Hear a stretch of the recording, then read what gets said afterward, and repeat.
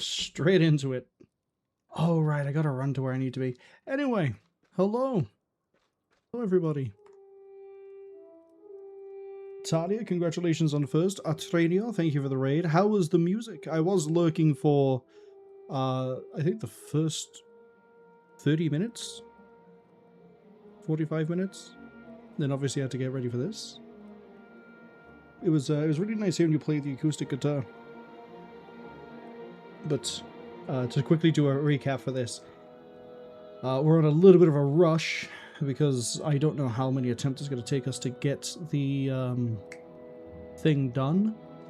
But we're here at the end of Eye of the North. There are 2 missions I need to do. We are still doing this basically solo. And because, I don't know, oversight, undersight, whatever you want to call it, I need to run. Oh, I love how you can't check underground from here. I need to go underground, and then I think I need to go to somewhere specifically. What is the name of the... That's not the quest. I need to go do a time for heroes, however it is that I get to there. I don't remember and I don't know, but I guess we gotta go find it out. Destruction's Depths. Speak to Jealous Iron. So yeah, it is go down here and then do this, and I can't, unfortunately, do it from here. But yes, once we do this mission, I believe there's one after this, and then we are done with Eye of the North. There's one quest I want to do, which is Then and Now, Here and There. And then after that, Tuesdays are free, except they're not, because then I'm moving on to Rogue Trader. I've decided it is going to be Rogue Trader, not Morrowind, twice a week. But, well, I say that's the plan. Whether we stick to it, we will see. Right, we're dealing with destroyers. I don't really Vec with me for this. So Vec can get out, and we can bring Kamu?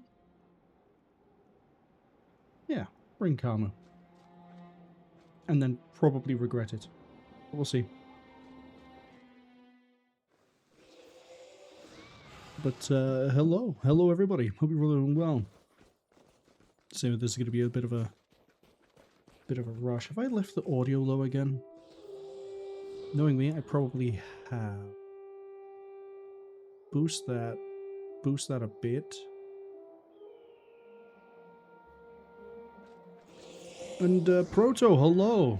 Welcome in. Haven't seen you in a while. Hope you're also doing well. Hope everyone who raided in is doing well. If you've got to disappear for, you know, water, stretch, nap, sleep, eat, walk animals, walk yourself, stargaze, dig holes, whatever it is you need to do, go for it. You don't. No one has to stay and watch anything. It's okay. Once we get to Jalis, I'm going to give Proto a shout out because I know they do a stream. And we're going to see how quickly I get rage baited by this game again. I like how I hit spacebar and I thought that was the go and do the thing. There's always a period of waking up whenever I get back into this. The good news is that now that we have Karma with us, at least the melee is a little bit nicer. And also I can boost him if I need to. The downside is that we do lose a lot of our AoE long range get muted power, but I'll take what I can get. Talia says it's time to put the pain behind us. I've got this. We might have this. If I'm really lucky, I'll finish this mission first try. We'll finish the next one first try. And then I'll be able to go and do Gwen's quest. Otherwise, oh, I'm gonna suffer. The thing that makes it really tedious is that I have to do this run every single time. I don't know who or why they decided this was a good idea for this whole section down here. They really should have had it so that you could just get to an outpost that would do it. But that would be too convenient.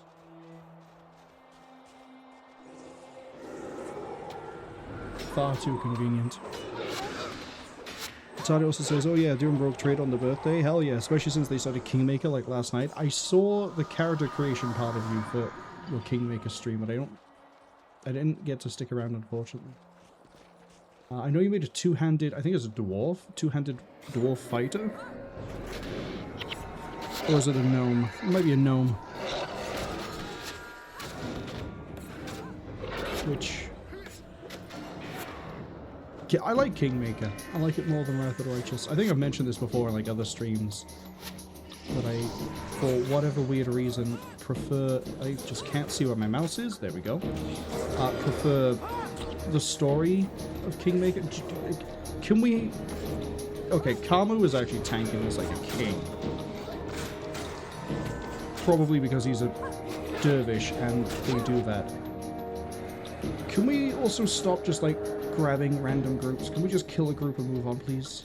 Thank you. I mean, it's entirely my fault. I'm the one in control here. I push the buttons. I give the orders. It all falls apart pretty quick because I'm not paying attention much at the moment. Proto says punching trees gives them wood.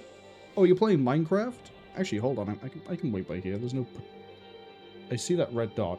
Okay, I don't think there's a troll here. Let's give Proto a quick shout out. No, not Proto Man, Proto Dino. There we go. I know you did a test stream recently. Twitch is lying to me. Talia went, yeah, they want the simple two-handed fighter dwarf. It's easy to learn. I think... no, yeah, I definitely met you way after I'd already played my runs of Pathfinder and Pathfinder. Can we pull it back, please? Pull it all the way back, please. Of course. I'm pretty sure the same thing happened last time. I'm just going to reset. Pretty sure the same... wait, hold on. Is it actually easy to get that way, or is it easy to go through? It gets us basically right there. I thought for some reason that the problem we had last time when we ran that was the griffins. I didn't realize it was the other ice elementals that decided to join in. That's okay, we'll go again. But yeah, when I did my blind run of Kingmaker and Wrath of the Righteous, I went into Kingmaker and I made a Mega Scion. And that was an experience, trying to figure out how the whole of that game worked. And also being a class that is not entirely straightforward. We got there in the end, though. Made an absolutely disgustingly good build, in my opinion. Especially with the way that it keyed off of another character that we found late in the game. It was fun. I liked it. I keep debating firing up a Kingmaker run, and then I'm like, I got all these other things I'm doing. As next year I'm doing a whole load of RPGs anyway that I might not want to do something as long as Kingmaker. So we will just vibe, basically. And if the chance comes, we will do it, and if the chance doesn't come, we won't. There we go, now Spacebar is doing a Spacebar thing.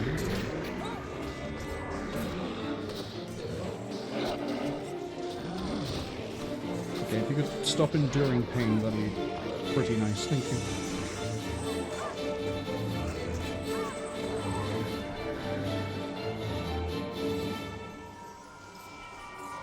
Right, let's try this again, but this time not get surprise ambushed by 5 ice elementals. Well, I think it's 3, but it's those... it's 3, there's the one we want to engage, and then there's a bunch of other enemies that spawn in and jump us, because welcome to Eye of the North. So it says, yeah, they like that they can do funky stuff in Rogue Trader because they know it. Kingmaker, well, Pathfinder not really familiar with, so the easy 3Bs rule. Big armor, big weapon, big damage. There are some interesting pull-up. Yeah, I figure this is going to be the case. Okay. I'm really curious as to what target you're going for, because I am going for these.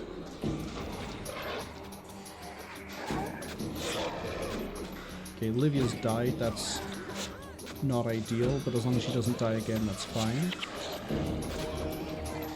But this is also because I read chat while running, which is a really bad idea, but Eye of the North.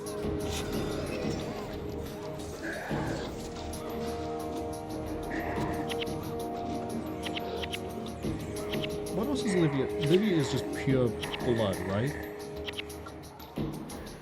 Oh, wow. These guys are still here. Fine. Livia is already losing death penalty. Fantastic. We're going to wait by here, and I'm not going to just run around and read at the same time because, well, there was just the ice imps before, but again, just keep dropping in.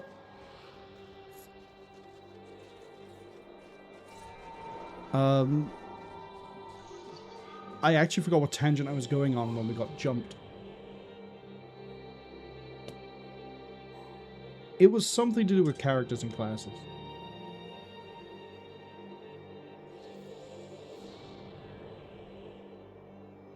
Oh yeah, Kingmaker is forgiving enough that you can do whatever you want to and you'll be fine. If Wrath of the Righteous is the one that will kick your teeth in because you dare to do something slightly unoptimized. Unless you're playing on normal. In which case you can do whatever you want to and it's fine. And yeah, Kingmaker's more forgiving. So I would very much say play that one over the other one. I think if I did another run, I would probably be a druid. I'd be a specific subset of druid too. But I am going to pull these guys though. We're going to basically do what we did before, but intentionally.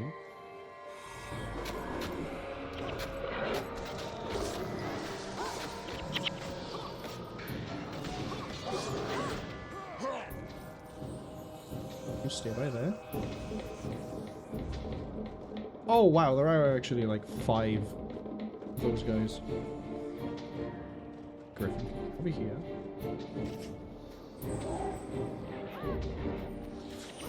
Okay. Huge balls on Kamu. But that's okay.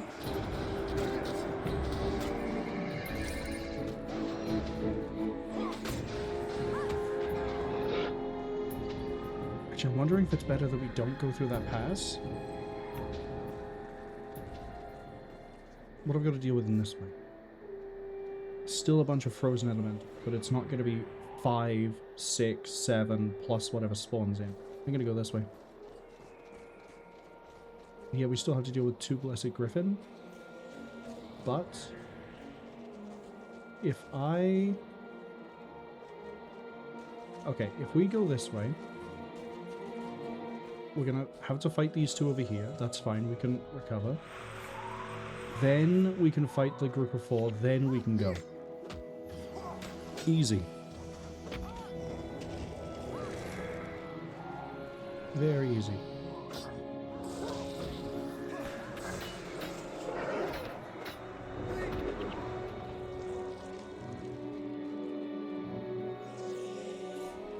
As I say, I have enough long RPG at the moment. What, we're still getting through Morrowind, even though now we're King Red. I keep telling people I'm King Redoran. That's not quite how it works. Oh, I knew it. I knew it. I knew it. I knew it. I actually, across the board, do dislike how you can walk somewhere and not know there are enemies and then suddenly get ambushed by enemies. I think there should be at least one enemy just there to be like, hey look, there's something over here, and then ambush. It is not a game design decision I like in any of Guild Wars. Because it makes a lot of things... It makes the exploration drag in a weird way, because like, oh, I'm gonna go over this way. Nope, hold on, I gotta fight through this. I'm gonna go this way. Nope, I'm gonna have to fight through this. And unless you're trying to, like, fight specific enemies, there's not much reason to do a whole lot of fighting at this point. Except to get places. And Eye of the North has an obnoxious amount of enemies that are actually, like, difficult. It's not like I can just go to an area and go, okay, these enemies here, there's some that are a problem, and then the rest are just, we can blaze through them. Granted, here that is the case with the Minotaur. But casters in general, always a pain in the ass. And the fact that there's these frozen elementals, there's the imps, and then there's the Vanir that turn up as well. Not a good time. Very, very much a fun time. Would run this, except there's yet another... Oh, see what I mean? There was nothing here, and now there is.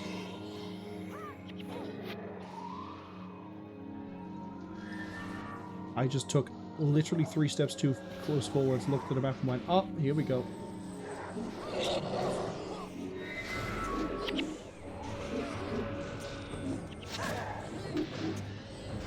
And these are casters. Well, actually, they're not even just casters, they're monks. Smite monks, but still monks. Wait.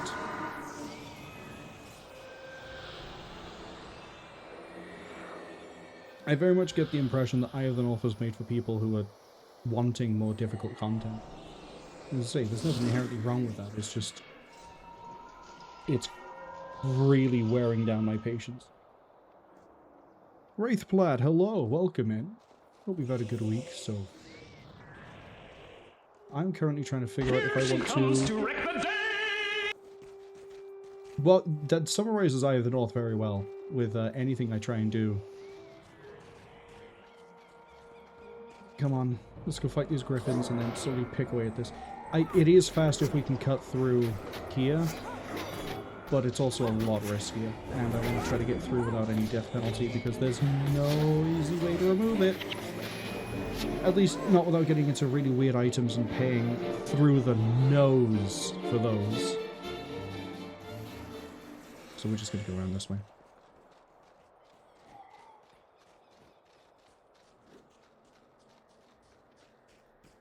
Two griffins I can jump. And I'm not going to get any closer because Kamu can handle that and I... Elemental. Never mind, we're going live.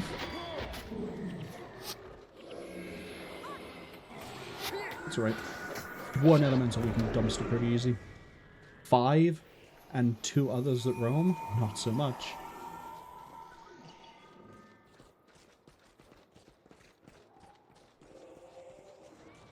Do you want to get... Are you hunting something? Wrecked? Yeah, I thought so.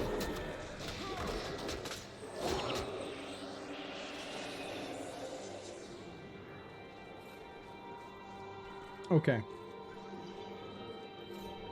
Where did we get stuck on the mission before? It was on the... We got through the first phase. I think it was the bridge. We defeated the first wave. Oh, but we'd also stacked death penalties so high by that point that we... Yeah, there's no way to get past it. So I've got to be careful with this, Hail, basically.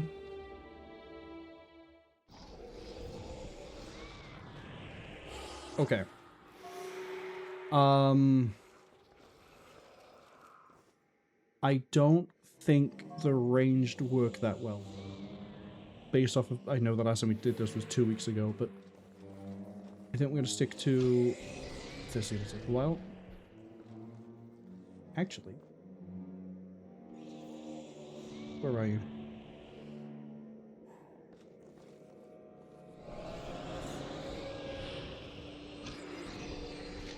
I can use Bip.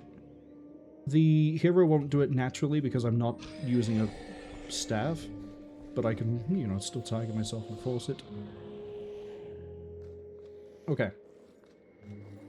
Defense is good. Melee might be good. I don't think ranged was helping us that much. I don't think 2 defense helps us that much. Ranged does have some AoE on it. I think it has multi-target on 1 hits. Defense makes it gives us like 500 absorption or whatever it is.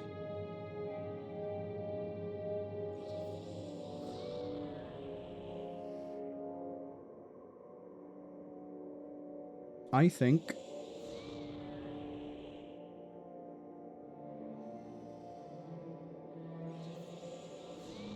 I think we go 2 melee, 1 defense. Please stop walking away. Thank you. Okay, and then I can ignore the group on the left. We're going to go straight into the... I think I can ignore the group on the left. We can just go straight for these.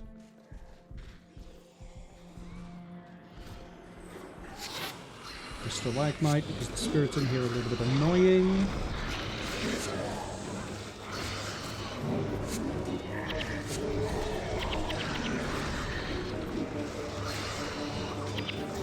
Okay, let me actually flatten the spirits. We haven't, but I still see that some of them are up. Oh, but that might be because of being over there as well. So what are we dealing with? Can't resurrect. Spells cast cause overcast. Oh, spells cast that would cause overcast cause overcast. Well, no one here's a mage. And all elemental damage is cold. That one I don't mind too.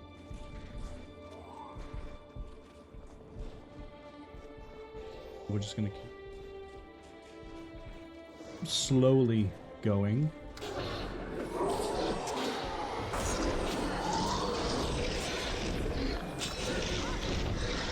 And hopefully this is going to be the only attempt we have. And I don't have to keep doing the run back to here. And then trying again and again.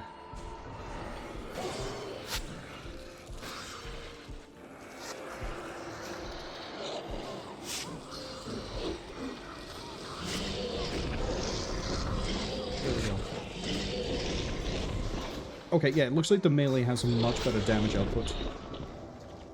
And we do get support off the defense? Oh, that's watch yourself. Okay. Well, maybe they help us. Maybe they don't. As long as they're contributing something.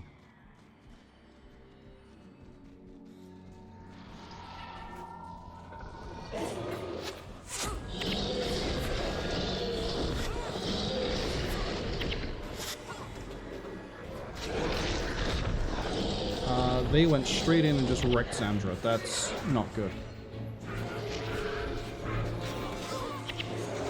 It's really not good because she's our protection, because I probably need to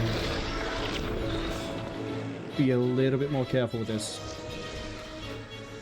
Because if Xandra goes down, a lot of our survivability goes. Because protection ritualists kind of need protection.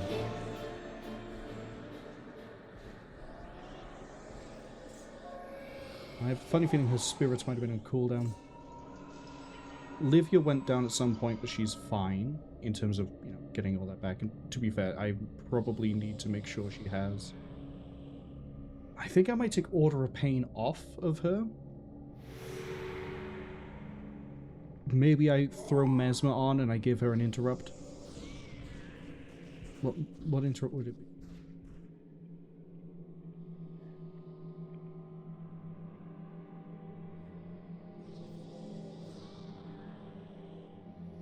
Cry of Frustration? Probably Cry of Frustration.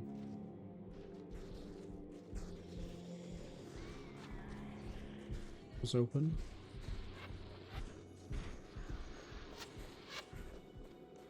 Oh, right. They fight the spirits.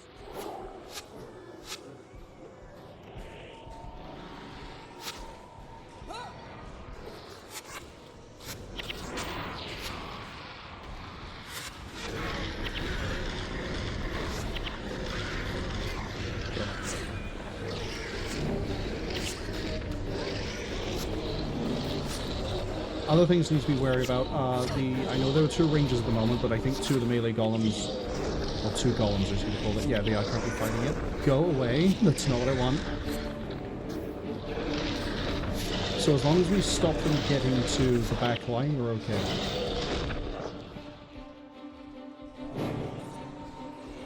I might switch to 2 defense, 1 melee.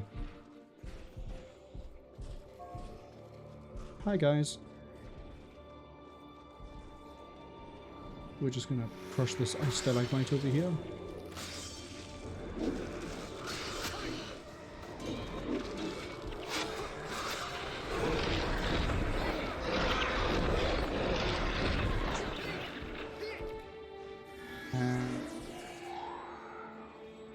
What is it, like this? Yeah, it's this way and across.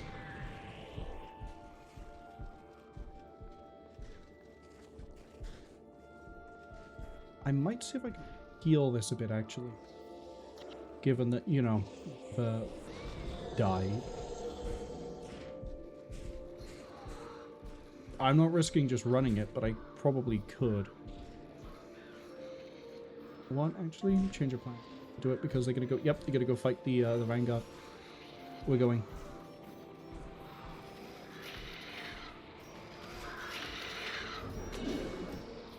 I'm watching that map and I'm hoping I don't see any trailing dots. We're good. Oh, you're kidding.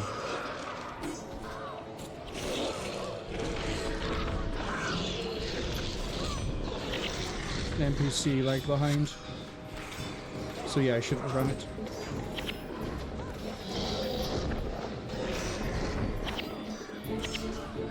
Go away.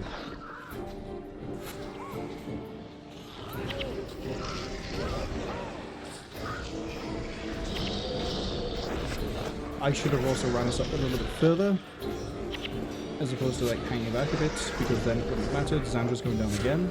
This isn't it. Trying to rush it just cost us.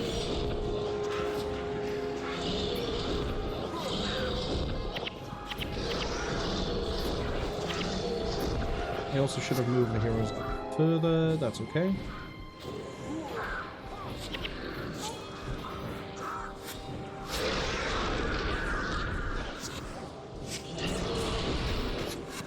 Yeah, that death penalty is stacking big on the back line. Sandra's down 23%.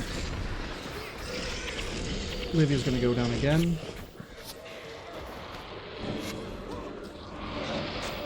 I've still got 2 destroyers of thoughts behind me.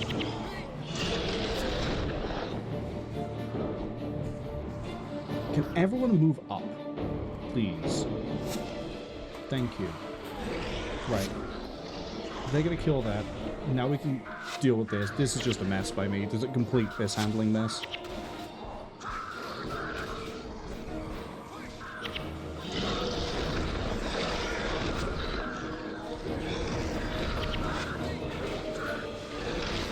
Okay, how bad are we?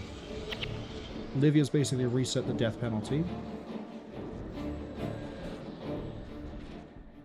Zandra's 22. Gwen is 11, you're 9. Okay, it's not as bad. Could be.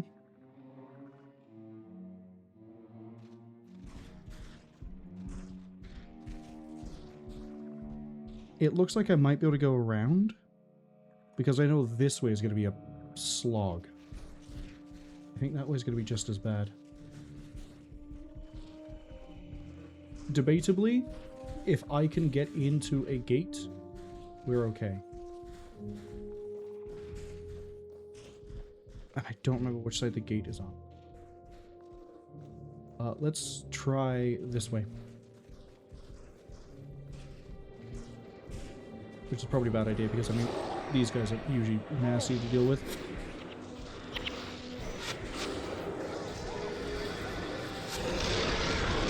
That's one.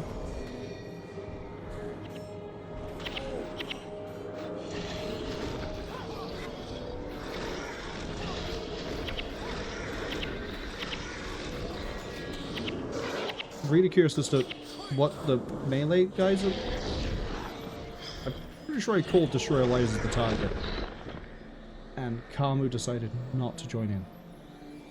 Alright, patience. Let it build.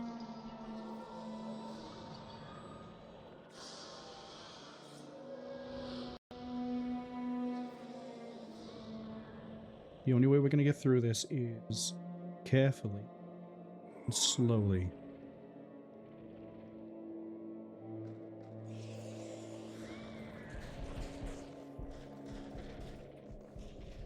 Debatably, I might need to move Ogden to... What are you at the moment? Protection? You got a bit of protection. I might need to move you more to protection, though. This is... untyped. I need to move that further. Divine, divine, healing, healing, healing, 1 protection prayer. I need to change that. There's a lot here that we could do. That would be a lot more useful. For example, hexes, we can knock down. Aegis is quite nice because it gives everyone a chance to block, but the problem is we're still having problems. All conditions and their durations to him. I mean, we could just have him throw out things like... Oh, that'd be great. That would actually be great. That might be way better to throw on than Martyr. Protection isn't even ramped up that much. 7 health regen, additional armor. He can throw that out and probably save someone. Okay. No, you don't. You ran past so many things that should have body blocked you.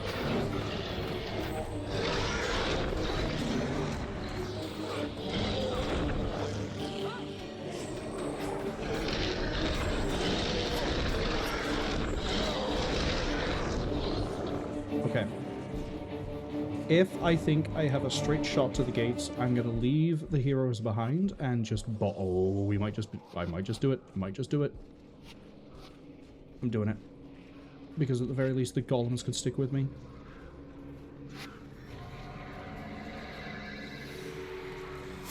Yeah, I'm going. I'm so in the clear. None of you can slow me down. Okay. Now I have to set the golems back again. Oh, this is where we're gonna, like, fight a bit. 2 melee, 1 defense worked nicely. I'm thinking for this, because we're going to do wave defense at some point, we go instead 2 ranged, 1 defense. So up you get.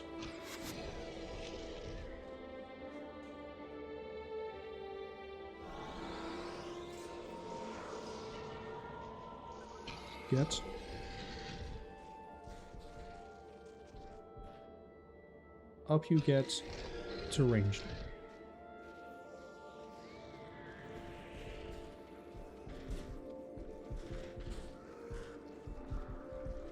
I need to... You guys hang back? Because that is a lot of destroyers. That's way too many destroyers.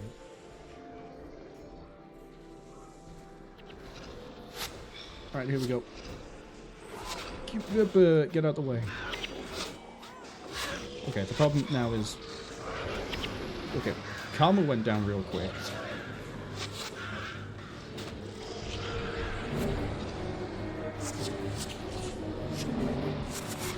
Now I should have locked that in as Karma's target.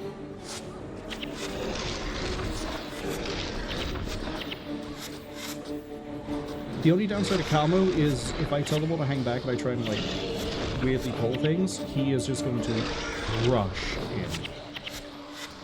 And he is durable enough to kind of get away with that, but not when it's this many destroyers, or these many destroyers. That's... I'm curious what that is.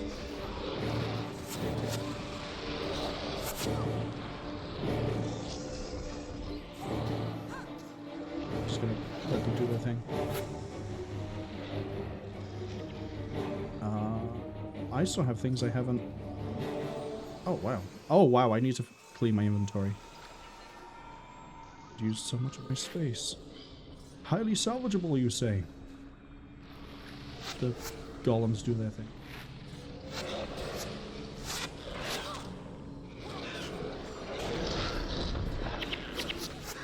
Karu, can you not drop dead for 5 seconds, please? You're supposed to be way more durable than this.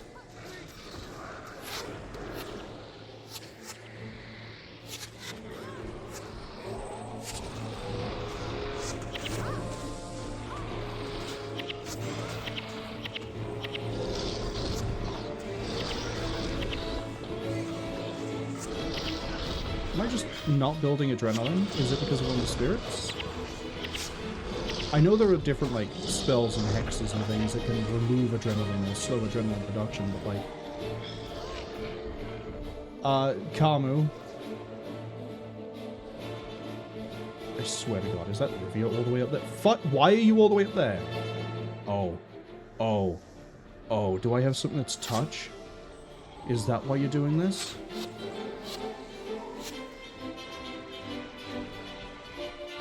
Okay. We don't care about the winnowing. What have I given you that's touch? That shouldn't be touch. That should be ranged. That should be ranged. That should be ranged.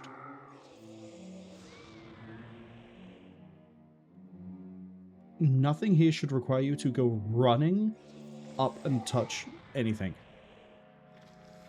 Unless it's Order of Pain, and that is, like, you have to touch the target for it. Oh!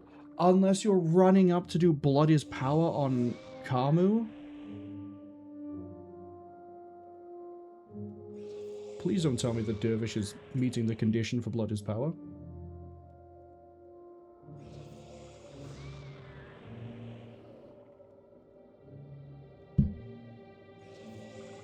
That's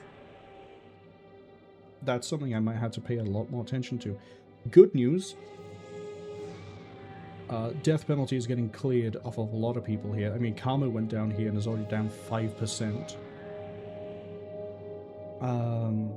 It might be worth, because the fight is down here, it might be worth me hitting this guy. Then... let's hit... well, there's still a few fights this way. Let's see how low we can get that death... I want to try to remove the death penalty off of at least Gwen, Ogden, and Livia. Kamu is... the AI is never going to play Dervish perfectly. I mean, granted, neither am I. Let's get that one out the gate straight away. But... there is at least more... can you stop healing yourself? What are you still doing? Oh, you're doing phase shields. That's nice. Get over here.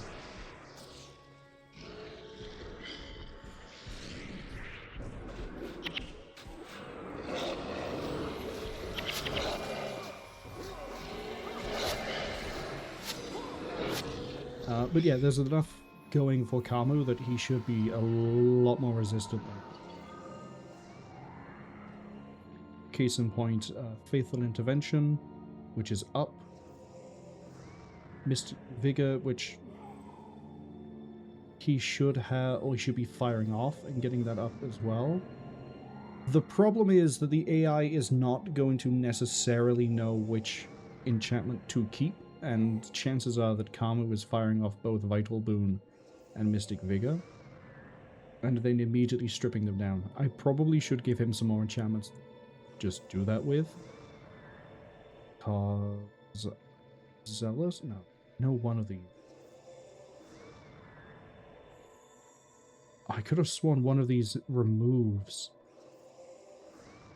Did I plan that well ahead?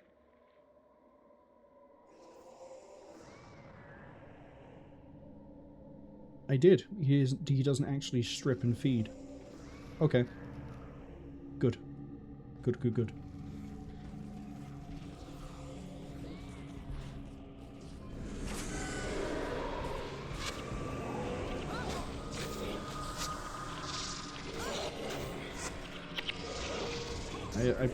It always fills me with a little bit of dread to see my health yo-yo like that. Everyone get into the Wall of Blood.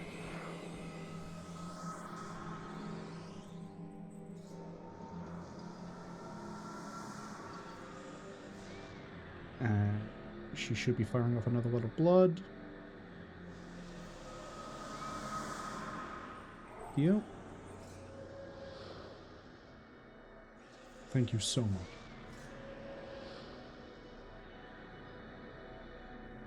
Okay. I don't think I'm able to clear any of the enemies early. But I am going to go over this way and clear the icy stalagmite so that we don't have the spirits affecting us.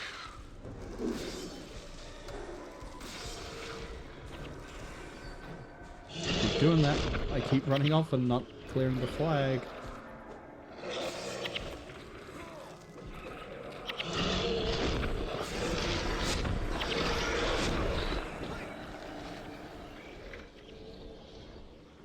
Okay.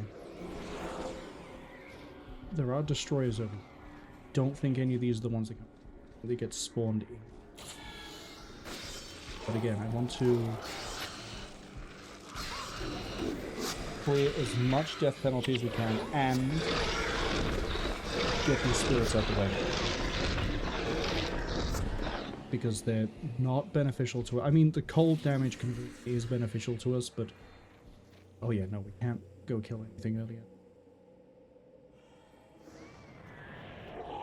Pretty sure that's not going to let me walk through. Yeah, no. Okay. How do I want to do this? Is a very, very fun question. We were fine the first time, but we'd also racked up a huge amount of death penalty because of trying to fight through the bigger group on the first floor.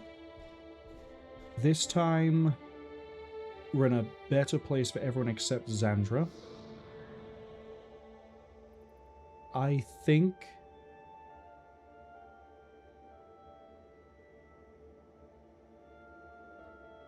what we're going to do is stick to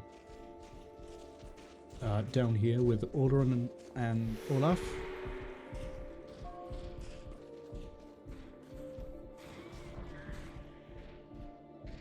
And we're gonna then have support from Sif. Up there is where everything sort of fell apart. So let's start by going this way and pick a fight with these three.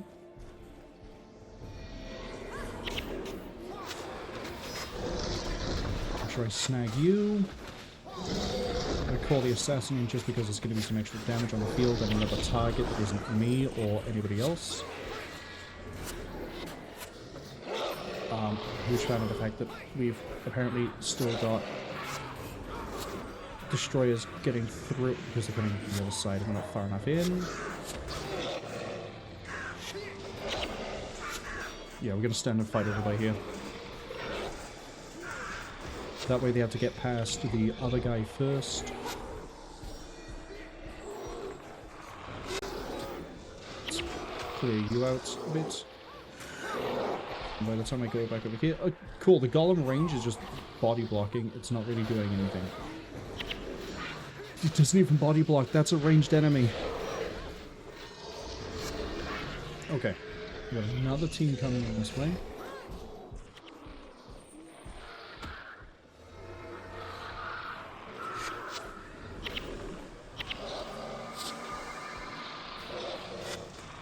Pull in the assassin.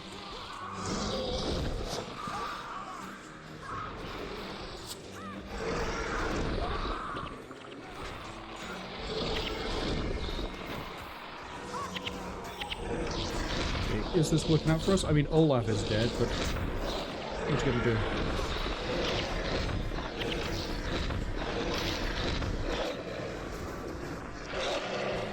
Okay, Olaf will stand back up. We don't have to reach. I don't want. There's another wave coming in from the side. So this is as far as we got before. I need that destroyer core for a quest.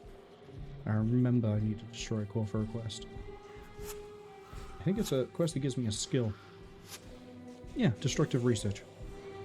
Okay, so I don't see anyone else coming in this side, so now we're going to hit these ones by here.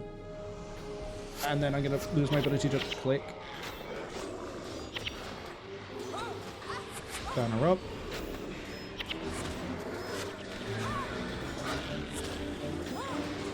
Camera's gone again.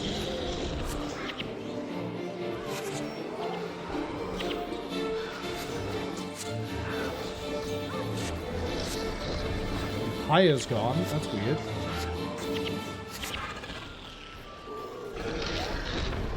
Why is... Pyre, why are you by there?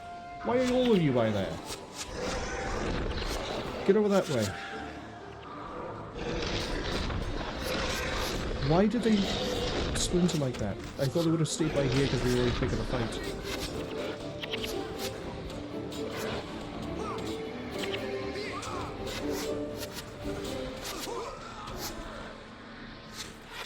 Yeah, see, now here's the problem.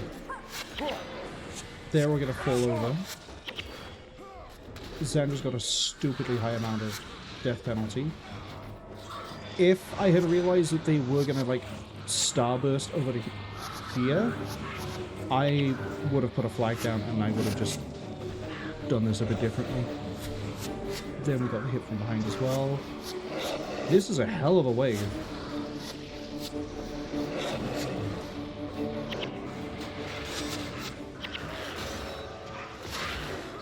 Defeat the Avatar of Destruction. The who and the what now? That thing. Okay.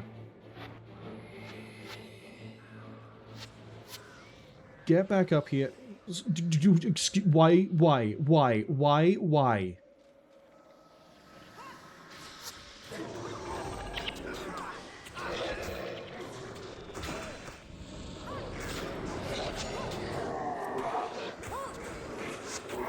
Yeah, no, he's just gonna keep getting knocked down. And they're gonna keep on trying to raise him.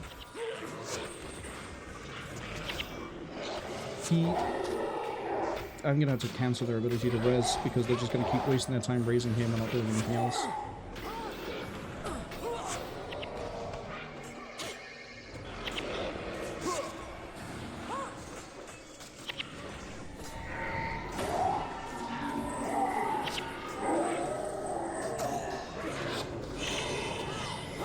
That is a big cluster of pain right there. Cool, he actually managed to stand up for more than 5 seconds. Livia's running in because of the, we're gonna cancel that. It's Order of Pain. I'm pretty sure it's Order of Pain that's making her run in. Yeah, flag down and then 2 people decide to run in and try to raise. Was not great. And neither is that huge ball of enemy.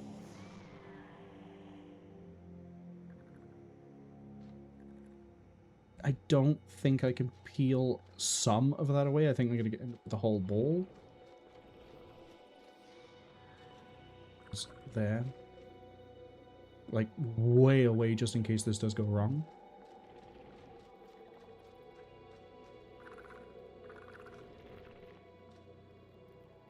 So, come on. Go. No, that brings the whole set. Okay. Oh, it doesn't bring the whole set. There is actually a tether range to this. Okay.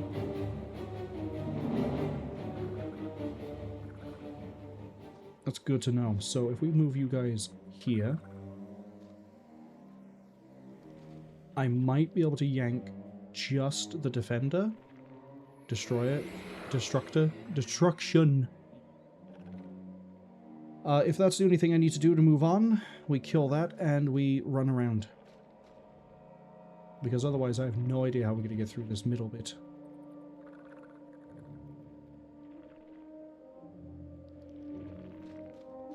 Let's go again.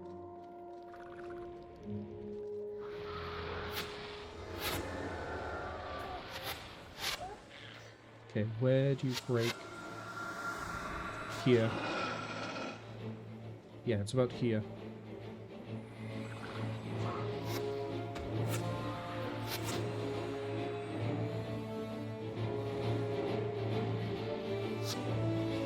That's it. Come closer.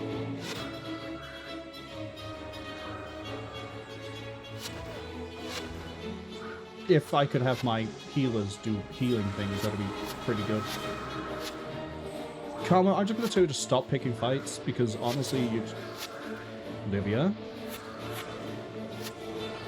Livia? I'm going to have to retool you completely, because I have no idea what skill it is that's making you run in now.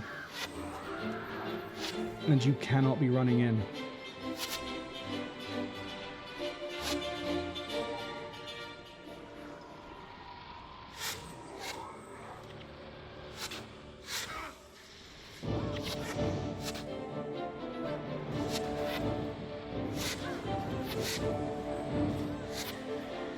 Okay, I gotta watch her.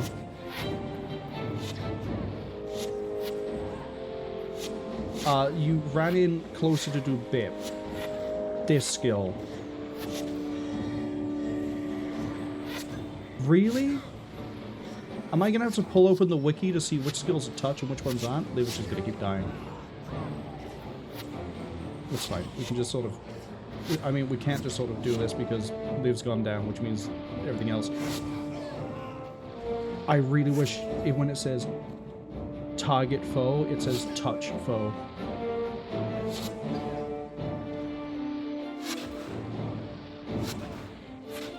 Okay. We're gonna have to head back to Olafstead. I'm gonna have to retool everybody. Yeah, I'm gonna pull the wiki up because I'm gonna have to check every single skill because I can't have her running in for touch. That just doesn't work in any way, shape, or form. So, Order of Pain. Are you touch?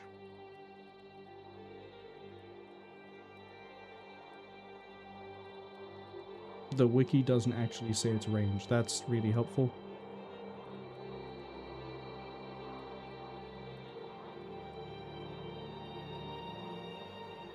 What is this one? Mark of Pain? Mark of Fury.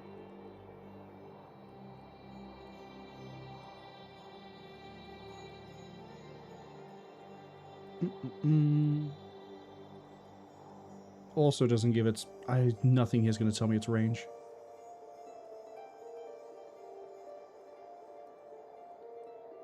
I really wish it did, because as I say, I can't have her running in.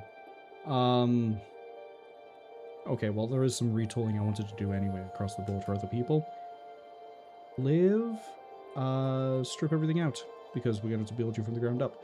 And I'm going to give you Mesmer, because I'm just going to do it. Blood is fine. Soul Reaping, I'm going to knock 2 off. And then we're going to go to... Domination is the interruptions. Yeah, so Domination. Have Cry of Frustration.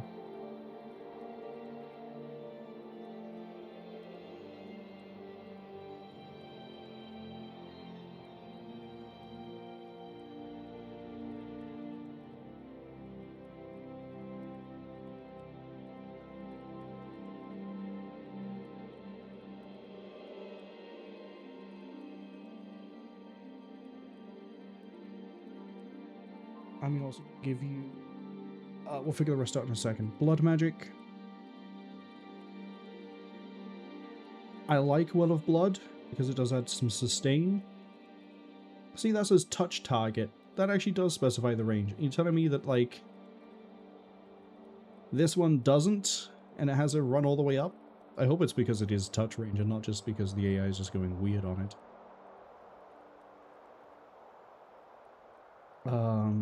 Let's see what else can we do here.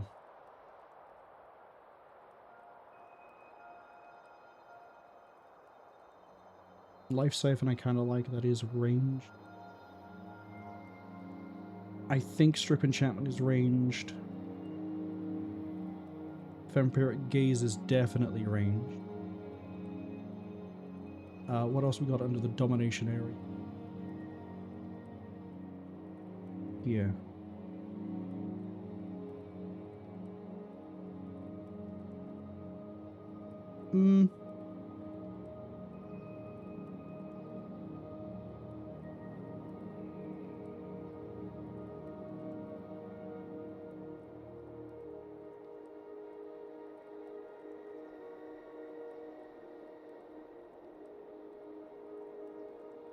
I mean, Epidemic could be funny, but I don't...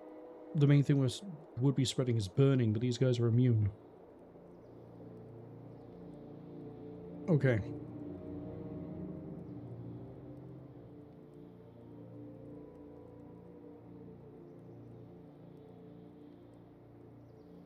I'm thinking...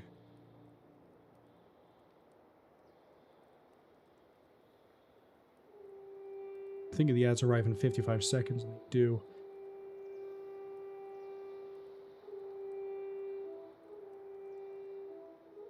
How do I want to do you?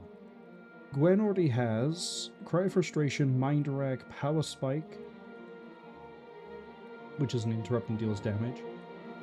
Interrupt and steals energy, or interrupt and gain energy. Remove a hex, remove an enchantment, and heal. I think... Wait, what? Ether Feast is... Yeah, Inspiration. I was about to say, for some reason I thought it was here. I think...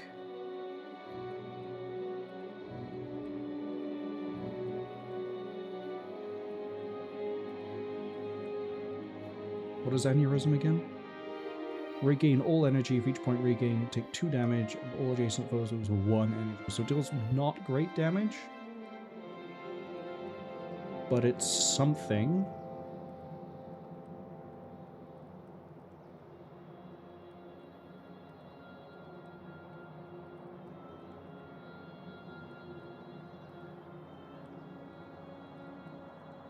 Okay, Power Spike. And then...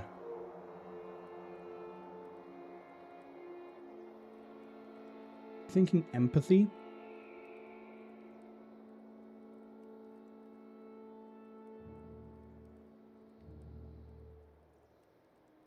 Because that's probably going to help... Well, it definitely is going to help survivability.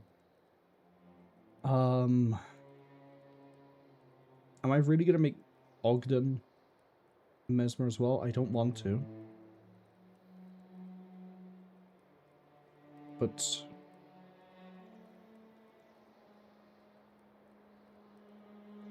like that for now. I have 5 spare points and know where to put them. Camu... Honestly, apart from the times where you just get dumpstered because you run, that's fine. We're about to fix that though, hopefully through Ogden. Yeah, we're gonna retool you completely. Divine Favor can stay at 12. Take it out of you and bring you to 9. And then...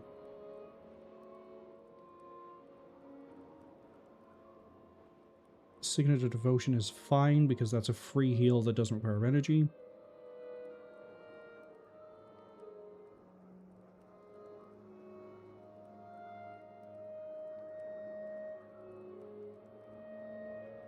I'm tempted to give him Divine Boon, because that's additional healing with protection prayers.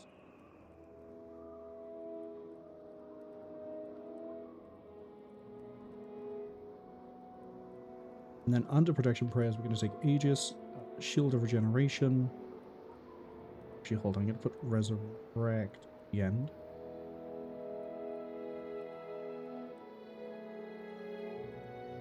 Reversal of Fortune.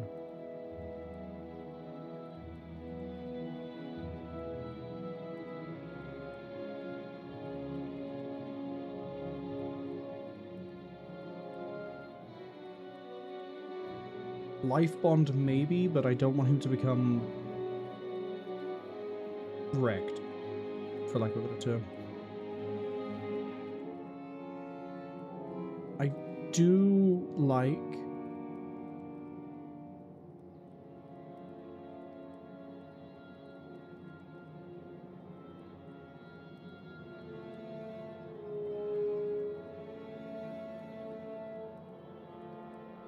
I like Healing Ribbon.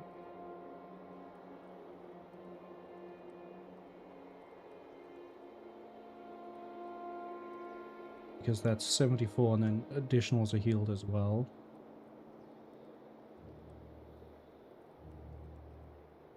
Healing Seed is basically reducing damage by 19. While also doing AoE. So I think this is a better fit for him in general.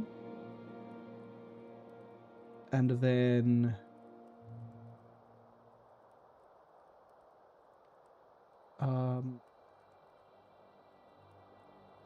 Higher is another one I need to read.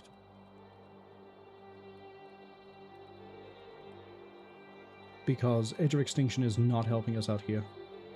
I should be using Edge of Extinction, don't get me wrong, and it probably would help deal with that last wave. Actually, yeah, we'll leave it for now. We'll throw it on, because if the Norn go down, they're Norn, it doesn't affect us. If the Destroyers go down, I think anything that is a Destroyer counts as a Destroyer for species. I don't think it's going to do that horrific thing of like, oh, well, unfortunately, the Destroyer of Bones is different from a Destroyer of Flesh, so no, sorry, they don't count. But the rest of this should be fine.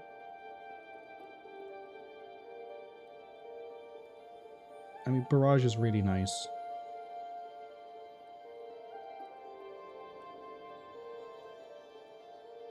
Concussion Shot I quite like because that Dazed, I think, stops spell casting for 17 seconds. That's a really nice interrupt.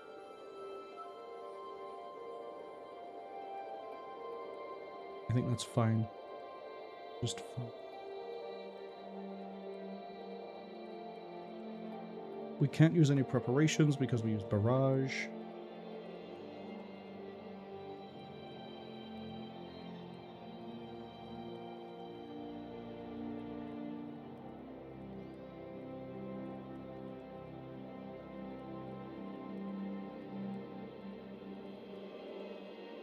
Okay. Attempt number 2. And if there's an attempt number 3, I'm going to be looking at a guide because I'm assuming the most difficult part of this is that second floor. Ceramine, hello! Welcome in. How was the rest of Dredge? You just missed us fail our first attempt at getting past this mission. And now we're going to run all the way back after we just re-kitted every... Well, not it. We re-kitted a few people.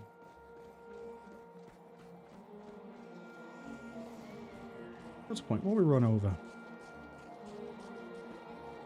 For each enchantment you are maintaining D3. You shouldn't be stuck for energy. Livia should be a bit more survivable now, we will see. She should also stop running up on people.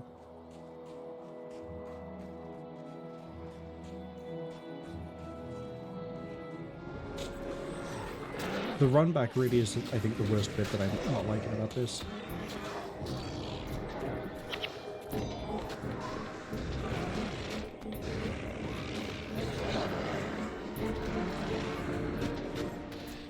Out of curiosity, what are we giving Zandra? Community Restoration Small. So she doesn't really use anything in Monk Weapon Resurrect skill. Ceramine says it was good. They didn't realize they actually have to reach the Pale Reach. They actually have the Pale Reach and the Iron Ring. They didn't realize they actually have the Pale Reach and the Iron Rig DLC.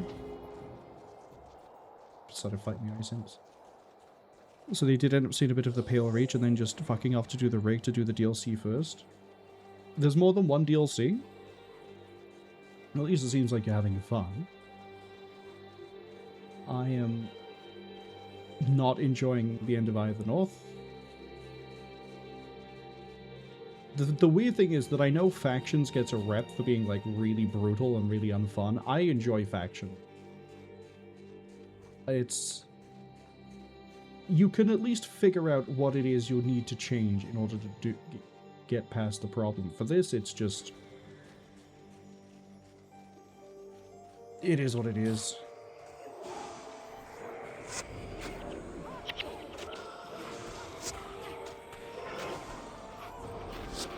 I think my opinion of earlier, like, if you discount the fact that I'm doing this solo, and we take those grievances out of it, because that's issues of my own fault as well as anything else.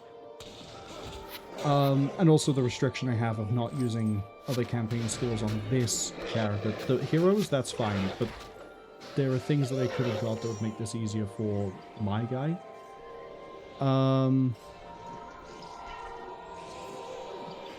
Well, it's not this way to go.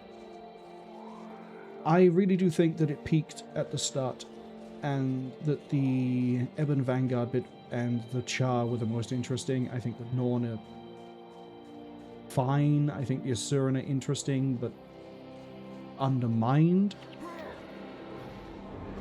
And then I think this entire back end is underbaked. Why is there no outpost? Why? I know in the regular, I was going to say regular, I mean Prophecies. I know in Prophecies you have these weird dungeons you have to run to and do, but those are dungeons they're not even missions. This is a mission we're doing. And I have to run to this mission every time.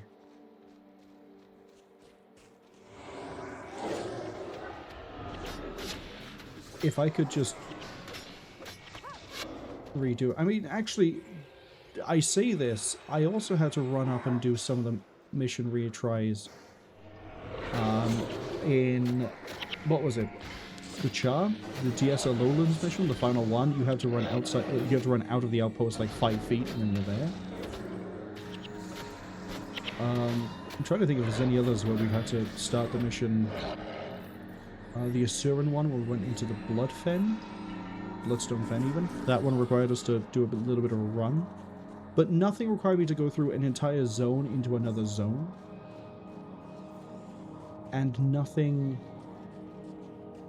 brutal.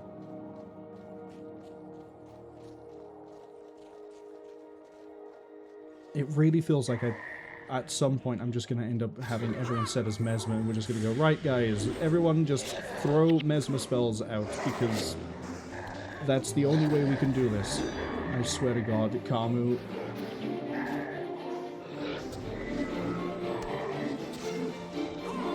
Huge fan of Kamu pulling the aggro for Ice Elementals.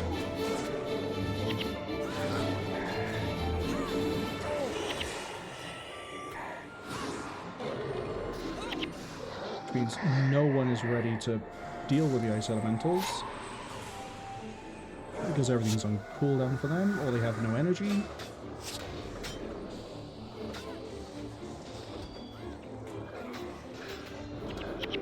Livy's gonna go down. Oh, no. Kamu, why are you still set to... You're still set to passive, that's why. That one's completely on me, I hadn't realized. Sunrise says, yeah, they think the Iron Rig is regarded the best and biggest. They were mainly excited for that, and hopefully the Pale Reach is a bit of a nice bonus. See, I had no idea there was more than one. I thought there was just... Well, I didn't even know what it was called. I just knew there was a DLC. And that was about it. Sunrise also says, that's a shame. If they know a man who can on Guild Wars, it would be me. Well, that's the thing, is that everything up to this point is like doable. As I say, Factions is reputed for being short and brutal, but again, I can handle that because of it being Factions. This, it is what it is. And again, it would be a lot easier if I had, or if this wasn't, a full party of people, because everyone would have builds that weren't being ran by really weird hero AI. I don't like how these two sets of two aren't splitting up.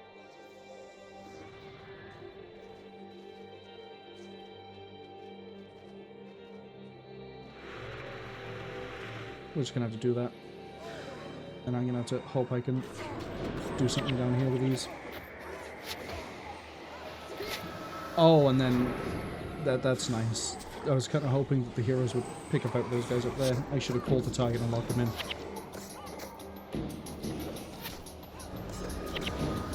Right. Can you guys now actually... This is what I mean, regular human people would have gone, cool.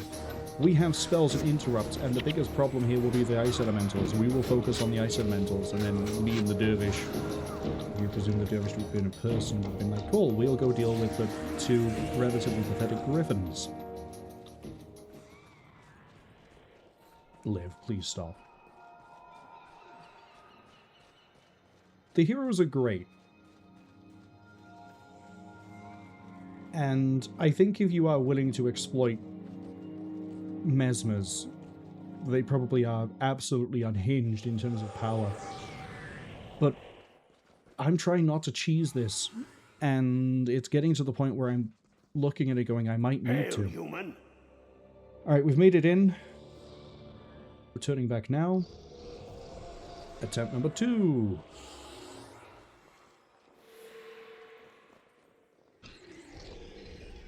You're gonna have to bip me.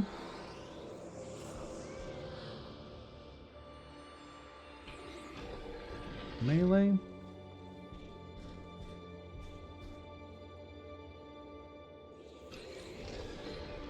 Okay, that's you guys done.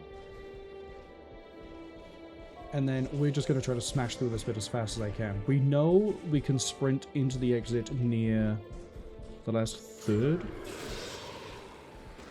Yeah, that's very nice of you.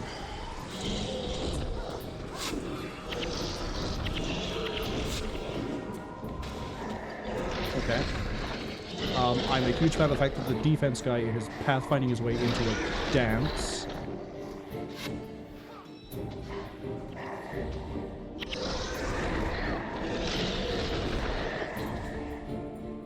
So far, it feels like we are more survivable, but we haven't really had a survivability issue until we hit the dungeons, so let's see how this goes. Cwningen says, given to the cheese. I've kind of given into it by the fact that Livia's now running 3 mesmer spells. Not even... Well, I mean, she can't run the one that's so busted it got... Well, 2 of them got busted and one of them she's running.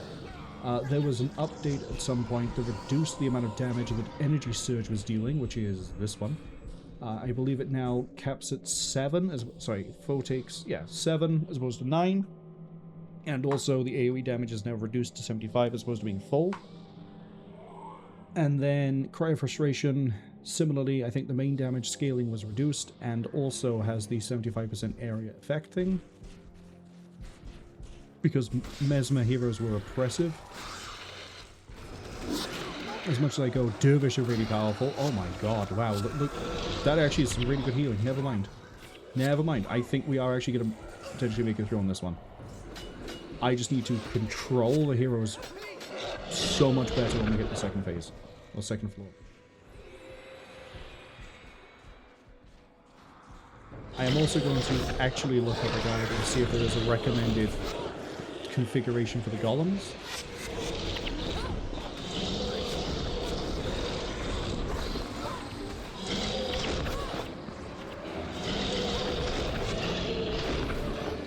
I just realized with the amount of healing as well.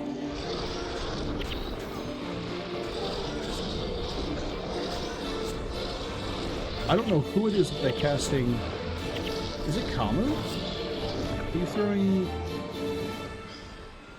Healing Seed? Yeah, I think they're throwing it on a Kamu.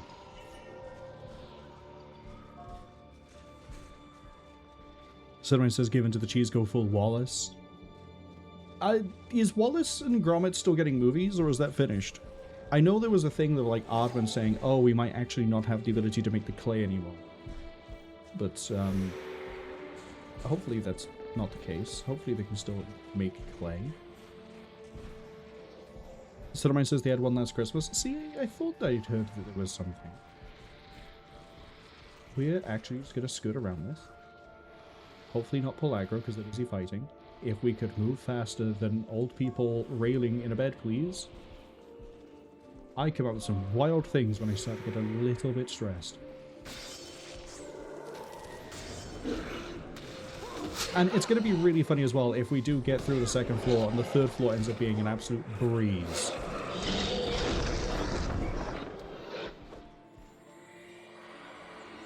Cinnamon says Feathers McGraw returned. Oh, yeah, no, I remember hearing about that one, actually. I don't remember the name of the movie, but yeah, he breaks out of prison, doesn't he? He tries to get revenge. Okay, we know what we're doing here. We know what we're doing here. We need to very carefully do this. No, that's it. Get snagged on me. That's it. This way. That's another Avatar Destruction, except I want that destroyed.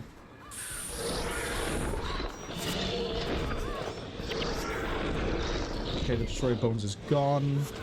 Everything here is too big.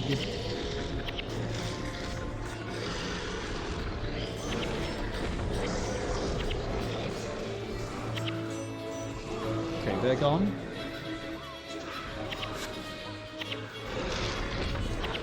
They're gone.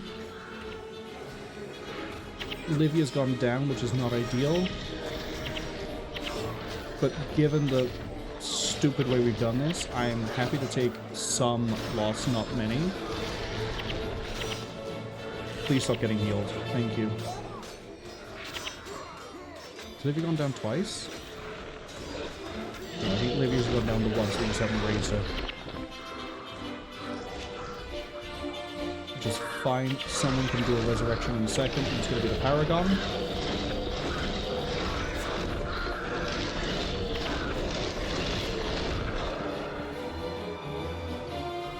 Cool.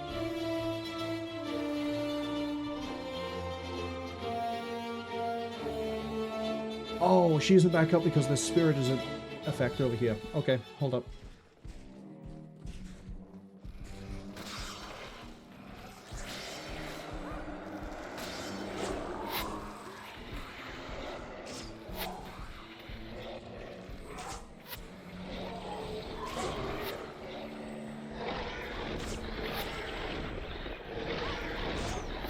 I'm not going to get any closer.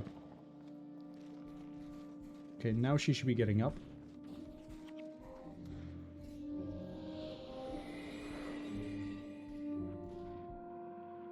Okay. Provided we don't take any major losses here, we should be fine.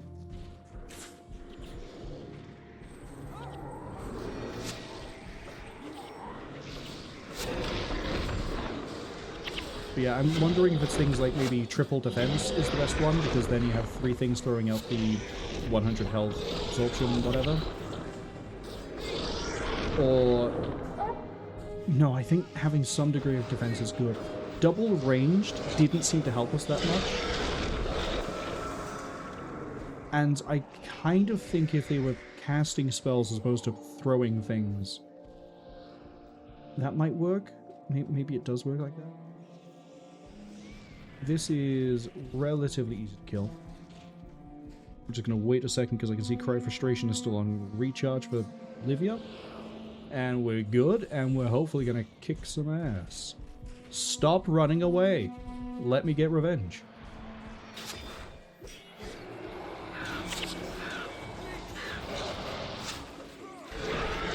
We get Aegis. I got a healing ribbon on me. I got healing seed on me. Why do I think that was healing ribbon?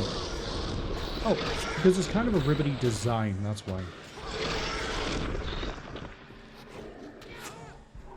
Okay, and then we just run it. We really just run it.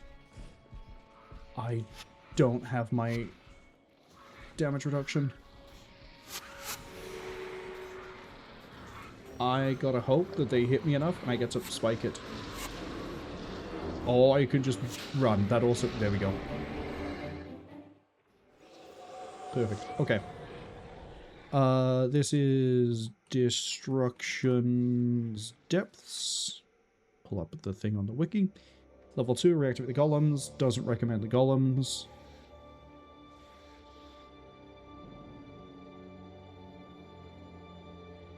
If you position yourself away from the center, you can avoid aggro with half until you're ready. Another tactic is like the golems down on the bridge, the protection of the warriors and dervishes with the attacks of the spells. That's about it. Do you have anything on the golems themselves? No. Okay, defense mode has an ability to strip 100 health and give it to someone else. I'm thinking we go triple defense.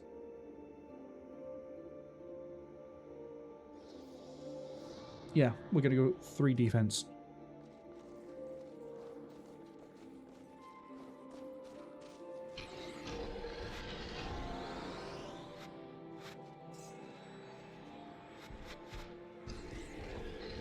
That might be all we have to do.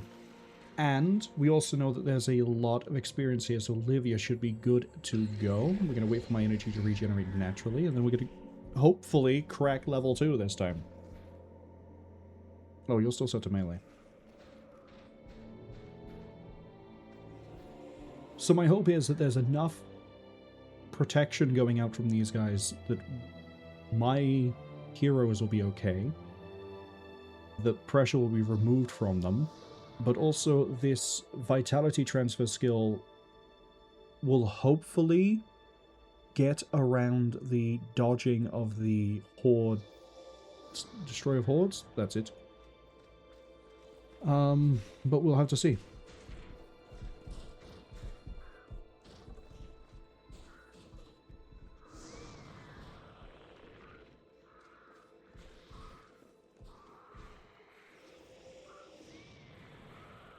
As for what we do for phase 2, I think we're going to do what we did before, which is we're going to kill the spirits first and then go see the Norn. Pull that up a bit.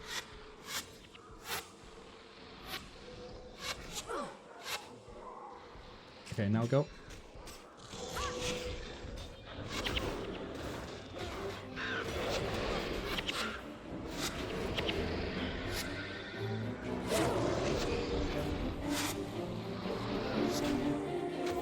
Oh, the other thing as well is that empathy is probably going to fire off and help us deal with these guys down here. Check out this way.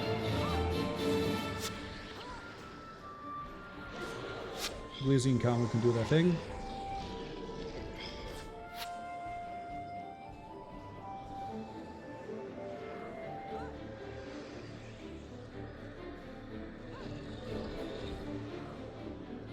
Yeah, it's kind of ridiculous how she throws 3 blood bips out.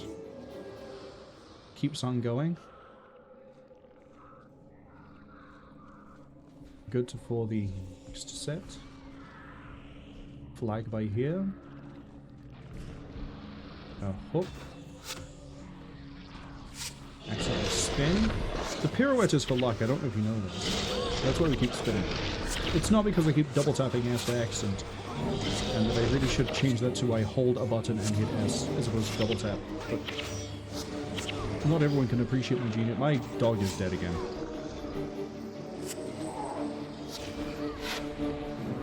Okay, we're going.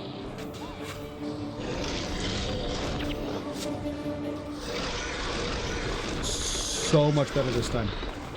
We only have 1 death penalty in play. This might be it.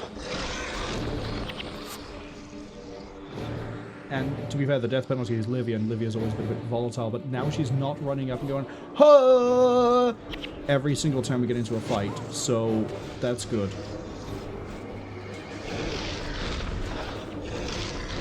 Not that I would abuse my power, but if I had the power to recommend and have something changed, it would be to have every skill have its range listed when it comes to spellcasting, because I had no idea that I had at least 1, possibly 2, touch spells on my Necromancer. Right, I am not raising Glizzy, because I don't want Glizzy to potentially interrupt me while I'm... Glizzy's death to stop me from... You guys are all going to get wrecked, because I have 2 people running Cry of Frustration. Wow, look at that.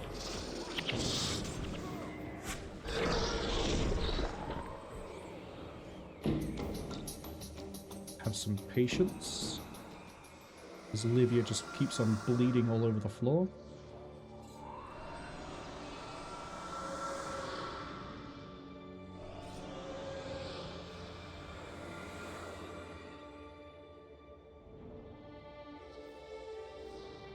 Oh, I've just realized.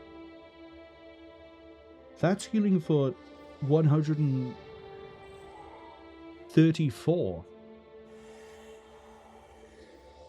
I mean, yeah, makes them cost 1 energy, but that's 134 for free. Well, 1 energy, actually. Every 5 seconds. I don't know how this interacts with Healing Seed. Presumably, you only get the effect the first time when it lands. You don't get it every time it fires off after that. Because otherwise, that's a stupidly high amount of healing. You know what? We're going to walk up here. Have everything auto-fight this. I'm going to look it up. Divine Boon, not Bon. Notes.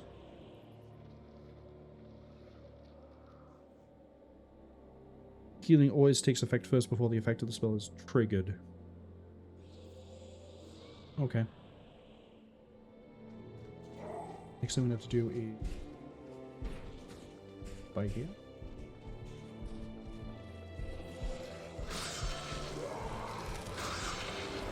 I also think I had the right idea with staying down in the northern part of this map. We just need to be much better positioned. Much better.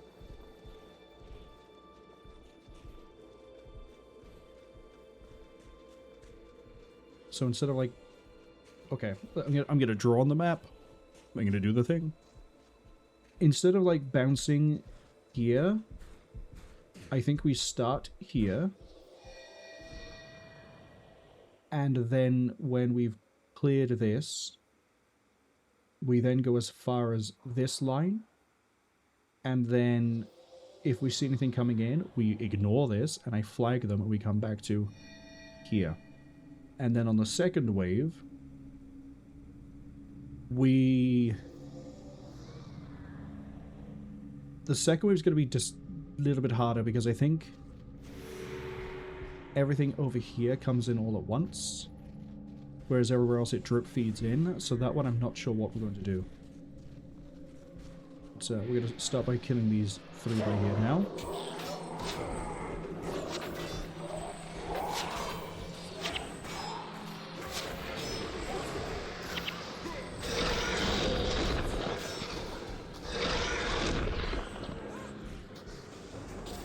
Look at that.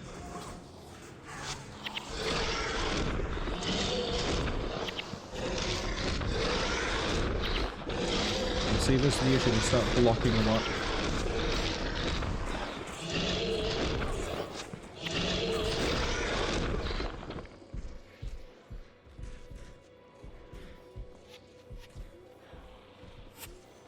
Here, can long enough. Okay, we have another set.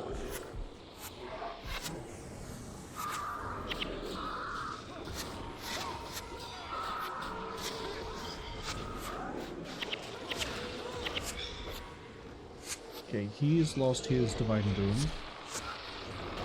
Oh, cool, he's already recast it.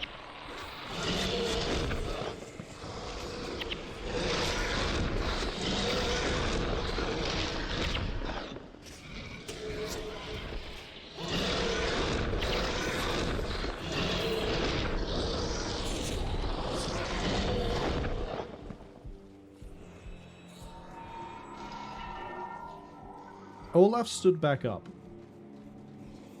Interesting.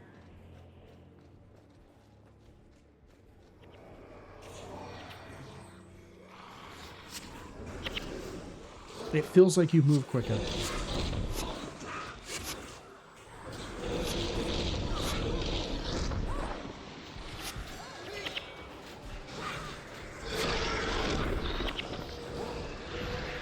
Wait, hold on. Is this a...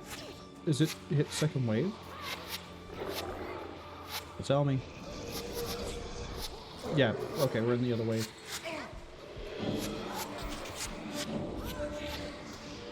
I didn't realize it was like that. I thought it was wait until we killed everything and then go. After a short delay.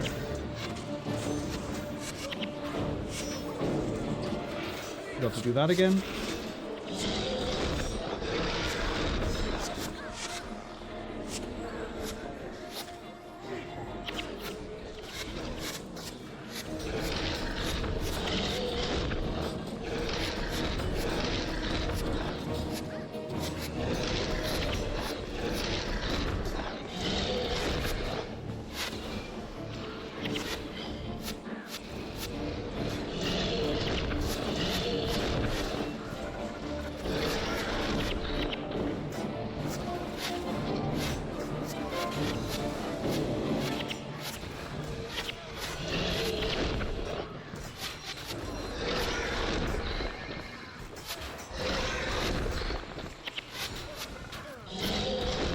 if we could kill this, please. Thank you.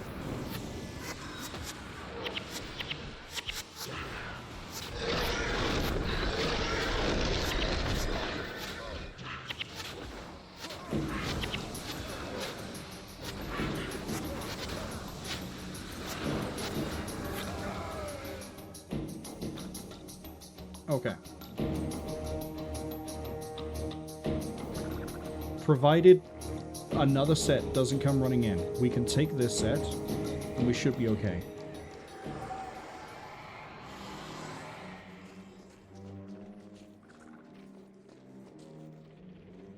It is going to be a bit brutal. Why are you being dumb? Why are you being so dumb?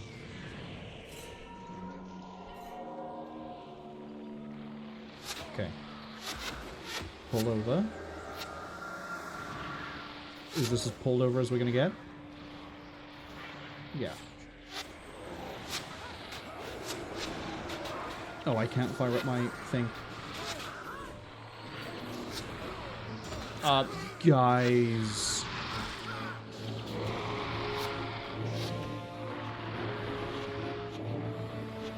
Doesn't help that I didn't let Glizzy drop dead and then not do anything else. We're just gonna get chained because of the edge of extinction.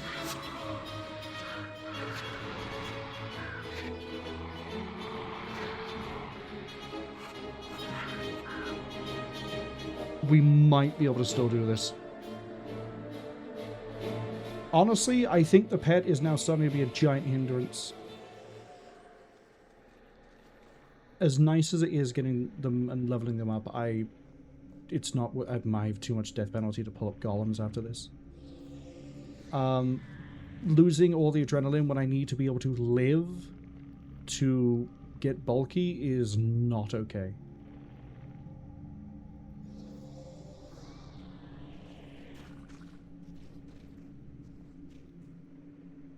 And then, yeah, the edge of extinction is like right up there. Which isn't affecting them, but is affecting us. Glizzy, I'm going to tell you to run in and get killed.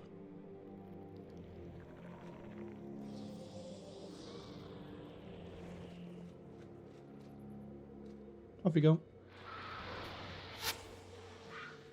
No, no, go get killed.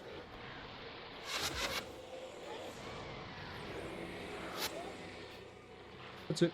Get killed.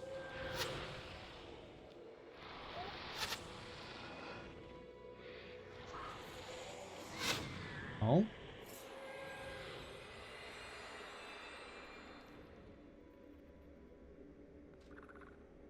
Okay.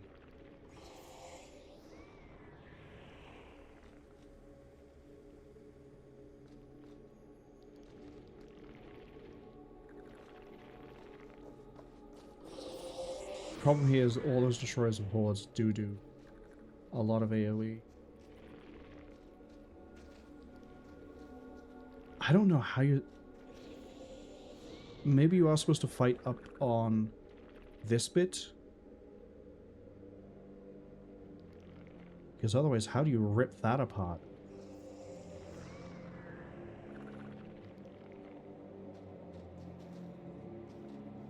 Let's see if I can split it. I don't think so.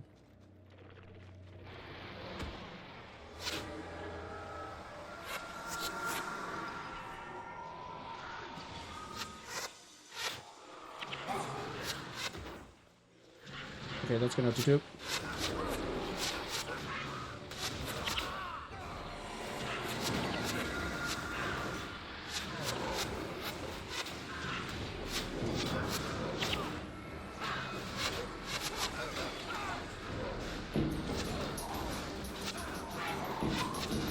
The good news is we are getting somewhere on this one.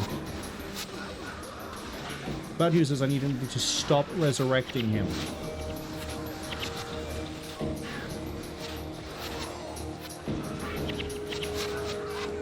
Go.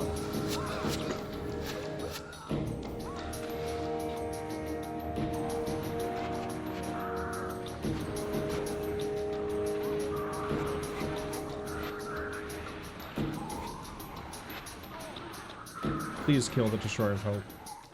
Thank you. Yeah, Destroy of Hordes with the AoE multi-target is not great, and they have a huge amount of, like, resistance. Because they keep going 75% block for, like, 10 seconds. We do not have the way to do this. Because I don't have the health to live long enough to get the adrenaline.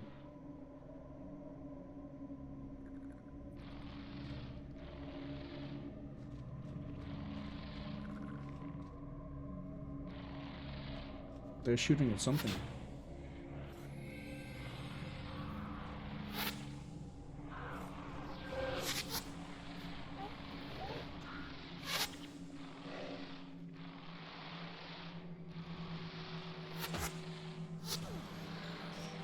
Okay, not ideal, but I guess we're going.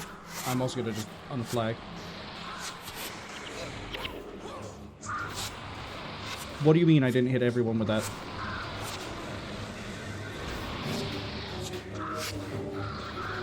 I've got the health. Ogden's down, we don't have the healing.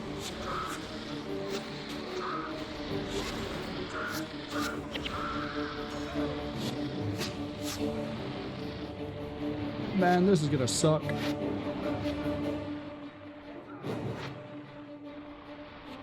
Why yes, we will make an enemy that is relatively common, that has 75% dodge and barrage in normal. Not even hard. If it was hard mode, I absolutely understand this being the way it is. This is not, though. We're just gonna run in and die again.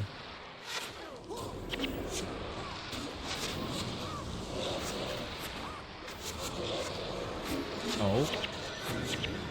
I might not die.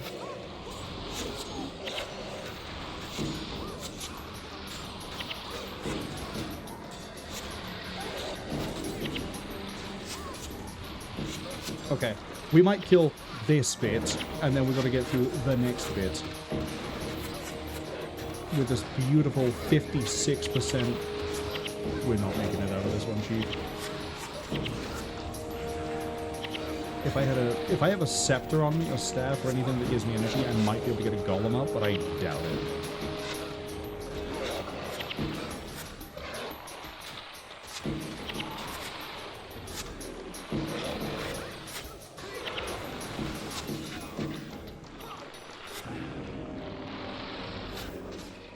Oh, now you two decide to get involved?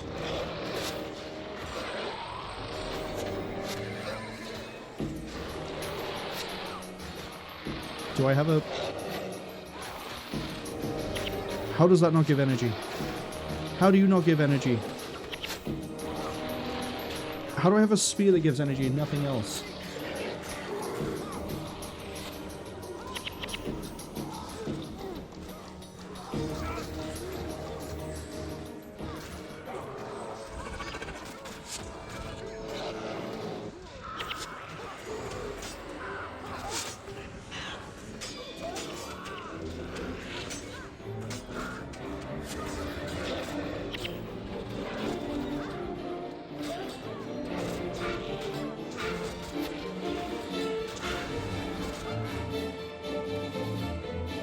Yeah. This ain't gonna work. It's gonna be a very slow grind. How do I have 3 different staves? I guess they're not, are they? They're one-handed. Never mind. Where was that, Chalice? Get out of here.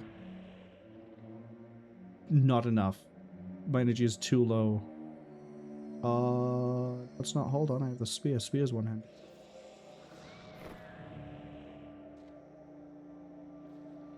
Okay, that gives me enough energy to bring up a golem.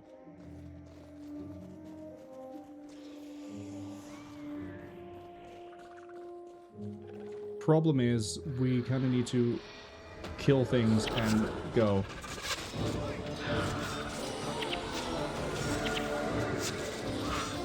Now, the good news is that, hey, everyone can at least get their funny mesmer spells to fire off, and there is a little bit of AoE in this. The bad news is we're going to be basically kamikaze running this again and again and again and again, because we're getting through this with spite at this point, as opposed to anything else.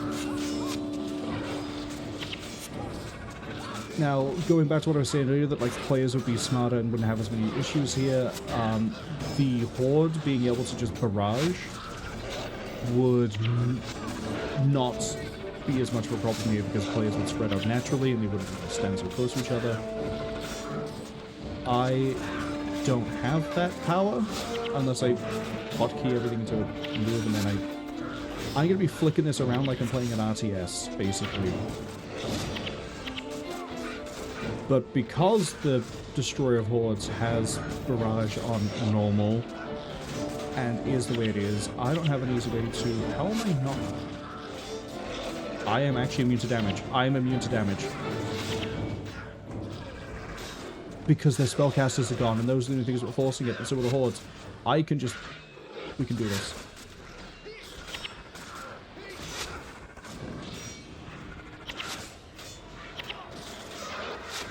Actually, I can do this to an insane degree. Hold on.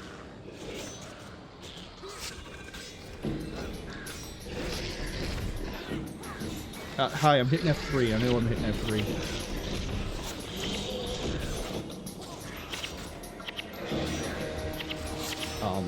Okay, suddenly I am taking damage. How was I not taking damage until now?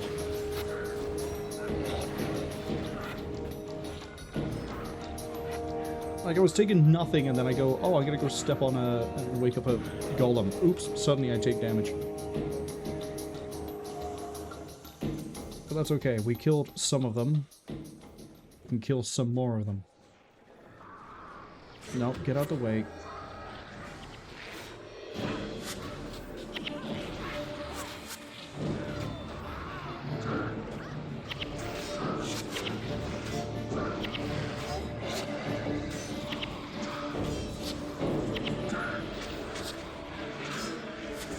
Is there like another wave that's just arrived or something?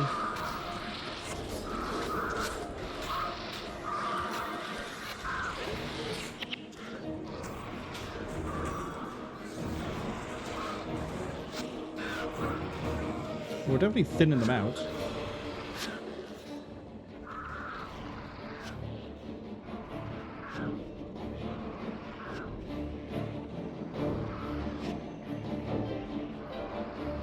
Yeah, for some reason, like, Kamo ends up becoming, like, immune to damage. Phase Shield is doing it for him right now. But we didn't have Phase Shield up when I was up earlier. Well, hey, regardless, we're actually going to make it through this one. On minus 60%. The last dungeon we did, I got through on 60% death penalty by just grinding them down through spite as well.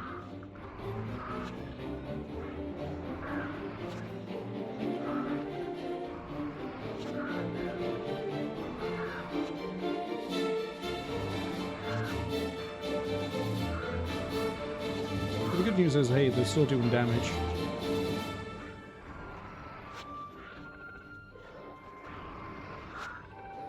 Sun and Moon. See, there are so many skills I could have, if I wasn't sticking to just Prophecies and then Eye of the North, that I could have picked up.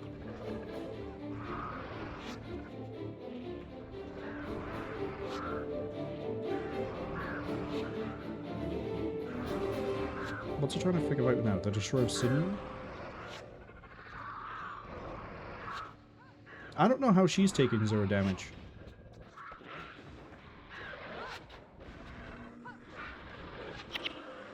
Has the face shield bugged or something? Are they effectively immortal now?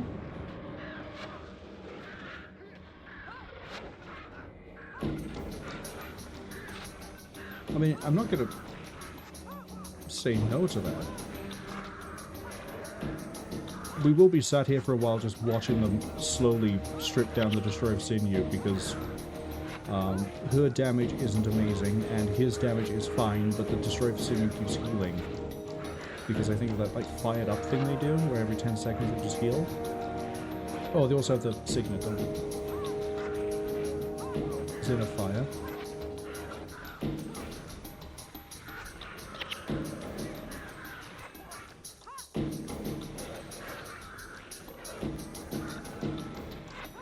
Yeah, no, well, they're flat out just immune. Now, Chilling Victory is not going to be of any use here because they're not going to have more health.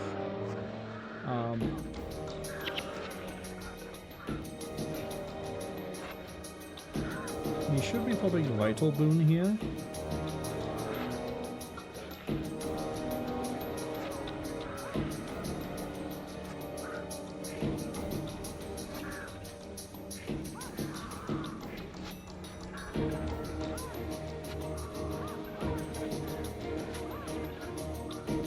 Yeah, this is actually kind of working for us.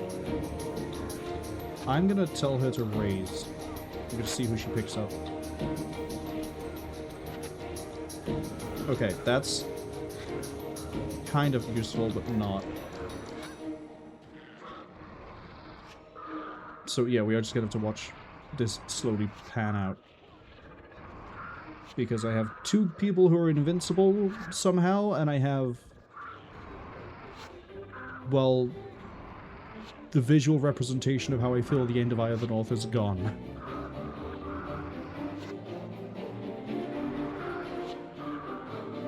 Being carried by 2 Nightfall, well, the 2 Nightfall classes.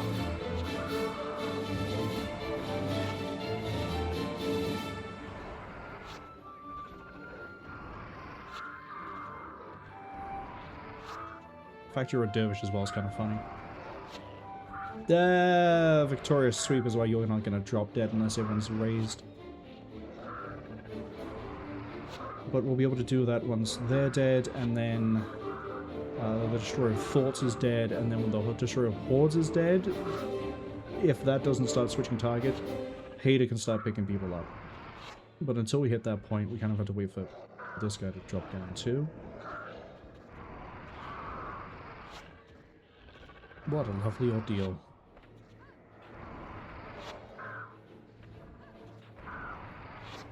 Again, her damage output is not great because this thing just keeps healing. Actually, hold up. Oh, okay, I was about to say, there's no way you're able to power through that. Yeah, because he's just going to keep on doing the Victorious Sweep. We have no way to interrupt.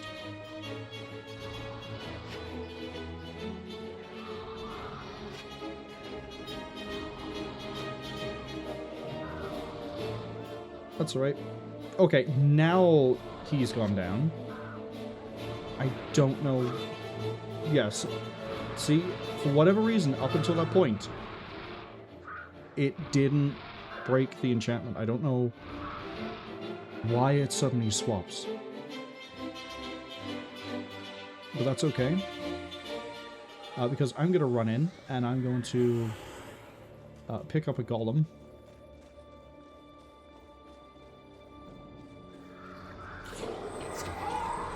And then kill the thing of faults.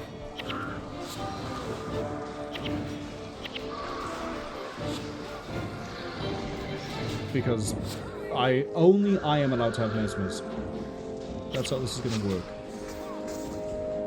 Okay, and then pick up another golem. We're getting somewhere. Kind of.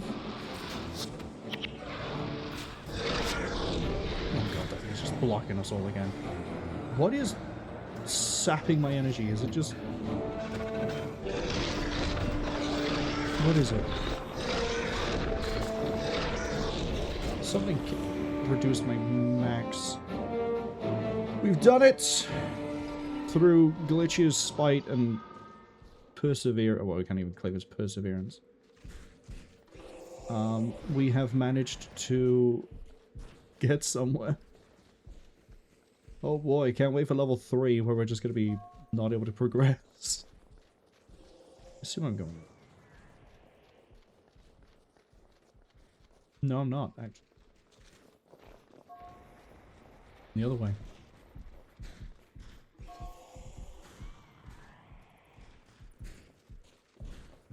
Yeah, he's all... yeah, I think with people...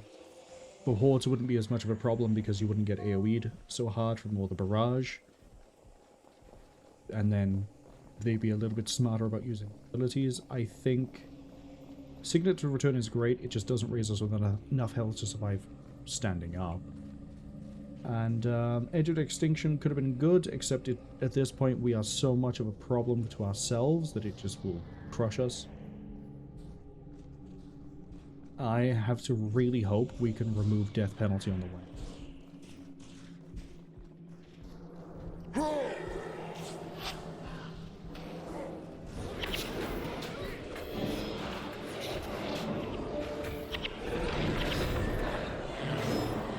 Kamu's kicked it already.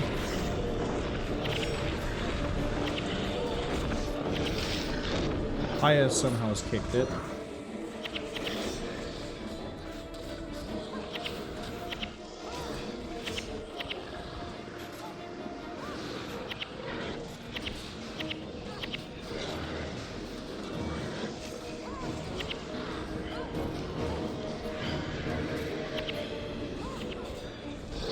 Yeah, that was nice. Oh, okay, hold on. If they use Mark of Fury, it's not touch.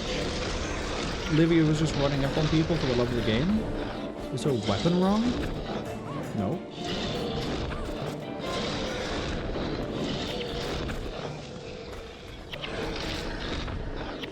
Alright, get him up.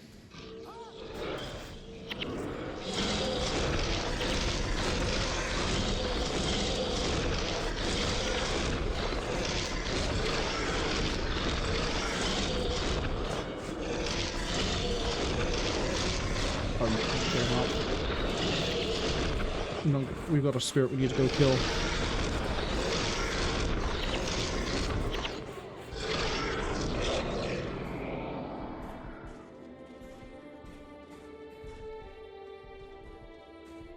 Why is there just one chromatic drake here?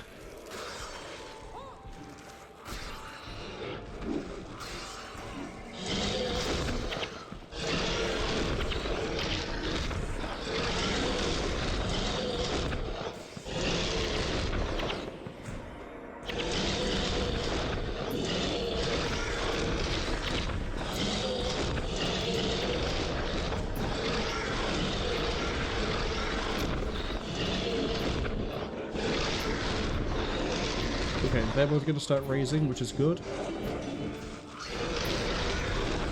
Somehow this icy stalagmite is still alive.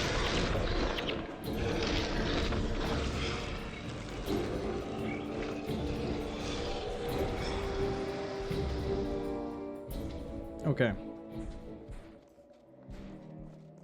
Deep breath.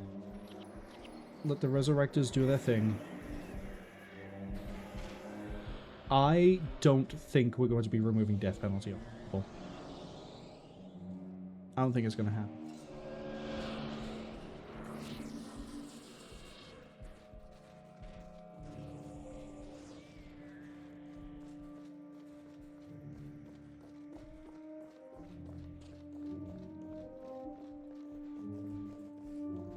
I bet I am going to wait here because I'm pretty sure this group, oh thank you for looking at the group in front of us, is just going to... No, I thought they were going to run up on the Destroyer of Lives. Okay. No, they are. They were just waiting for me to engage.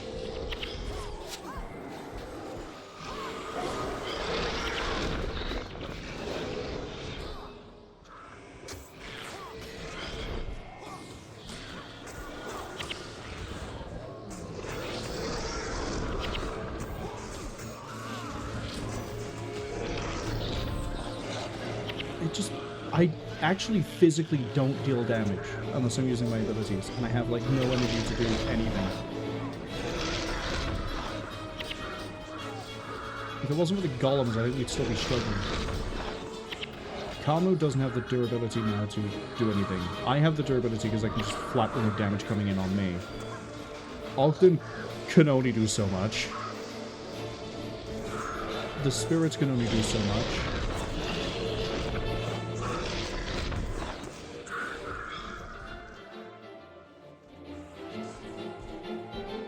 And I don't think I can run to, like, dwarves.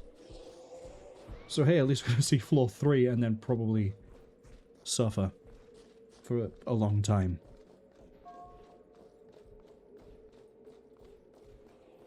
You're going to spare 2 men while the ads are arriving. And knowing my luck and knowing how this has gone, probably won't be finished with the mission before the ad break. Unless this is the exit, and the next mission is the central transfer chamber itself.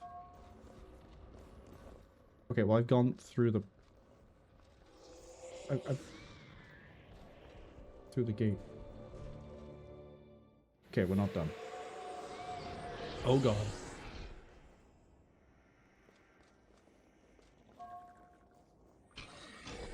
Disc of Chaos. Oh, cool. No, really it is. Where is my... Okay, the resurrection's right here.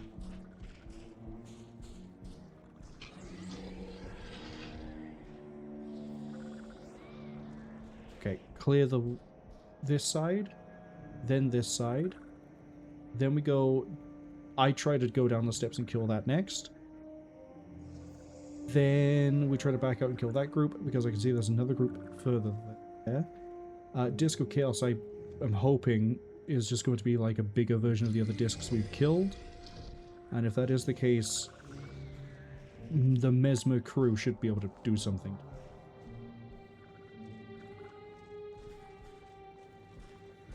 And we might be okay.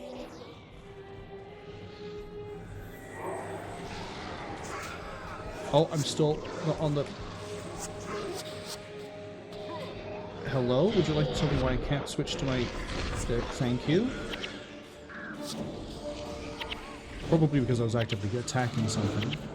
But even in death, I should be able to switch. Oops.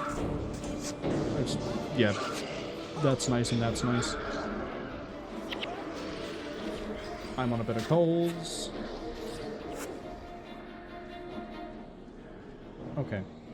Zandra, Hader... Okay, some of these people are losing the death penalty. Which is nice.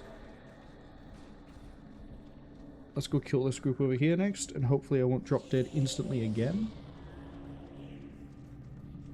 Although I see a destroyer of lives and bones, and yeah, this is gonna suck.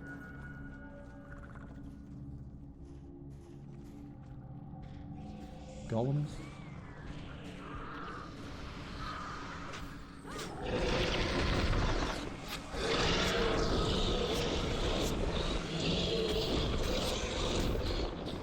Okay, I got health.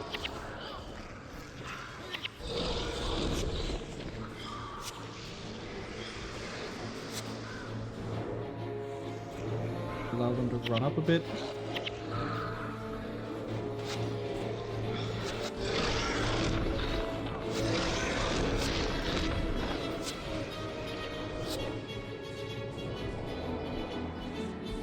Okay, so just be very patient with this. Ogden's under 46. Oh, wow.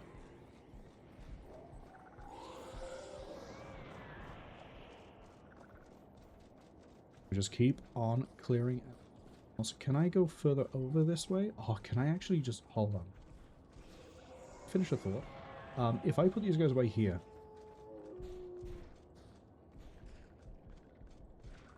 Dead end. I was hoping we could go around, because I need to get to that group down there, but that's fine. The Destroyer of Flesh has decided to aggro. It's going to get wrecked.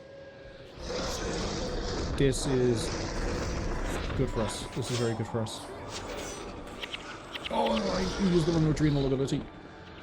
Saved it though, thanks to Ogden. How's Gwen going down? Where is... Gwen's shot. I'm gonna let them do their thing.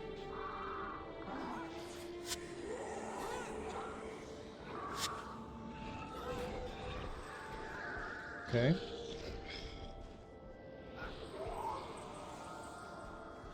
The ads are finished as we're clearing the sides. I don't know if I can go pick a fight with the Destroyer of Lives without aggroing. I also don't know if picking a fight with the Disc of Chaos forces everything to aggro to me.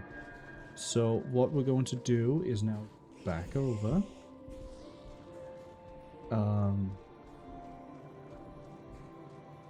And we're going to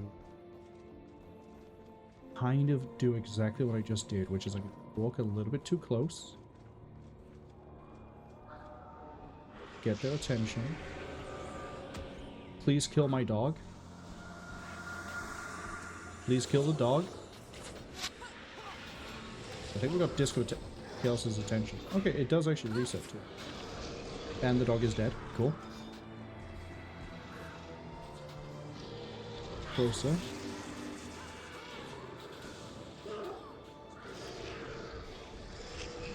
This way.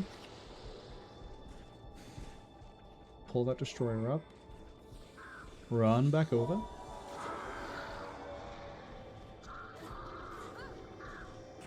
Let all the rain... Well, calm as well. Let them all do their thing.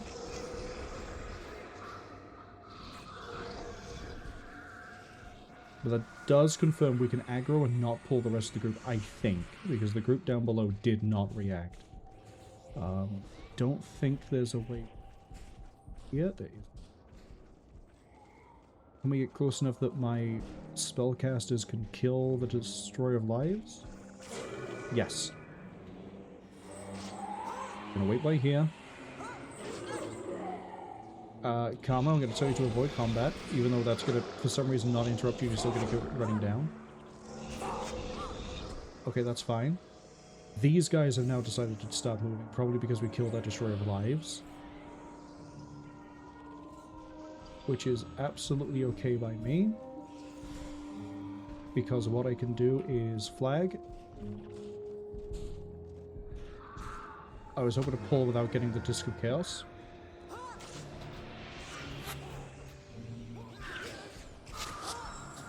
Back. Oh, no. No! That one, thank you. I'm hitting tab trying to cycle target rather than click. Okay, Disc of Chaos is engaging anyway. I thought I should disengage it.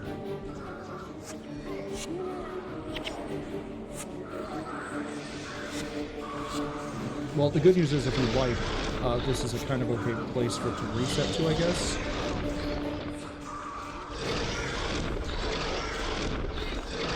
Where's the one that's gone down? No, where's the one that's gone down? There it is.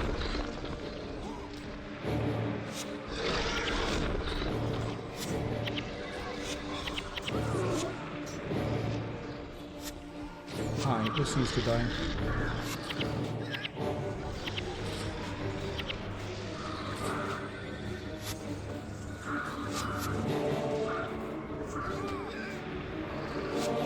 I actually don't care about the Disc of Chaos because this thing is going to be such a giant pain in our ass if we don't kill it. Because it's just going to keep on healing and throwing out mesmers. Okay, we got it. Right, now what I'm going to do is Golem duty. Unknown, hello, welcome in. Unfortunately, you're not first. Talia still has that. Yeah, I'm actually just going to sit here and Golem duty this.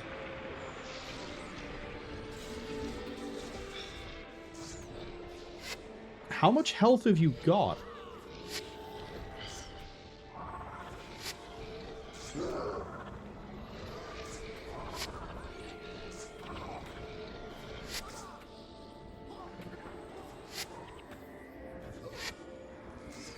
You are kidding. How much health?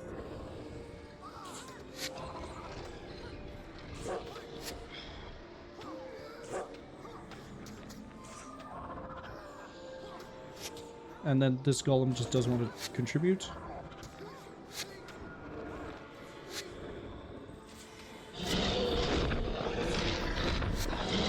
That's 2.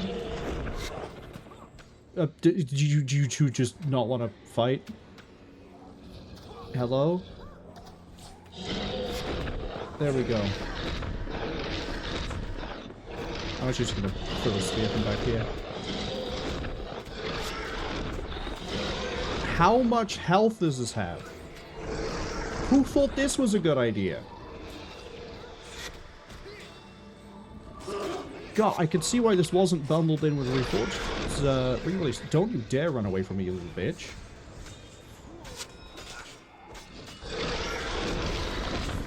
Its health bar is barely moving, but we're actually like racking a lot of damage into it. I can tell because the mesmers are doing things too.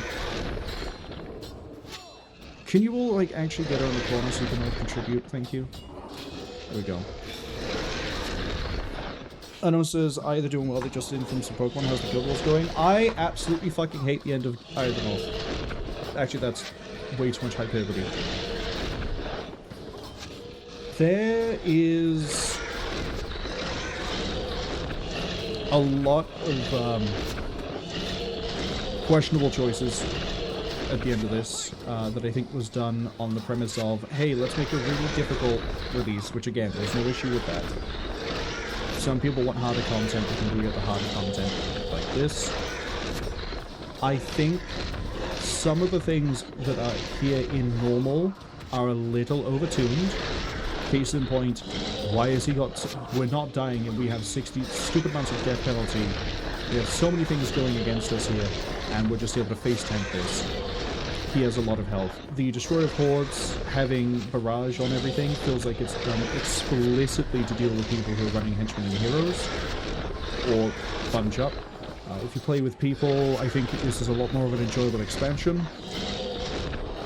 And I think it has a lot of ideas that sound cool and are interesting and don't necessarily stick the landing. The only reason we've got this far on this attempt for this mission is because I've kitted my heroes a little better and also admitted that we need to use some cheese for this. So now Livia's running Mesmer as well, which replaces the fact that Vec is gone, and Vec also was running Mesmer. It kind of feels disgusting that I have to be running as much Mesmer as I am to get around things. Having said all those complaints, I really like what they did with the Charna. I really like what they did with the Evan Vanguard. I think the Asuran are interesting. I think the writing for them is lacking, though. Hold on.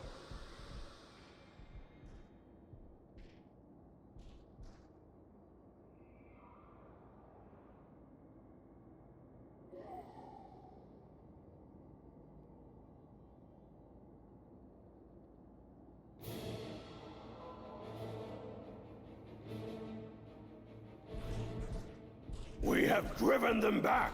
But at a huge cost, and the destroyers are regrouping. It does not matter. We are stone. We shall resist all their assaults. I see what you mean. Changed in body and mind. Yes, Jalis Ironhammer is resolute, but the destroyers are infinite, and they act as a single creature. That's it. What if they are a single creature? What do you mean? The Great Dwarf's power is connected to Jalis's followers. What if the Great Destroyer's mind is connected to its minions? Which means if we kill the Great Destroyer... The control is gone, and the dwarves stand a chance. It's going to be dicey. Even with their great hoodoo, I don't think the dwarves can withstand another assault. Leave the golems here, then. Sounds like a plan. The Great Destroyer's chamber is not far. A small group can slip through the lines. Let's go. Even with the golems, the dwarves will not be able to hold out for long. Come, Great Destroyer! Throw your minions away against us! We will hunt you all into the depths of the earth! Victory or death! The Colonel's having a field day. If he wants to go fight them, he can. But yeah, I guess to sort of summarize it quickly, and then we'll do an actual, like, full thing in a second, since I think we're at the final mission. I think a lot of Eye of the North could have done with having more time in development, but I also know that Eye of the North was sort of rushed because of other reasons. I actually have an outpost. I'm actually in an outpost. Oh, thank you for at least doing this.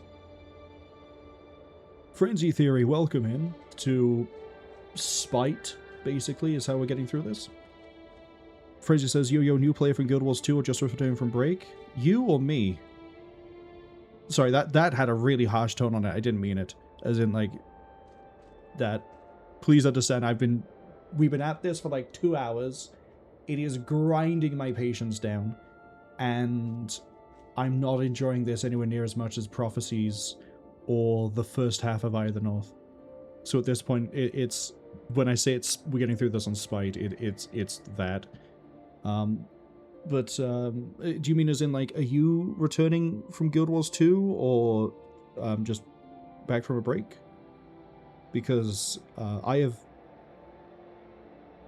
It is well known among the people who watch that I have a very negative opinion on Guild Wars 2. And haven't really done much of it.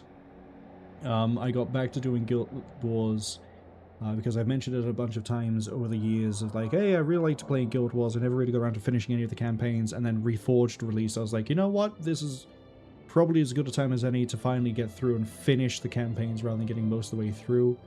But Eye of the North is one that I've never done before, and it's... yeah. I think it's hamstrung by its development. Francis says, oh, just curious about my experience. Yeah, that's basically it. Prophecies is, if we could just talk about the ones we've done so far, because, again, I have played Factions and Nightfall, but I've not finished those. I got most of the way through both of them. Actually, I think I got halfway through Faction. Most of the way through Nightfall. And then Prophecies I always got to... I think it was... Thunderhead Keep? No. Ice Caves of Sorrow was the furthest I got on before I did this playthrough. But basically, Prophecies shows its age. It's very long. It does have some problems in it.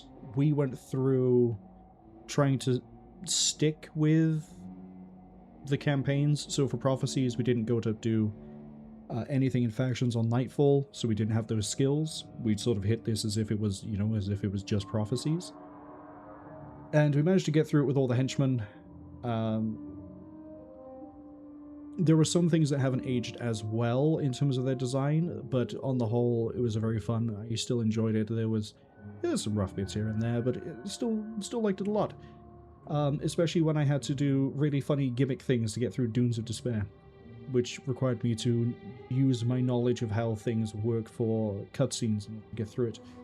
As for Eye of the North, yeah, first half of this was a lot more enjoyable than the back half, and I think that is down to the unfortunate way this has been developed, or was developed and then released. Tony says Guild Wars 2 doesn't exist. Correct. And we'll see if I have that same opinion when Guild Wars 3 drops. Francis says, okay, so a long break. Not quite. I have been playing this off and on since it's way back when Prophecies first came out. It's just I haven't streamed it or really stuck with it until Reforged. Before this, I think the last time I played for a decent length of time was 2023. So I touch back in it every... And then, yeah, Reforged dropped and I figured, hey, let's go see what they're doing. And I've also not done any of the Reforged content. I'm gonna wait until I hit actual, like, full release before we go do a look at that. Although, having said that, when they did drop the update where they added the dungeon for Lady... I forget her last name. Altea? Man, I can't remember her name. No, it's not Altea, is it? It's... The woman that Prince Tyrion... Prince Tyrion was going to marry and then dies, and then you go burn her ashes, and after you burn her ashes, as part of the Reforged update, you can now go do a dungeon to recruit her as a hero. We've not done any of that, but when that update dropped, we had a look and like, oh, here's where it is, here's how you would, like, access it, I guess. And, that's the extent of it. Same as I also haven't done the thing to get Devona.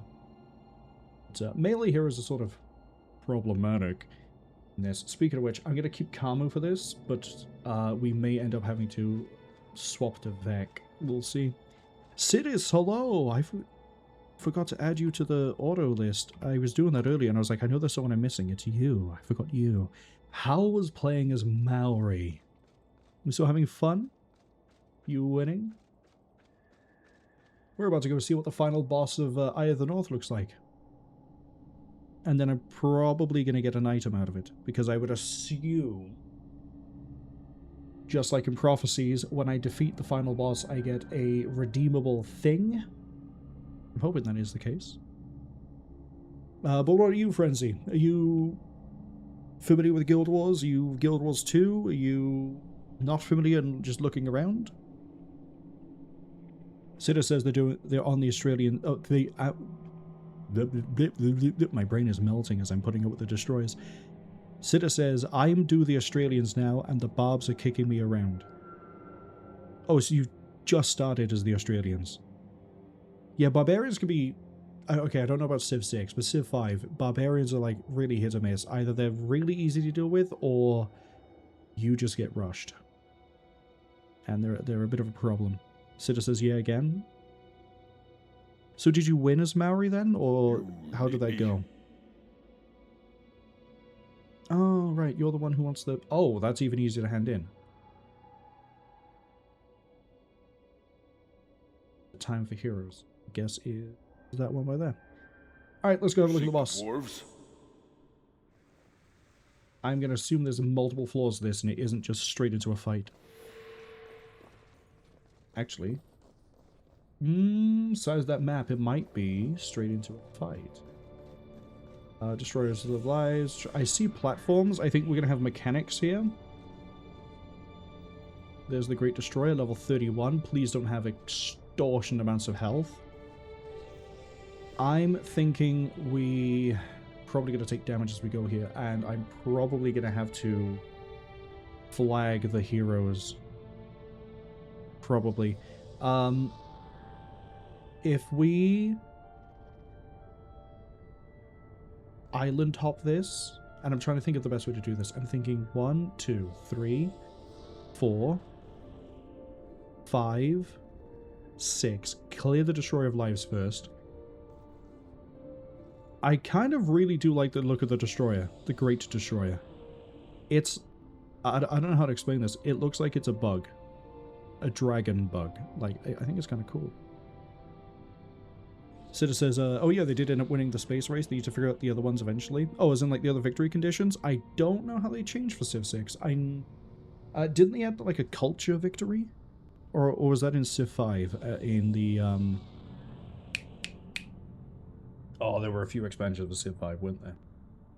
Anyway, we're not going to get anything done if I just stand here and look at the glowing lava, and of course we do take damage. Oh, hi. This isn't going to work the way I thought it did. Okay. Yep, we have mechanics. Okay. So it's going to turn some of the platforms into magma by the looks of it.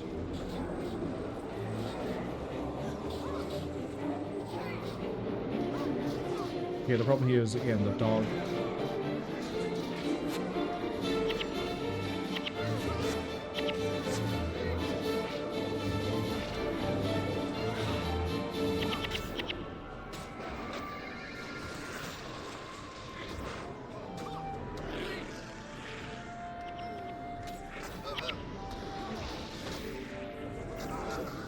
Wow, what a great sign. We wipe up on the word go.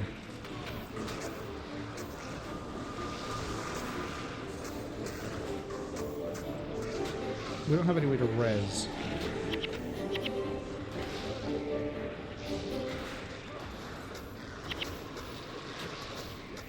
Okay, this is going to require a bit more thought to it, and they do kill the platforms. Okay, what I'm not sure on is, this one visually changed, but does that mean we are taking damage while we're on here, or... Yes, so we do burn on the platforms. Got it. And it's one attempt, and then wipe. What news of the war? Go again. I think it is probably in my best interest to grab the aggro and then run back up. We'll handle things after that. So, get over here and kill my dog.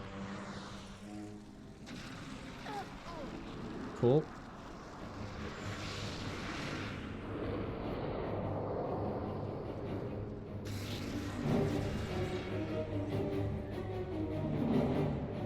Okay, they won't chase me the whole way up. Can we stand by here and kill this Destroyer of Lives? We stand here and kill the Destroyer of Lives. Okay, how close have I got to get before you guys realize you might be in range? That close.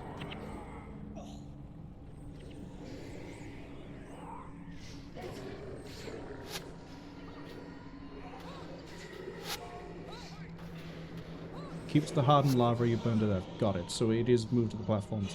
The problem is that I don't like the Destroyer of Lives.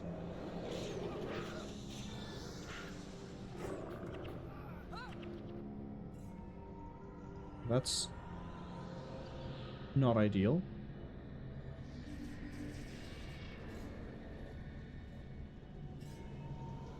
Also not ideal that he does the spell right there. Sitter says, as far as I know, there's a domination, a culture, and a diplomacy on top of the space race. The domination I know because that's just wipe everyone out, and I think that's what I normally go for if I don't go for science. Diplomacy, I'm not sure how you do that one. And culture, I'm not sure on that one either. Are you looking at getting each victory with a different empire every time? Presumably, I would assume that is the case, given that you've, you know, done the science one. You're doing Australia for a different one.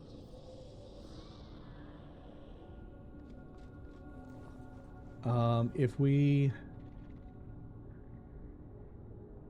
Problem here is that we're going to go here and immediately like 3 other things are going to start blasting us with magma. But I'm going to have to do it.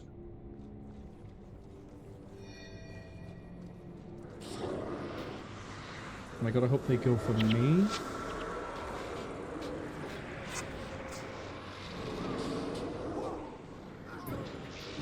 That's really nice. No, I'm a huge fan of getting knocked down as I run. Is there a way to like re-harden the magma? Because otherwise this seems a little bit ridiculous that all but like 3 platforms.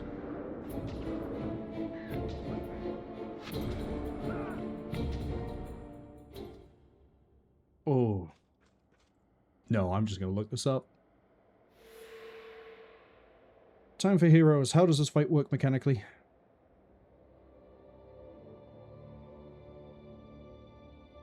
A successful method to complete this quest is to stay on the shore while killing the 3 destroyers alive and 3 pools by the entrance and have everyone move back to the shore.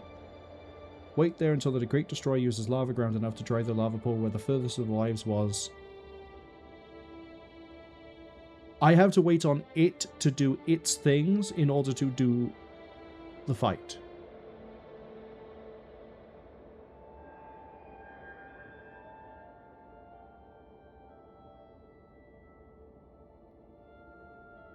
Okay.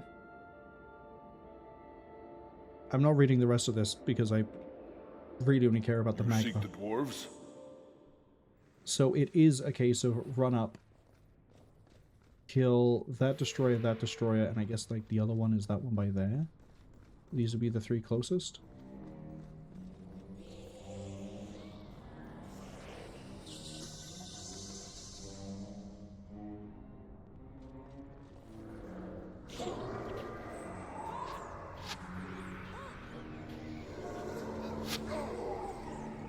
Tell the dog to go over as well.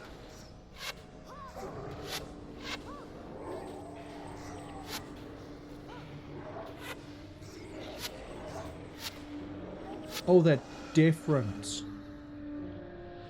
Okay, pull back.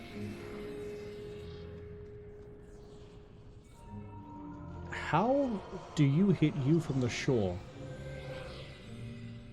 Because I ignite anytime I walk down there.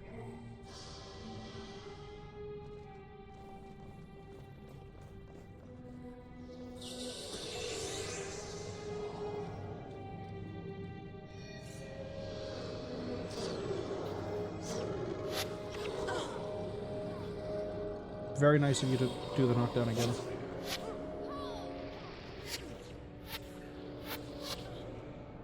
Okay, so the thing of stay to the shore, not gonna work.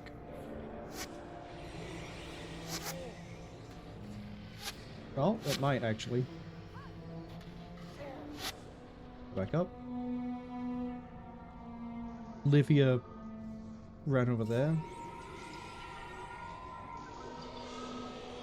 Sorry, she's about to get picked up.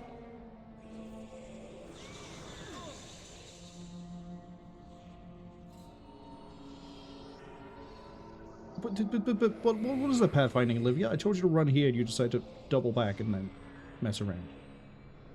Livia, why?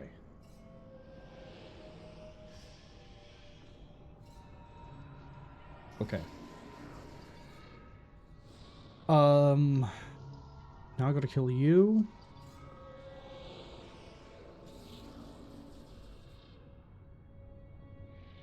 See, it looks interesting as a fight. It's just another case of the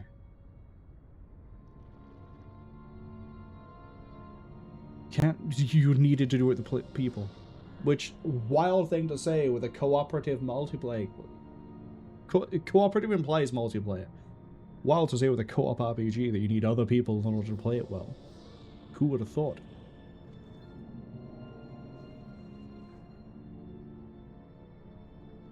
Oh, that's the edgiest thing I think we've seen all game. Great line, Livia. Right. I think we can rip you apart and bounce before we all just get wiped out. Think.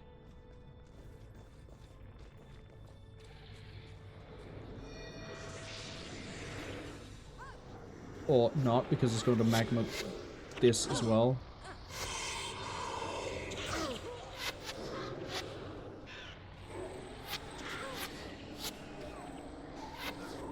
Please kill that. I should be fighting this. Please kill that Destroyer of Lives. Please kill the Destroyer of Lives. Please kill the Destroyer of Lives. Please kill the Destroyer of Lives. Okay. Now, run. God. It's okay. Except it's not, because Hader decided to run back into the... Ogden? Ogden and Hader, please. Ogden, what are you doing? How is that conducive to any sort of help?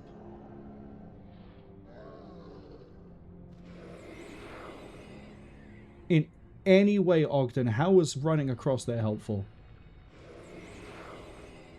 Yeah, get up here, you stupid idiot.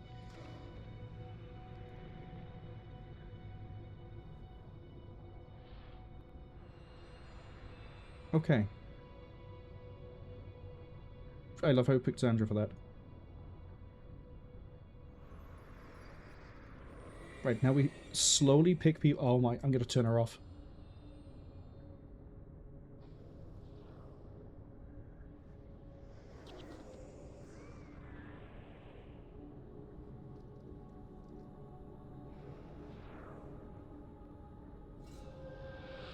I'm gonna turn you off as well. I only want to raise one at a time because they're going to come through the magma. We need to heal them up. We need to get ready. We need to go again. We need to keep doing it. This is...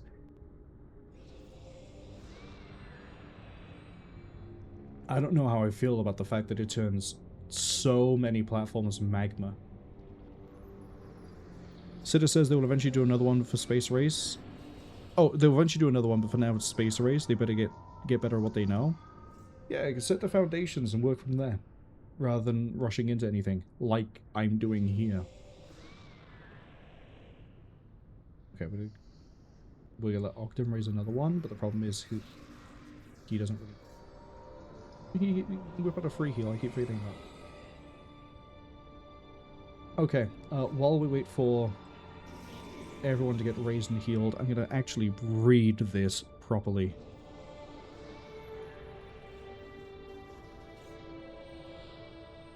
Have everyone move back to the shore. Wait there until the Great Destroyer uses lava grounds enough to dry the lava pool where the furthest lives. A player will need to move closer to the pool to trigger the Great Destroyer skills. That'll be me. We'll back them up. They'll keep healing me. It'll be fine. Once the pool dries up, have everyone run up to the pool and fight there. So, what, we fight from here? Okay. For that.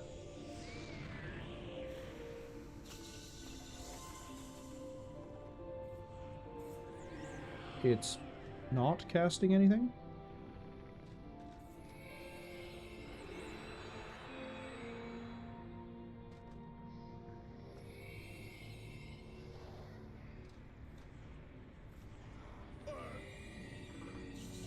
Okay, well, it lava blasted. That's the skill I was looking for, right?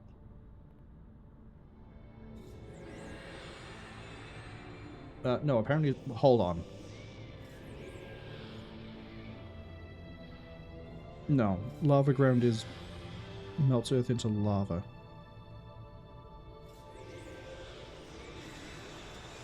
So what, we just... rush it?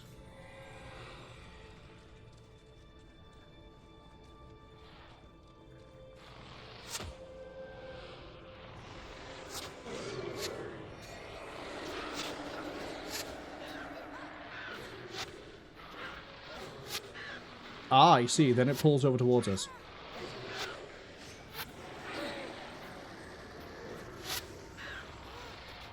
My issue is that I can't fight it. And everyone else is still trying to pick fights with them. I guess I can still fight it, actually. I can just go here. Interrupts enrage him. Use them wisely. Everyone here is running an interrupt. Everyone here basically has an interrupt.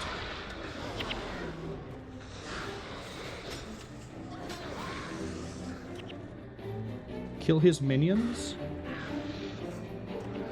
How many mechanics do you want in this fight? I get he's the final fight, but like, come on.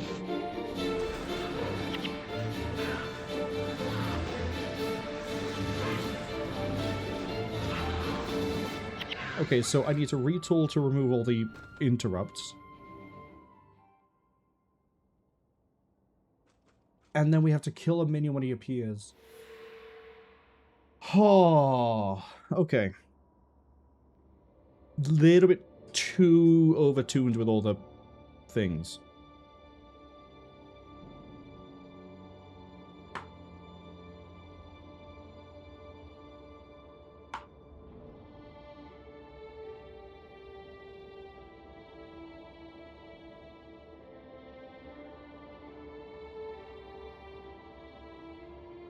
Skill recommendations. Powder being lava burning throughout. Consider bringing frigid armor, which I don't have, because that's elementalist. Vec might have it, actually. Hold on. Hold on. Is this a reason to bring Vec? Drop Carmen. Vec. Do you have... Because I don't have much water magic. No.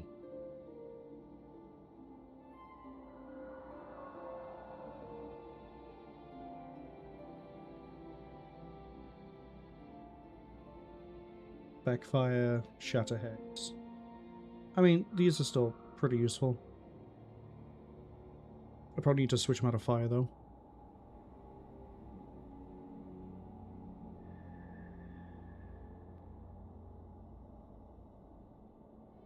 Life stealing by touch ranges will bypass Lava Wave. I'm not keying out for that one.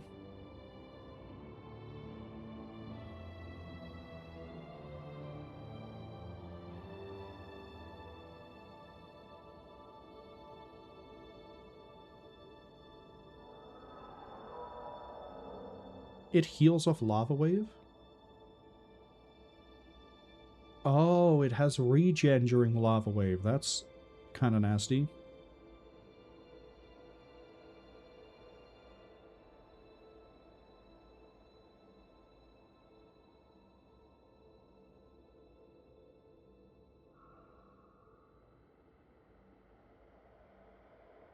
I don't think I have Extinguish either.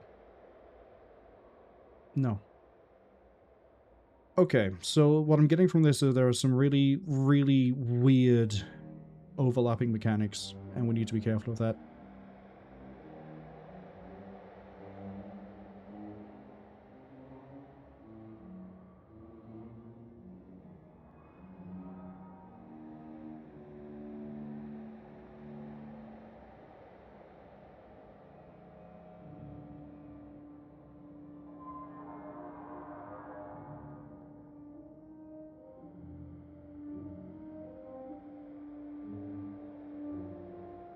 I might leave the interrupts in, but Vec is going to need to be a little bit retooled, I think. Because Destroyers, I'm pretty sure, are immune to fire. Let's check if the Great Destroyer is immune to fire. He's resistant to it, I wouldn't say he's immune. Maybe we do leave it as standard then.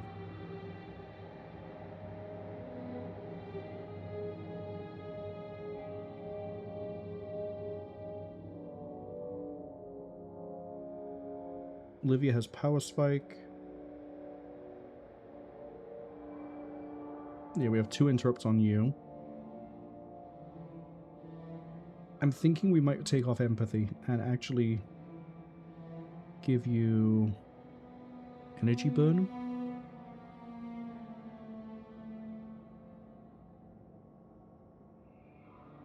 Oh, would diversion affect anything here?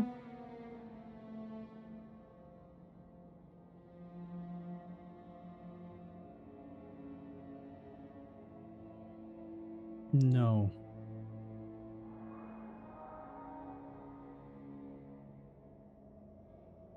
I don't think so anyway.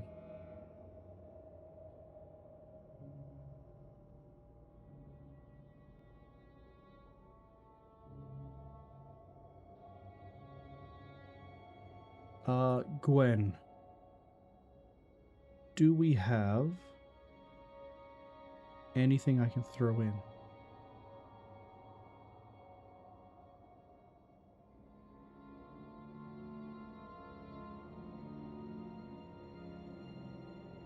Spirit shackles? I don't think it's using energy.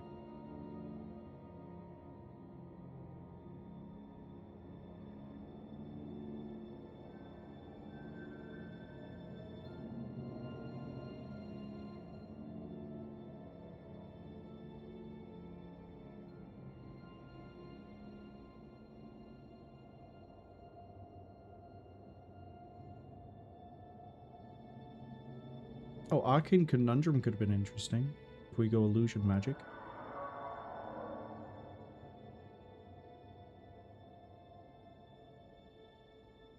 Calculated risk is actually kind of cool too.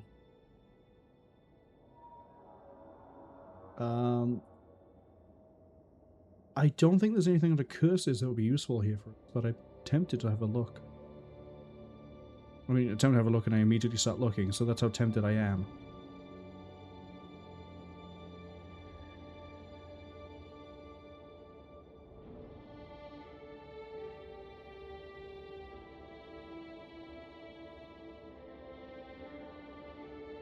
Rigor Mortis would have been great.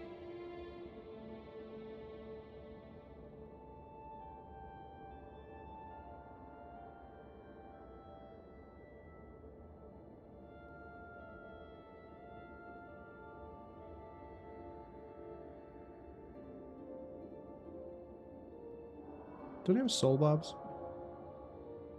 Whenever an enchantment or hex is cast on them. Okay, I'm seeing some options here, what we might be able to do in a second, but I'm not going to go to it just yet. I am going to get rid of Edge of Extinction, though. We're going to see if we can put a better skill on for you.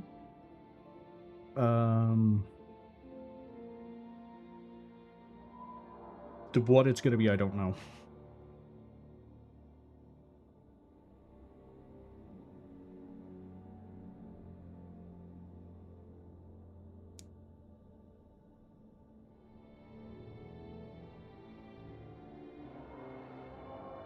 Do I already have Distracting Shot? Sure, take Distracting Shot. Yeah, let's really pile on all the interrupts. Okay. Now everyone is ranged except me, which is fine because I guess I'm just going to fight in the magma. And away we go.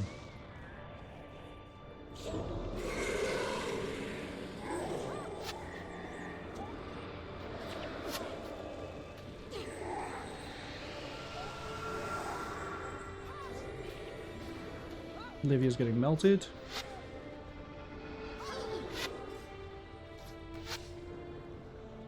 Livia's dead, or not quite dead. Patience. We got a Destroy of Deeds and a Destroy of Sinew. Actually, is it the same combination every time? It might be the same combination every time. Have some water.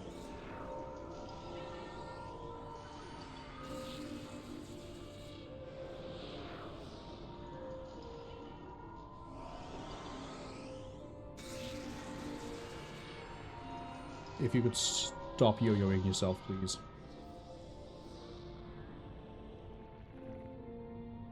Okay. Now we kill the next one.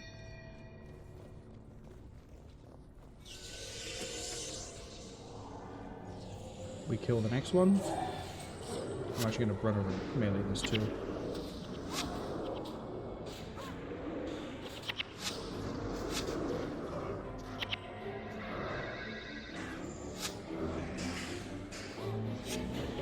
Okay, Ogden going down is not great.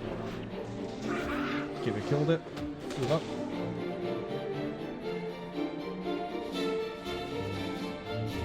Get me back my dwarf.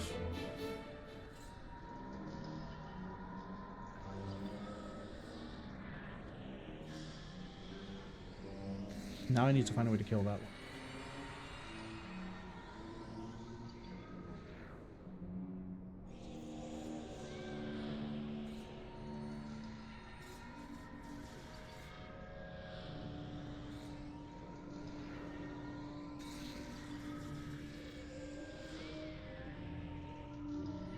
Wondering actually is maybe healing seed isn't that useful here. Maybe for him we do actually just go for heal party. 15 energy, 2-second recharge. It's only 50 seconds. It seems so low. Although that and Divine Boon actually might bring that to 100. That might be really good. With Divine Boon.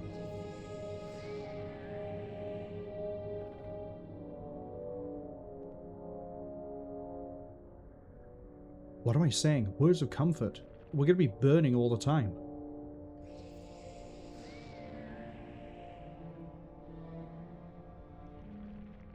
Oh, yeah, we can retool this a bit. Okay. We have an idea if we need to. Well, we're going to need. Let's go.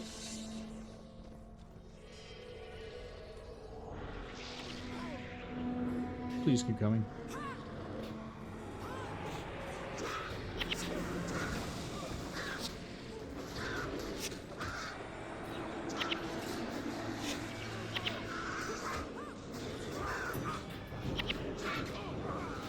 Problem here is that everyone didn't get in and then we had a lot of damage.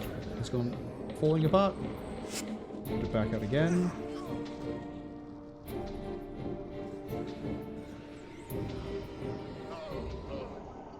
Run.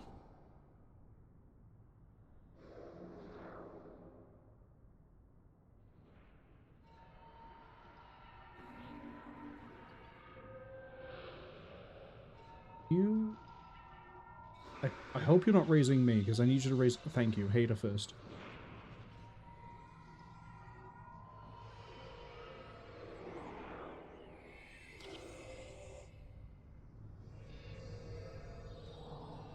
Okay. We need to hit the Destroyer of Lives. Big time.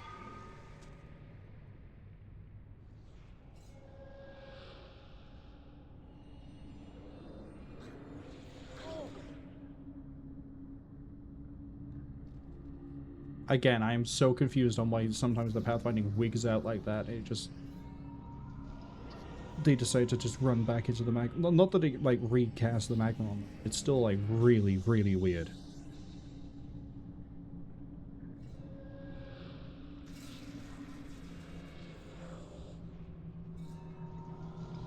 Right, now I need to wait for everybody to... Basically, I need Livia to not do this. Am I still stood, like, kind of in the map? Everybody? Is that the... I think I was.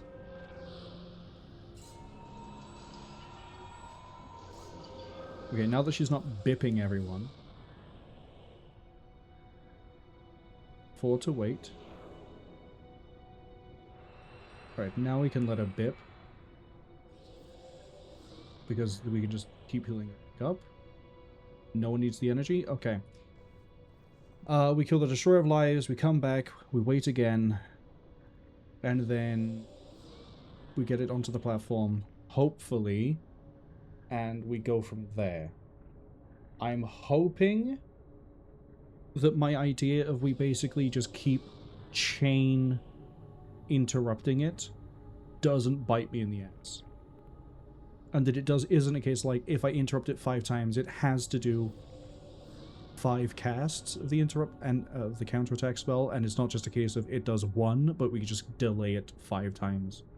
If we delay it 5 times, that's fine. If it queues up 5 in a row, we're dead. The other problem is, I kind of...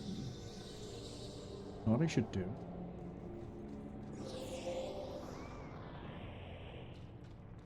I'm going to stand by here and get you to cycle this. You not going to play ball? Oh. Actually, that's perfect.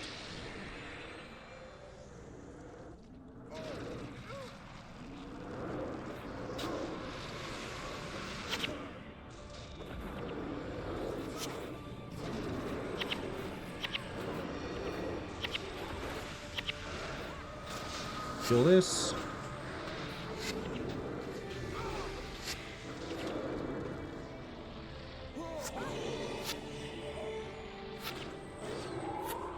Next.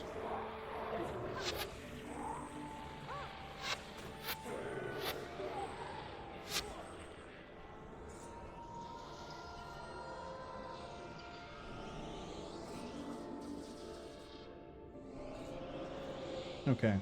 I'm gonna wait for everyone's things to be ready. Can I... Why are you not aggroed? Uh-oh.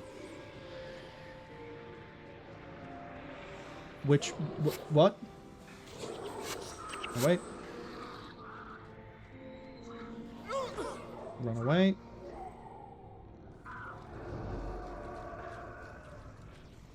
Yeah, we need the group heals. For sure.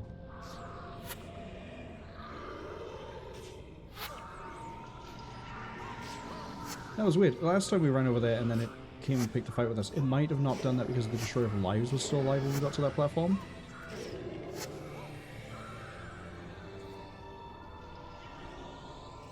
Sitter says this feels like a giant pill, man. Wait, what do you mean? What do you mean by pill?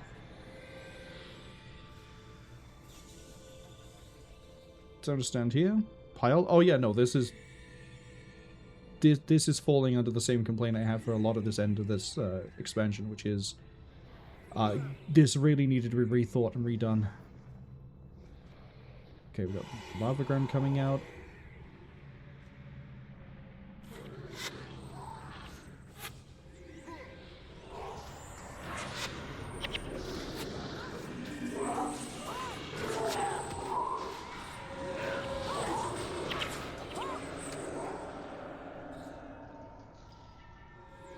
Because this is, on paper, a good mechanical fight. In execution, only one thing turning solid at a time. This either is igniting me or it's not igniting me. It is really annoying to tell which way around this is. It is igniting me. He is not cycling the terrain very frequently at all, and I just sort of have to stand here and take it until he does. Okay, how are you getting knocked over, Liv? You're not in the magma. You shouldn't be in the magma. Somehow you're in the magma.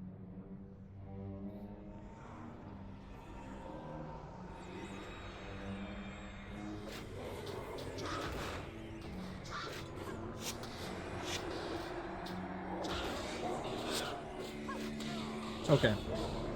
This is also kind of unfair as well, is that...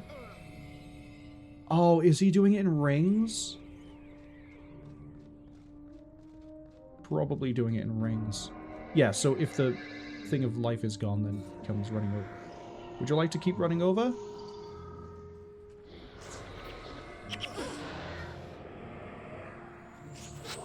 Okay, apparently you can't chain interrupt the thing.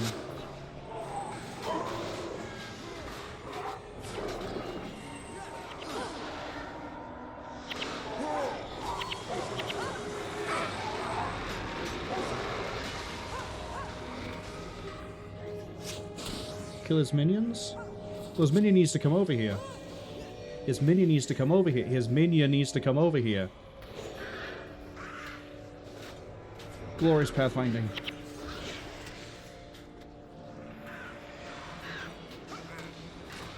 Okay, I've gone down, that's fine. Okay, that's not so fine.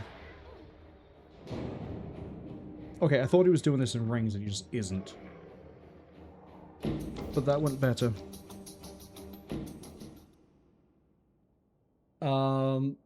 Ogden has too much single target healing and is going to actually need to switch to group.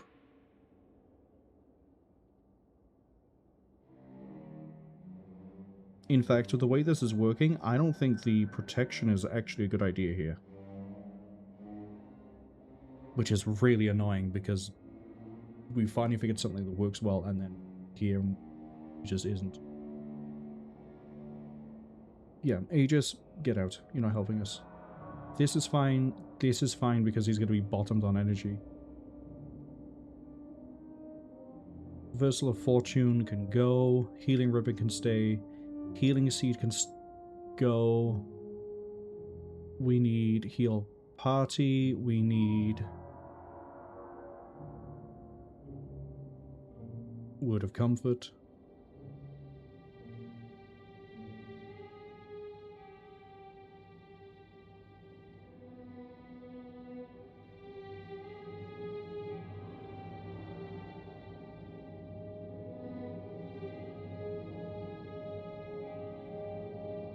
Spotless Soul could be nice because it would cut down some of the bleed damage.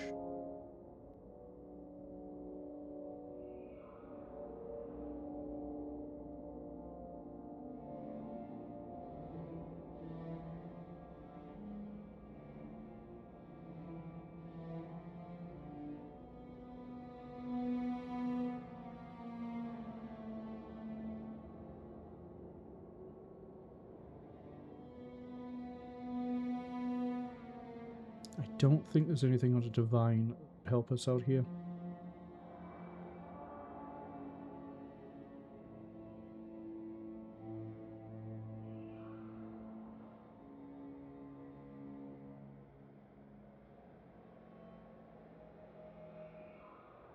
This is kind of helpful because this offsets the burning, but we're going to go Word of Healing because that's going to heal us more and more.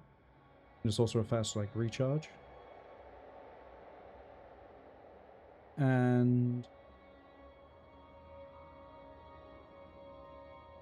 man, maybe we do take Healing Seed, although it's very inconsequential.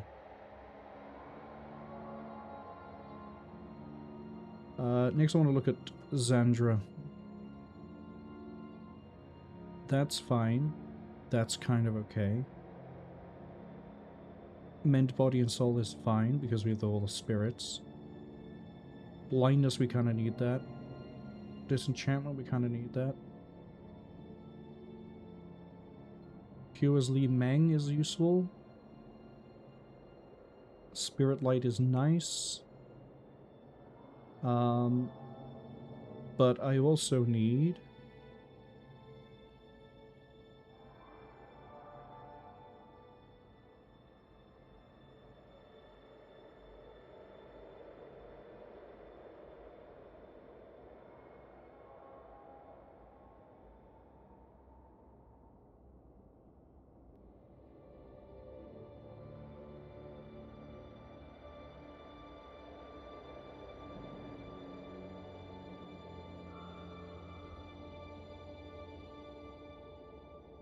Honestly, Recuperation Rejuvenation might be better here than Union. I mean, Recuperation's expensive, but that's 39 seconds of health regen, which kind of helps.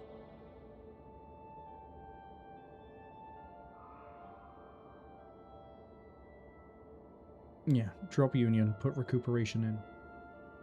That might help us a bit more. Ads arrive in 55 seconds. We're going to try this again.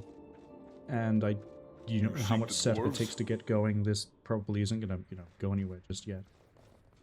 I also, now that we know that he won't move until we've killed everything near him. Oh, okay, no, this is randomized. Flesh and sinew. That means that we kill the destroyer lives and bail immediately. But I think one way that this would be a less stressful and frustrating fight is if it did work how I thought it did just now, which is it goes out in rings. It seems to not be that. It seems to sort of be weird. That's the only way I can say it.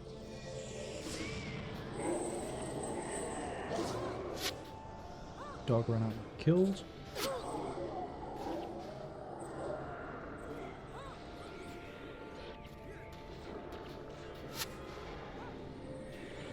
Okay, and then ran back up. So yeah, recuperation's in play. Healing's in play.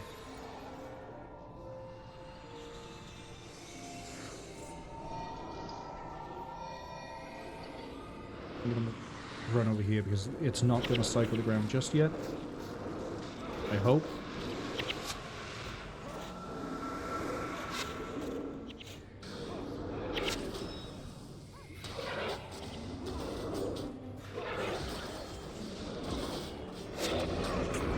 Okay, kill this.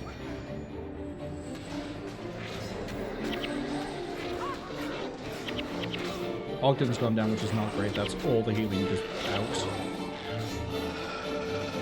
Dog has finally died.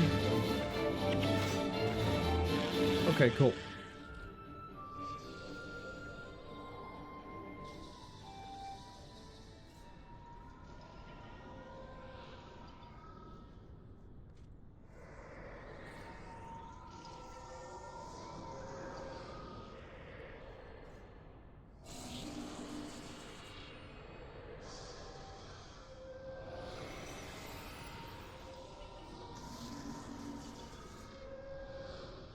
The make or break on this is going to be Ogden staying alive.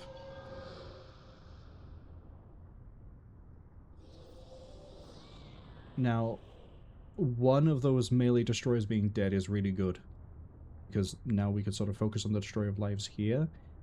Hopefully kill this destroyer of sinew. I'm going to see if I can cycle this so that we can stand on this platform.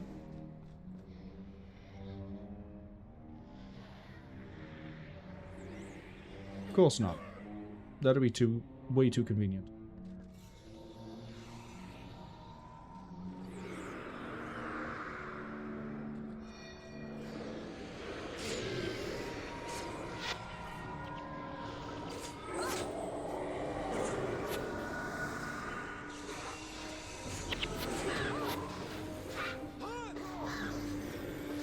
Okay, I'm watching its health bar. I don't really care too much about the guy that I'm fighting. Okay, run back.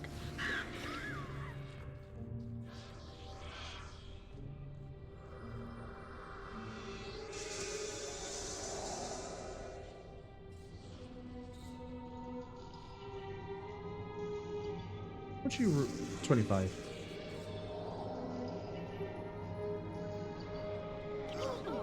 God, you would, wouldn't you, while she's running back? Please group heal. Please party heal. Oh, you don't have the mana for it. This is genius.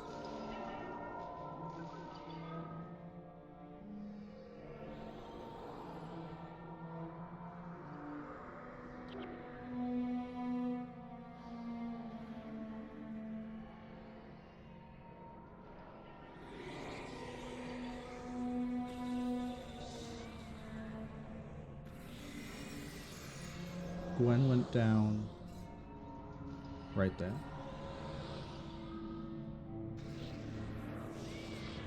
Now I get to do the fun thing of stand here and eat damage.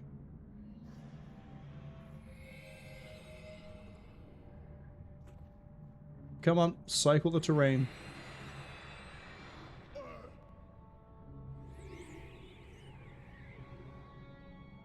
And also, you come over here and pick a fight with me too.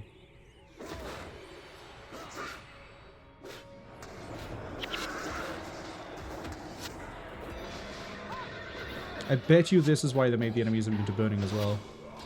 Okay. The problem is that we've just had to engage that and do this, but I'm going. We're going right now. Because by the time they get over here, their cooldowns will be fine. Ogden. Over there. Go ahead and move over here.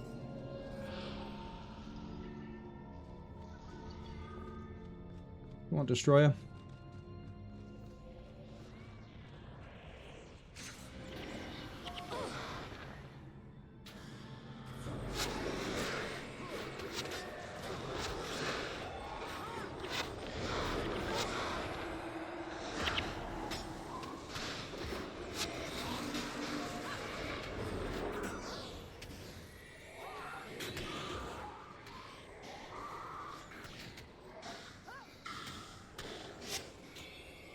He's gonna stand up, isn't he? He is.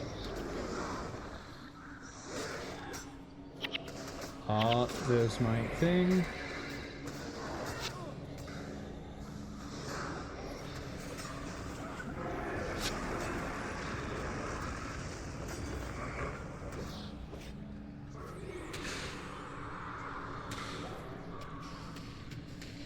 Okay, the other issue now is the enemy's gonna start piling up. I did the wrong one.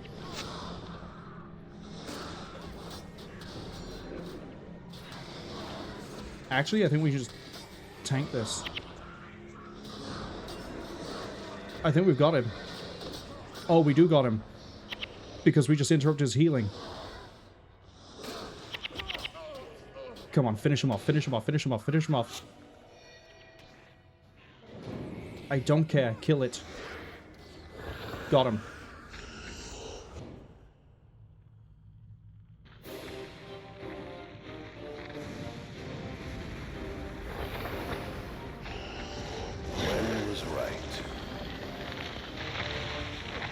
Death of their master, the destroyers lost their coordination. Chalice and his dwarves pursued them into the depths of the earth. Legends were born that day. And while this threat was ended, the legends would continue. In the years to come, new threats would arise in Tyria.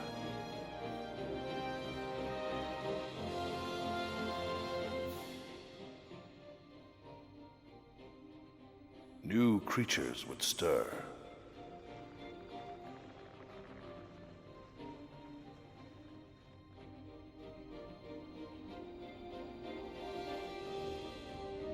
New sacrifices would be made.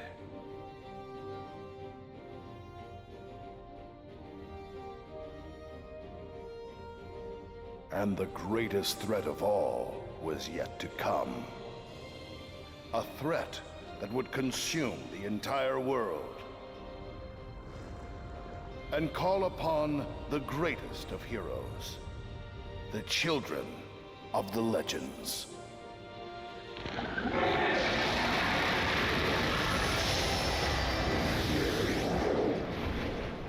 Eye of the North complete, baby! Well, mission-wise, I'm not doing all the side quests. Hello, epilogue. Oh, it really is like, Huh.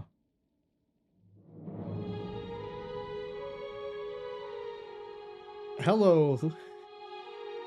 This is the Prophecies theme. Why is this playing? I think this is the Prophecies theme.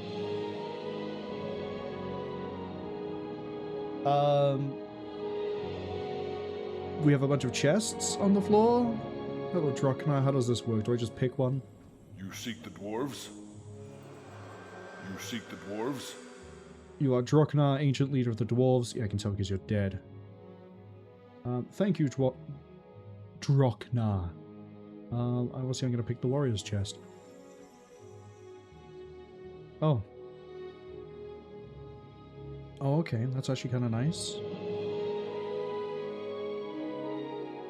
Although, again, I kind of would like a sword. Even though I don't go for swords. You know what? I think we're resigned to it. I'm an axe man. Let's go. Give me an axe that is really nice. 628 plus 20%, or we get this is much nicer. I mean, it isn't cold damage, but can I put the cold damage on? Ooh. that could be really good. That could be really good. But...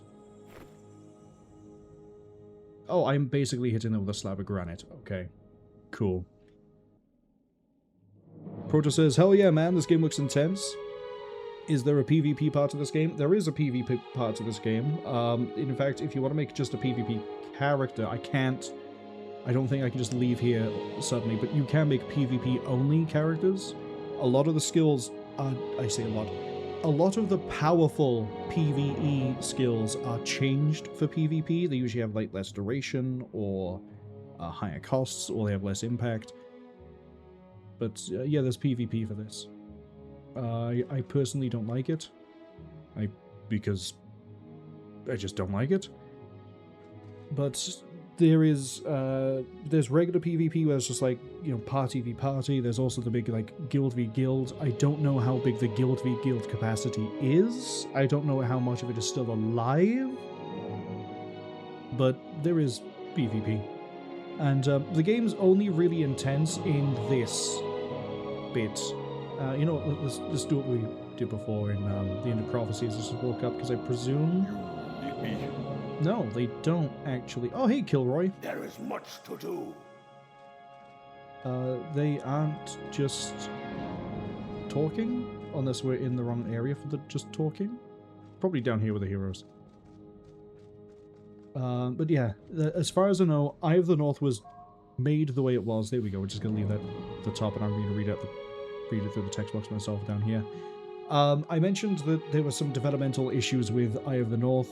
My understanding is, and this could be flawed, it might just be Guild Wars Beyond, which is the free weird mission thing which we're doing after Nightfall.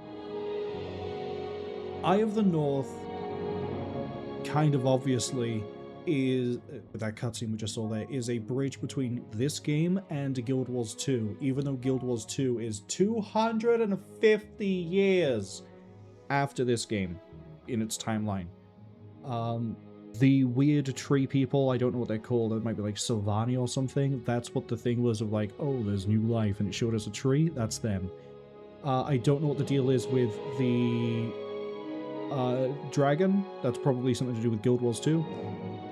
But also with the questionable development, I believe this was cut down and was originally going to be part of Guild Wars Beyond, but something weird happened and basically it ended rushed, and as far as I can tell, a little underdone.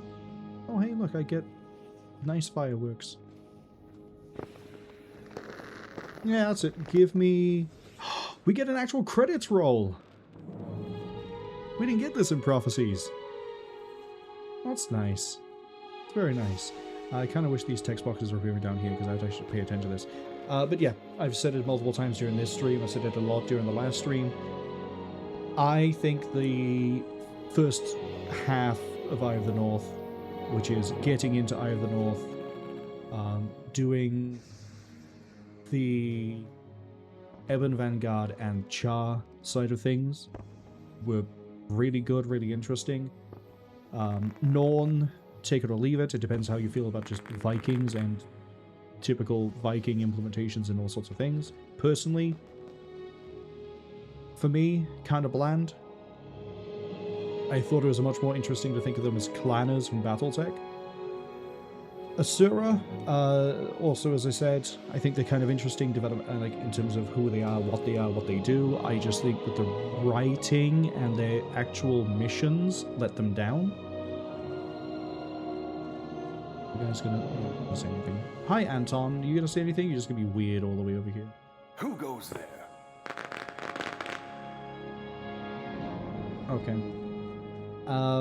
And then this back end with the dwarves absolutely needs a second pass. Bare minimum, this area here needs to become an outpost, or like there needs to be some sort of like small outpost by here. You do that, half my complaints about this back end immediately disappear, because then you haven't got a stupid weird run. You haven't got as much frustration going into it. And again, a lot of the design at the end of this is very based around you still being with other people, still being with players. I still recognize that I've made this a lot harder for myself than it needs to be by sticking to Heroes Henchmen and also not having all the skills from Factions and Nightfall as well. There is a lot of frustration here that is purely entirely my fault. Thus, you know, that needs to be taken into account. But there are also still bits that are still interesting in how they were finalized, like that boss fight. And why the boss of the other mission is like... I swear the Disc of Chaos has like 4 times the health of the final guy. And then the mission before this, actually every Dwarven mission I guess is problematic, because the first Dwarven mission, there's that weird thing where you have to run up and put bombs on it, which is the most obvious this is easier with people mission that we've seen, because 3 people can carry 3 bombs and crack its armor real easy. And then it becomes relatively pain-free. But doing this the way I've done it, why are the credits not all aligned the same way? Oh, because you're on the next line, there will be a name by here. I see. But yeah, it's... I'm not going to say I regret playing this. I think it was, as in like Eye of the North, I think it was an interesting thing to go through. I don't think I would full complete it again on my own. I think if I did Eye of the North content again, it would only be to get the heroes. And I think there are still some heroes we didn't get. I have a funny feeling Lieutenant Thackeray, wherever he's wandered off to, I have a funny feeling he might have, or might be, a hero. And if he is, he looks like a Mesmer, so that's another Mesmer, which leads me to my other complaint. Heroes have a wide swinging pendulum of being stupidly good to kind of an issue. Debatably, there's still kind of an issue where they're stupidly good. And Mesmers definitely needed the rebalance nerf thing that happened to them like last month, because if Thackeray is a Mesmer, you've got Gwen as a Mesmer, I kitted Vec as a secondary Mesmer, Livia got kitted secondary Mesmer, that's 4 Mesmers, we could have 4 people running around with Cry of Frustration, Energy Burn, which probably nukes most fights you do, and probably would have killed that final boss like one time it would have been able to heal itself, maybe. Since the nerf, the power skill has been reduced a little bit, but it still feels kind of... I've used the term rocket tag in a few different games. I don't think I've ever explained rocket tag. It's basically the idea of like, I either kill you or you kill me, and there's no in between. There's no sort of like, we fight this out and see who wins. It's either I kill you instantly or you kill me instantly. That's it. It kind of feels like Eye of the North with the heroes takes that to the extreme, and as far as I remember from hearing of post-game content for different things like the Fissure of Woe, you are kind of encouraged to basically run at least 4 Mesmers, or else it takes ages, or you run into problems. There's all these other things that happen as well. So, Heroes, blessing and a curse.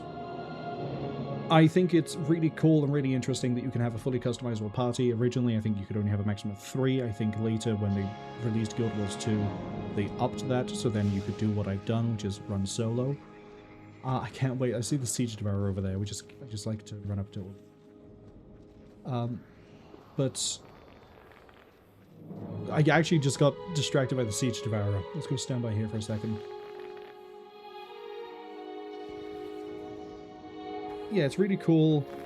They're still improving some of the decisions. They're still improving the skills, because, you know, Reforged has happened and they're still doing all their updates and they're doing their passes. They're adding heroes, as I mentioned with Devona got added, and the other one, Lady whatever her name is, which would be a 3rd Mesmer primary. Oh god. And I don't remember if there are any Mesmers in Nightfall off the top of my head. I know there's like 2 monks you get early on.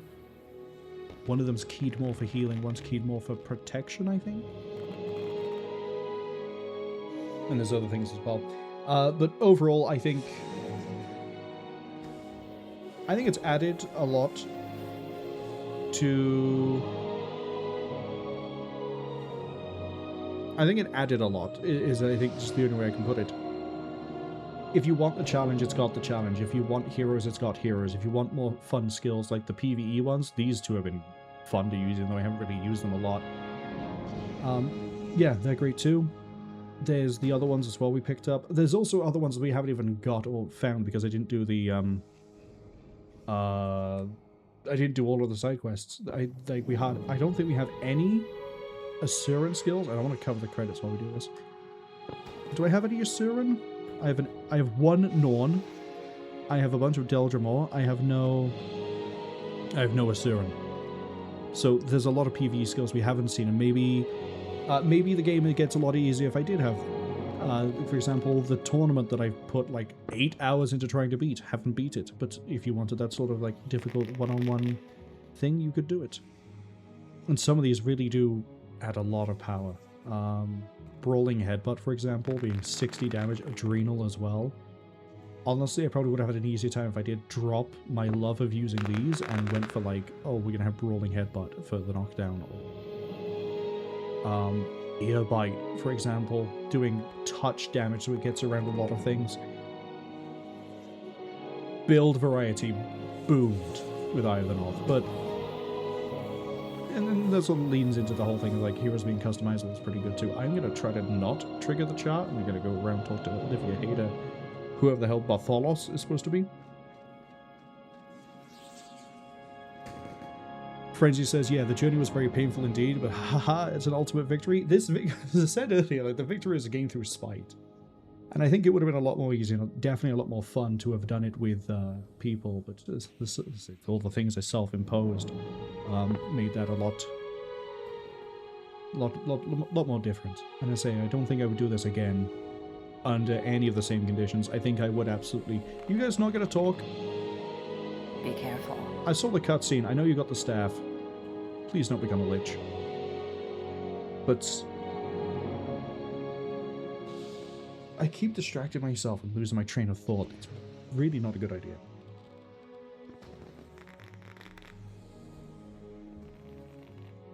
Alright, getting through like spite. Yeah, I think with other people it would have been easier.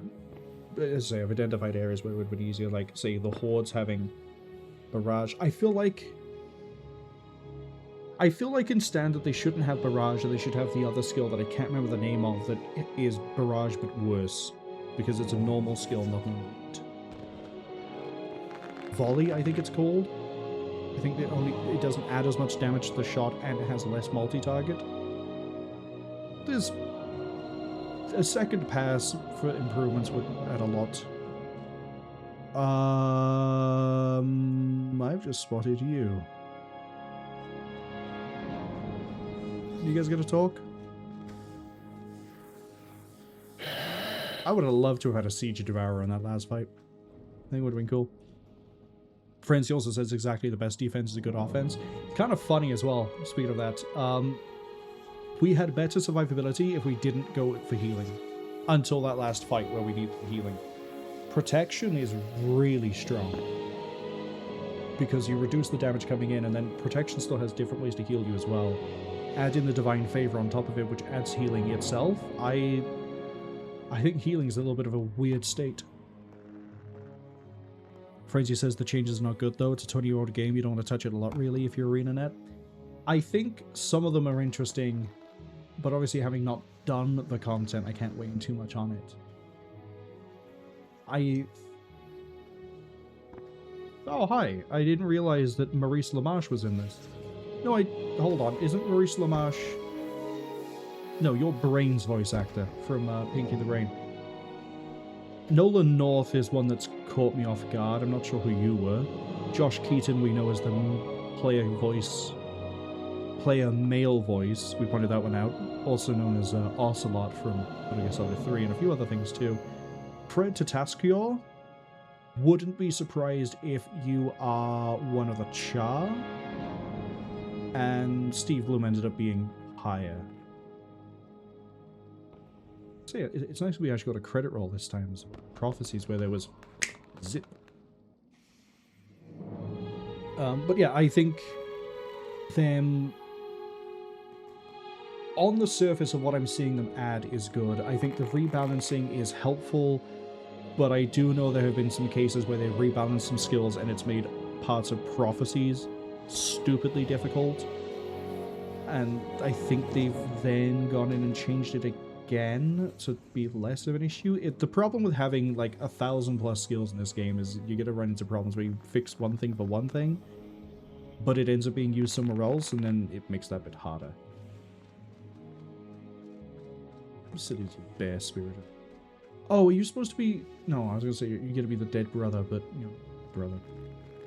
Man, I was really expecting a whole lot more, like, we woke up and there'd be a lot more conversations. Oh, well. I want to go talk to this Bobby the clone thing at the back. Blobby. What are you? If you were anywhere in the game, I have no idea who you are. Okay. I thought we would have left through, like, the door on the, well, left. That's not the case.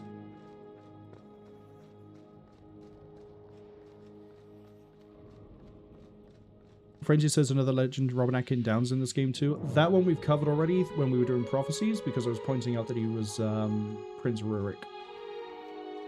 He might have had other voice roles in the other expansions. We haven't, say, got to those yet. Is there really no door open? I'm pretty sure I could walk out of the epilogue of Prophecies. Unless something's broken here, because it's kind of funny. Do I go talk to Droknar again? I will just wander around. But... there's also a surprising amount of characters in here who their voices aren't... You seek the dwarves? I go talk to you. Okay. Send me back. Because I have enough time to go do the one quest I want to do.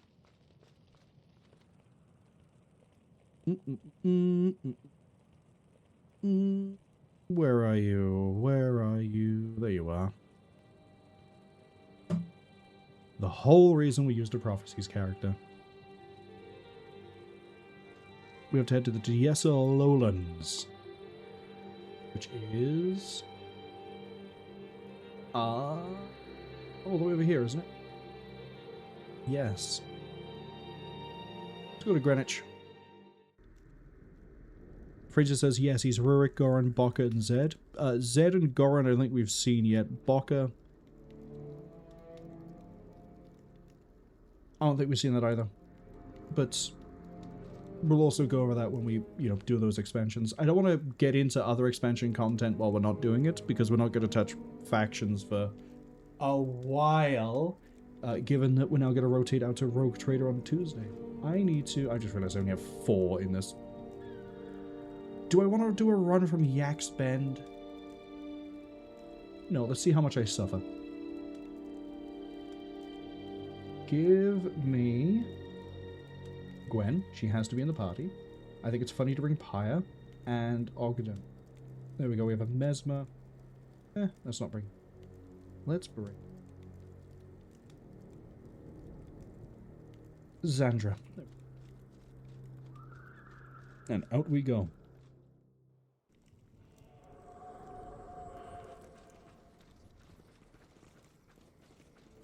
Am I set to normal? I am. I guess it might have scaled the enemies up because of the quest. Because I figured that it'll be regular difficulty until we get to where we need to be. Which is further in.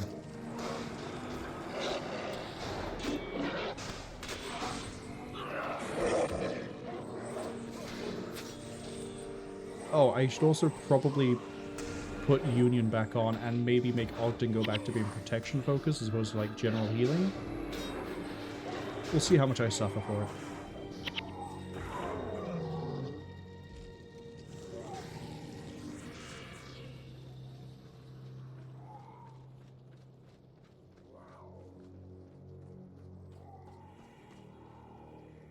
I think we can path that pretty. Ogden. It is so nice to be fighting enemies that aren't level 28, taking hardly any damage. But, yeah, once we've done Then and Now, Here and There, that's going to be it for Guild Wars for the time being. Once Rogue Trader is finished, which that's going to be Tuesdays and as and when I can do it as well. So we should get through that in whatever time span that's going to be. Hopefully not more than a month or two. Well, it's going to be about a month minimum. Probably 2. Cut up here. We'll be doing factions, and I already know that, as I think I've mentioned the character that we were doing that. Hi? Okay, these guys are pretty pathetic. Pretty sure you're just going to get flattened on the first cry of frustration. Almost. But yeah, the character we have, or that I have planned for that one, is going to be, since we're going to be doing the same restrictions of try to keep it single player, try not to use heroes, because that game, factions won't give us any. We get to go back to suffering with henchmen. Unless I get thoroughly stuck, we need to go right and then round, I think? Yeah, seems about right. There's Char in that direction. And then, yeah, for that one we're doing Assassin Necromancer, and I'm probably going to regret that, but I think it's fun. I think it's interesting. I get to add this character to the mercenary list. I've just realized. I didn't want to... I kind of wanted to add the... I guess we'll call them the campaign characters to the mercenary slots. Finished what we were doing with them. Doing that. Not that I think we'll see this character again until we hit Beyond.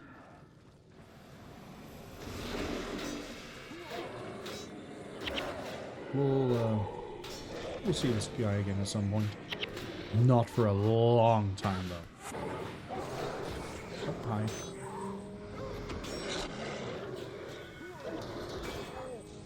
Problem here is we have equal numbers. And you healed, which was not great.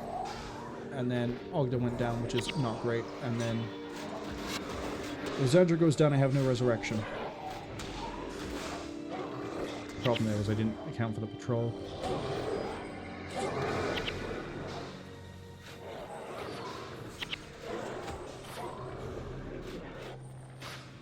There's me not using my things. Okay, I think I have enough staying power here to kind of stay up for the time being. Nope, apparently not. Especially if you're going to whip out Lion's Comfort. That's fine.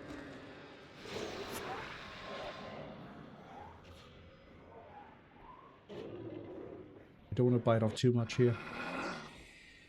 And Ogden being protection would have been a little bit more helpful. That's okay. This is significant. Oh, we're also kind of close to where we need to be. It's going to be the burning fire, isn't it? But yeah, Assassin Necromancer. We'll see how all that pans out for me. The plan I have might not end up panning out for us. I mean, look at how this went through Prophecies. We stuck with the idea of Degeneration as a build, and then, to be fair, that was mainly to help us get through doing the Ascension. We did the Ascension, and then we sort of switched to Axes after picking up Defy Pain. Yeah, Defy Pain.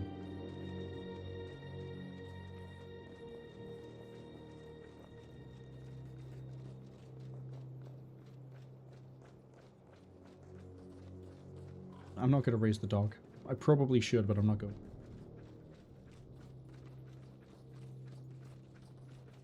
Alright, this time, we're going to wait.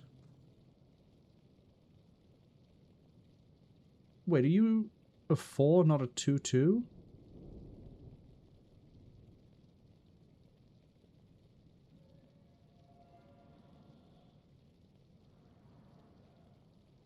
You're a 2-2.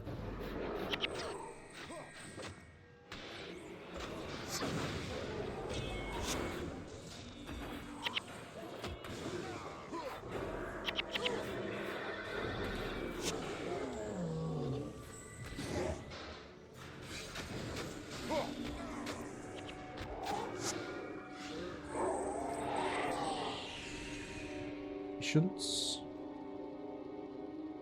I mean, Shadow Song helps, isn't it?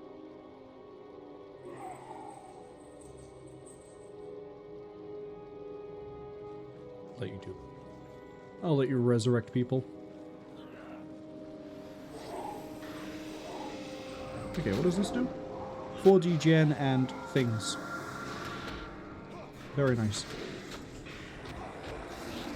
Okay, it looks like we're going to... here, I think.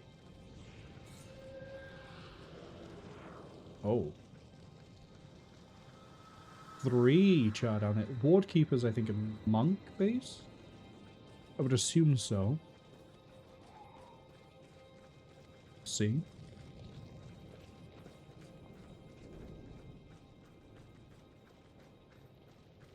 Fair amount of...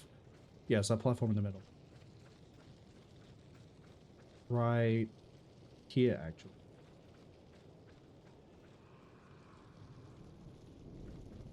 Okay. Well, let's fight our way through the ziggurats. Ziggurat, even. And, hopefully... it'll be okay. I want to... actually, hold on. Is it better for me to go through the bottom or through the... I mean, there's a lot more fighting if we go through the top. Let's see if we can go around the base. And then we'll cut right. And go up the other side. I think if I did do a run from Yak's Bend, this would be significantly easier, because that'd be, well, a lot more firepower could be added.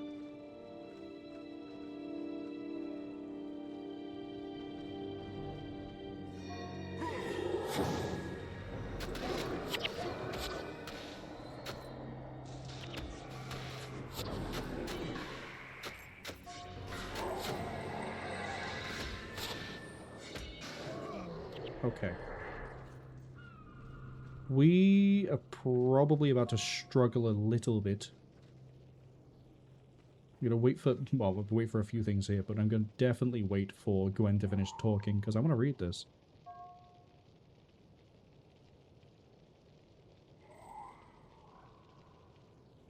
Go save prisoners? Maim Death Rain. I always love the names in this. You're level 9. I thought you were going to be a level skilled. Okay. I'm going to assume the quest is about to be a case of defeat the Char guarding the ruins to free the prisoners. You have 4 groups remaining. Presumably this is a group. Oh, you're an elementalist. That's even worse. Let's go.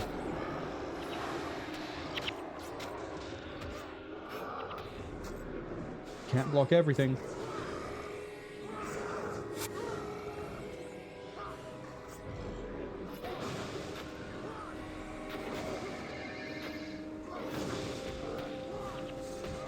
I think the most horrific thing that was just done as the design process was having block chance be so high.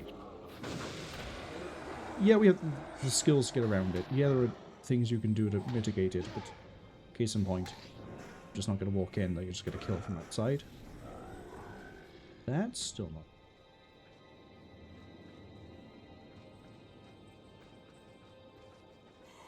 we're going to very slowly, very carefully... do you guys want to...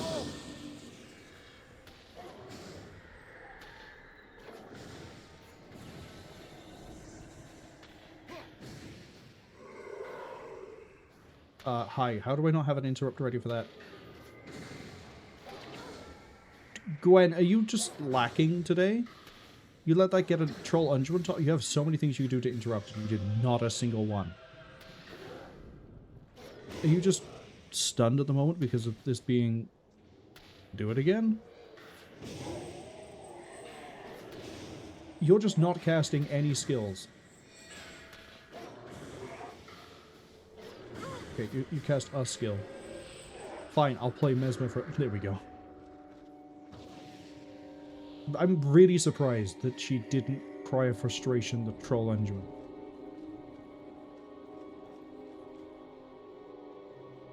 I'm also really surprised you're level 9 with level 20s need. You're an easy kill. You're gonna remove some death penalty. Let's do it. I'm not so keen on you 3 being that close.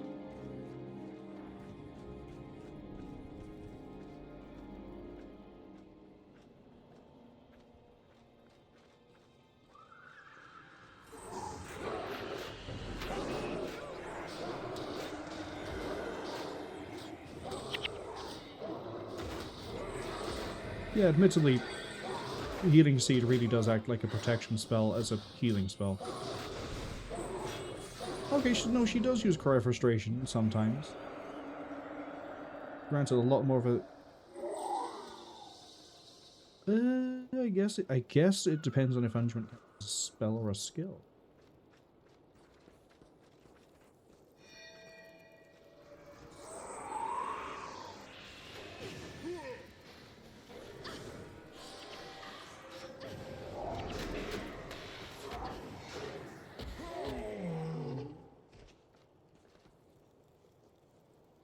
Awkwardly stand by here because there's a Seeker.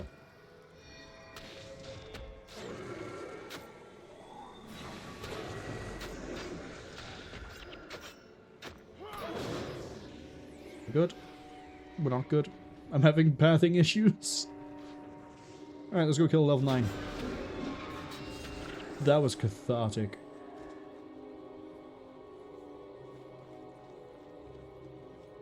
Moving on.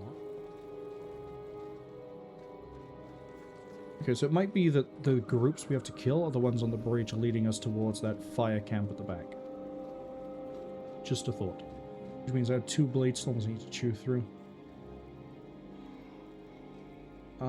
I'm going to throw a Shadow Song down here. Have you guys stay by here, and then fight me.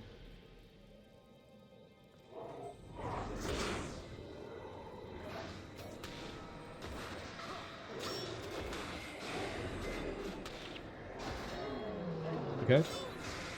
And then you're gonna get blinded. Really smart call to bring Xandra. Really smart call.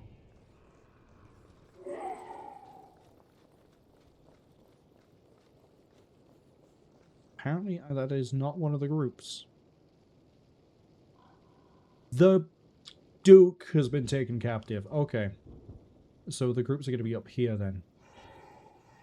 It says 4. I count 1, 2, 4. These 2 don't. Okay. It's alright. We just take this smart.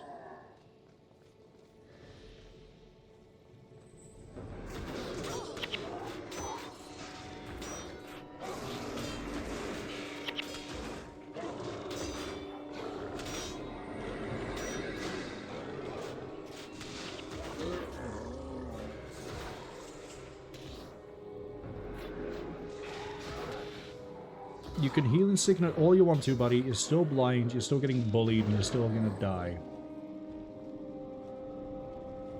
Okay, patient again.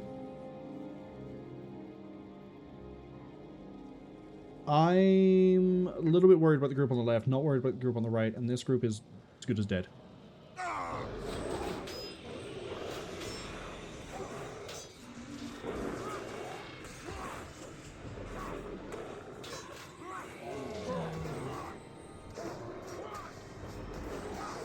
I've just realized the way I've kitted Ogden, plus me, could you not? Could you both not just pop Resurrection Signet?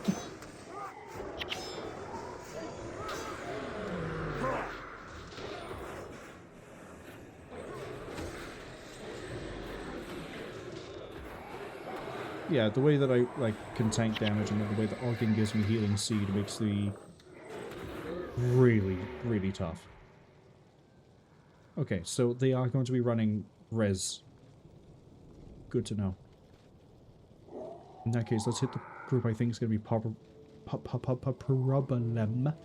problem. Problematic first.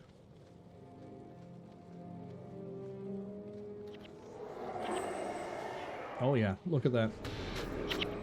Get interrupted. Get assassinated.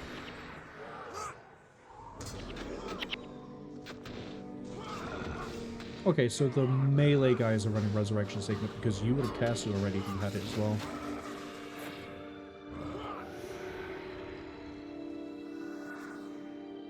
Patience, because I gotta wait for... Definitely wait for Marco Rodgort to dis...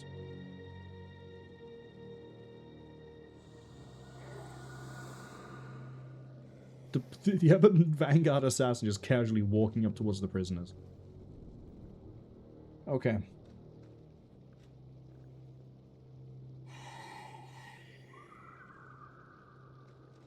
Good.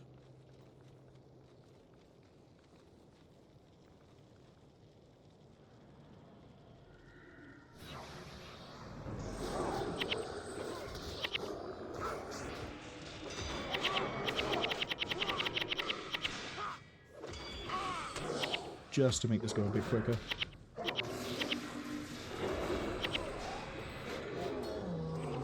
Right. Cool, we interrupted the Signet this time. Your bar wasn't even full. How'd you pick him up again?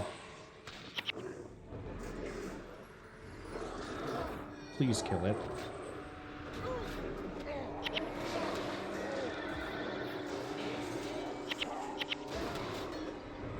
I think it's a really nasty move to give them res save. It makes them a bit more of a threat because you think they go down and then... Oh, here comes another one.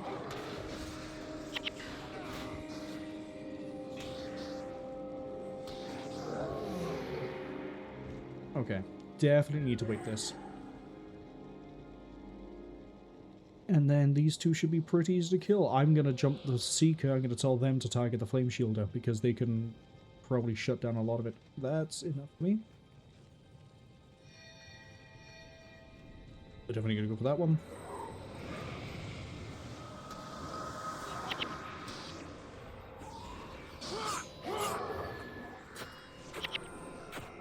So is the assassin. Down you go.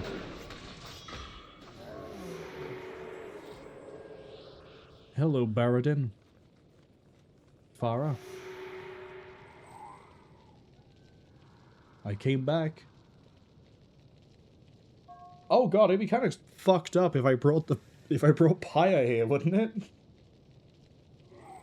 Hey, Duke. I know you got captured by the Char. Here's another Char who's fighting a Char civil war right now. Please don't kill him. He's honestly a friend.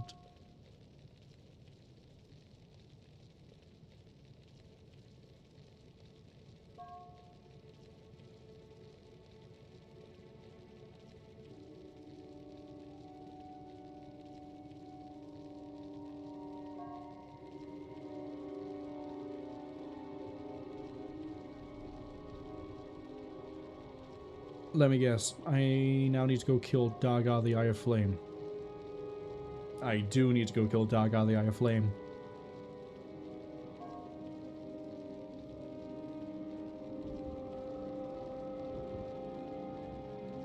Where is he? Oh, I'm actually gonna find out. Wild guess. Is he in Old Ascalon? He's in Old Ascalon. Oh, is he going to be in here? Like outside the Sarlacc Sanitarium in the old town? Oh, please tell me that's the case. That's going to be sick.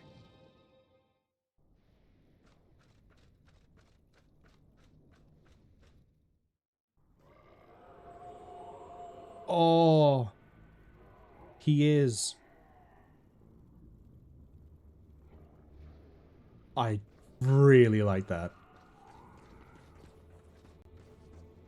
Spirits of... whatever? Okay.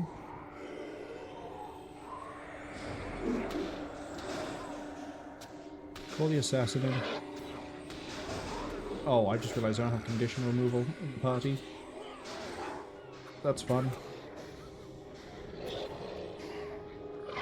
Should have killed the Shadow Song.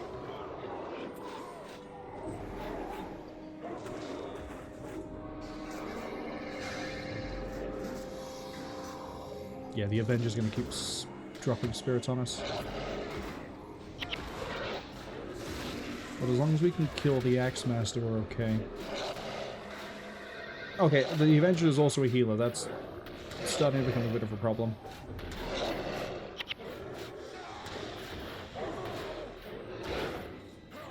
Go fuck it up.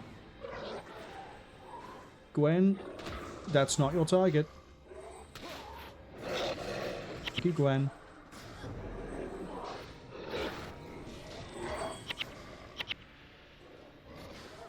Really curious what the Pathfinding is deciding to do to me right now.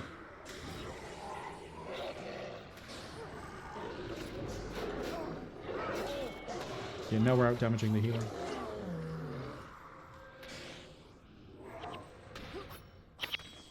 What I should have done is sit the dog on the Avenger so we would split his healing. Like we used to do back when we used henchmen.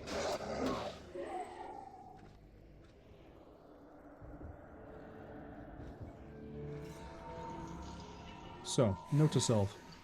Handle the Avengers first.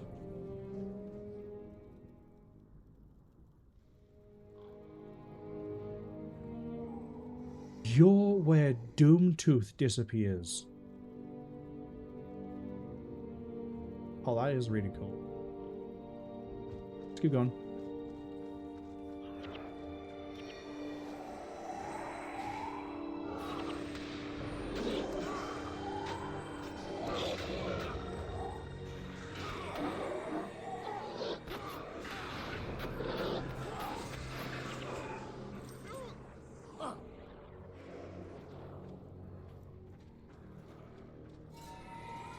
The Growl are going to pick a fight with the Char.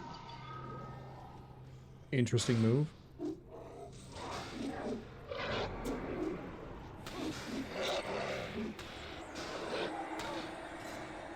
Set my dog to go fight that. I'm going to go pick a fight with this guy.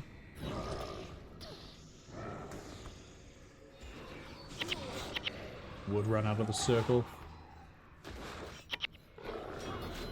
Okay, no, this actually works out for us because if the Avenger does anything, Cry of Frustration goes out, we get the AoE. Beautiful. No notes. Well, apart from... Nope, actually I have no notes. I don't know how you two are alive when there's level 20 Char running around, but sure. I also don't remember what Wanderlust does. Knockdown. Of course it does. Oh wow, that's a really good crowd control spirit, actually. I am not fighting through all of that. You cannot make me. We're going around through the riverbed. Wait, where'd I get 4% morale from? I haven't killed any elites. Oh, am I getting it for every group of Char I'm killing? Still not gonna fight my way through the big group. You can't make me. It's not happening.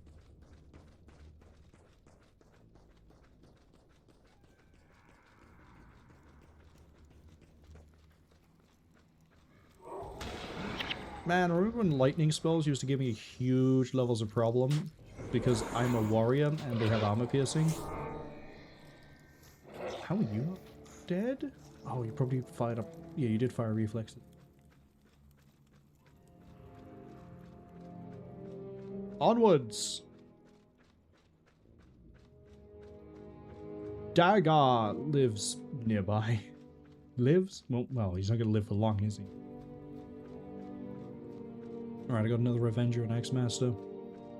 Same as before. Lock you. Lock you. The X. Actually, I'm going to pull the Assassin in too.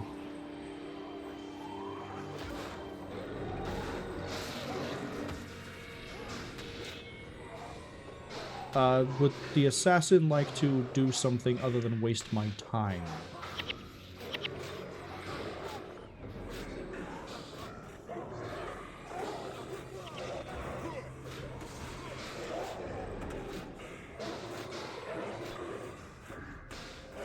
Would Gwen like to do something other than waste my time? Because that Avenger hasn't really taken much damage.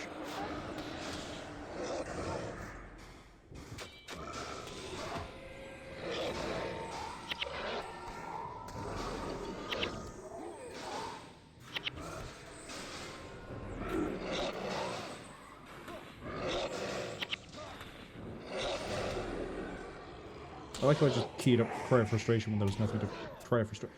You do run. I should have remembered that you do have the thing. Oh, Wanderlust damages itself. I didn't realize. That's also why I don't know what it is. It's an elite.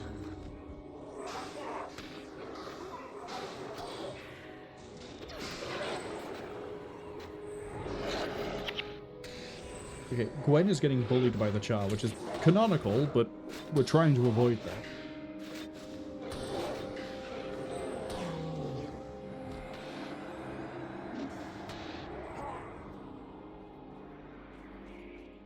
It's like we go this way.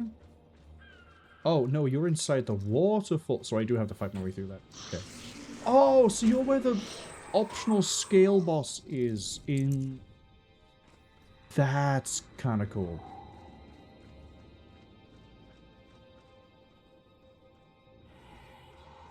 Kaio, hello, welcome in. We've had a good week so far. Kaio asks, what questline is this? This is Then and Now, Here and There, which is a Prophecies only Eye of the North quest. And once it's done, we're done. I can't get down here. So I do have to fight my way through... Oh, I guess I fight my way through the river, don't I? Okay. Get over here.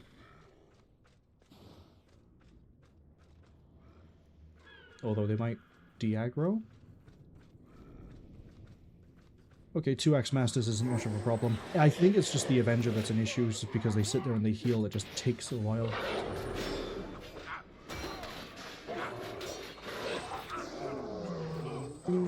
Kill this one next. Kaio says, it's so strange to see enemy spirits in the area. That's because of the quest. It's basically puts down a bunch of actual threats. Case in point, these guys will have to res each other just once. But it's not too bad. And, as I say, it's kind of nice running around and seeing them all. Thankfully, we don't have to do it in hard mode, or else I'd probably actually get wiped out, and I probably would do runs from Yak's Bend to get a party of, what is it, Yak? 6? I think it's 6 at Yak. Who is healing you? Oh, there's a prophet that... Weird.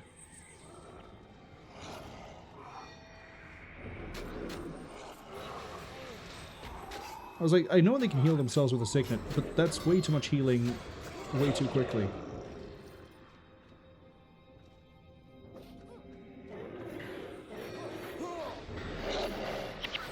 But yeah, because it's an Eye of the North quest, we have ritualists in play. Running a kind of weird... I don't know how much I would actually use Wanderlust if I had Wanderlust. There are debatably much better summoning skills for it. If I fight you, that's 3. No, it's 2. The Ward Keeper's a 7. Okay.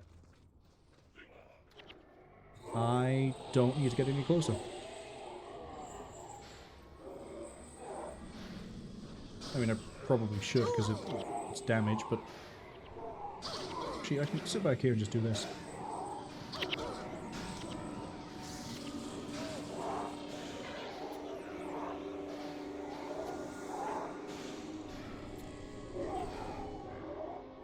The reason I don't want to get any closer is I don't want to aggro the Ward Keepers as well.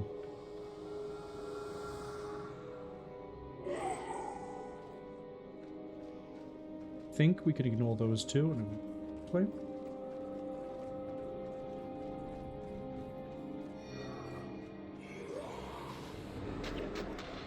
I know. 50% chance to get blocked, and now I have a chance to miss, and it's all fun, whatever it is. Oh well. Shame the rest of the party is ranged. Kaio says he used to carry Wanderlust on their Ritualist back in the day. Basically nullifies one enemy AI during the fight. Unfortunately, ads arrive in about 55 seconds. So I'm actually going to wait until the ads are finished before I go fight Dagar. Even though I'll fight the Blade Storms. And if the ads haven't finished, then we'll do whatever it is. But I think a spirit that throws out damage and damages itself just to do knockdown isn't amazing, considering you're competing that slot for I summoned 3 spirits, and those 3 spirits deal damage, and can be amplified much better.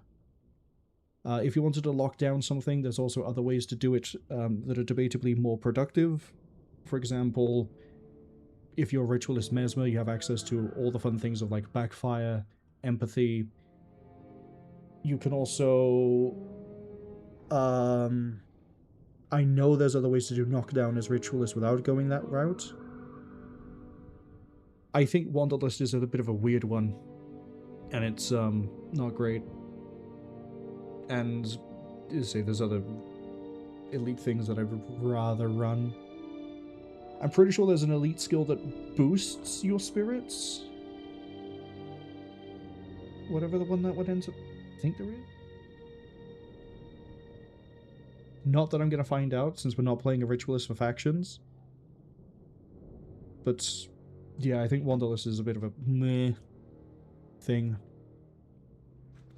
It's nice if you're building for knockdown, but I think if you're building for knockdown, you're doing it for a purpose as opposed to general spirits.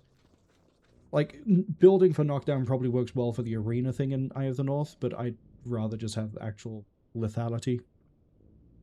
Maybe PvP, you can justify doing knockdown a lot as well, but... No.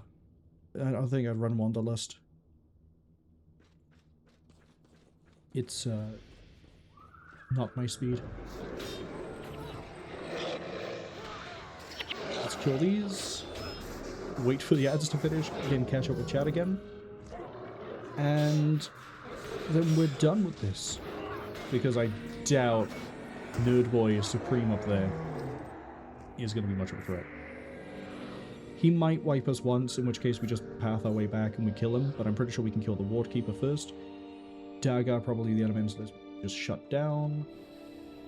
I mean, we have a few things. These 2 interrupt, fire off.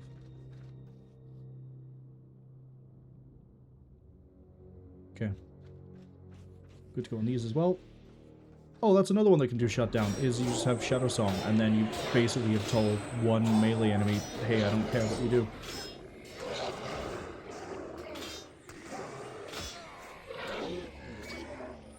Would you like to... There we go. It's kind of weird how the Blade Storms are much easier than the other melee char.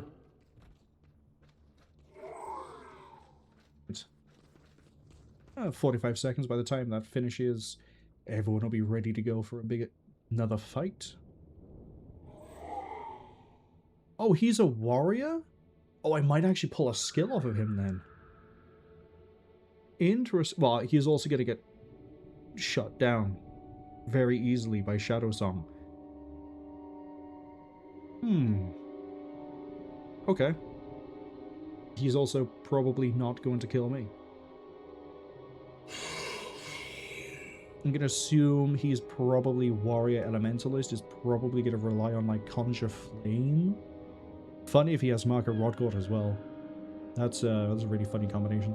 Funny combination of things I could have done include if you have this pet and Marker Rodgort, this deals fire damage, it sets people on fire all the time. There's an Elementalist skill called Double Dragon, which makes it even funnier. In fact, I think that's an Elementalist Ranger element, whichever way around you want to do it. Thing. Okay, yeah, to finish. What else have I missed in chat? Kaio says it might be great to combine with Earthbind.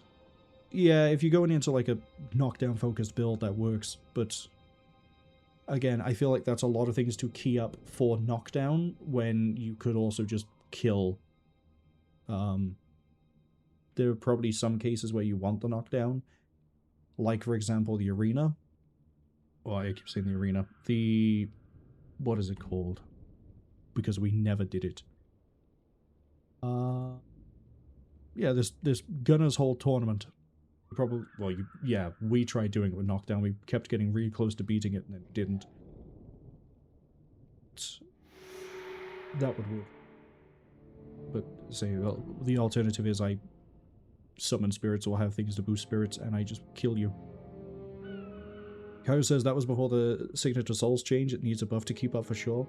I think the fact it hurts itself is too much of a downside. If it didn't hurt itself, or if it hurts itself significantly less, then it's fine, but otherwise it's just like, cool.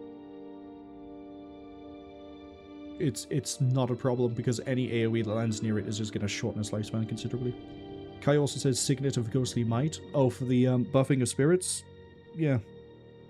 Throw that down, you throw down other things. Speaking of throwing things down, I need to throw these chars into the grave.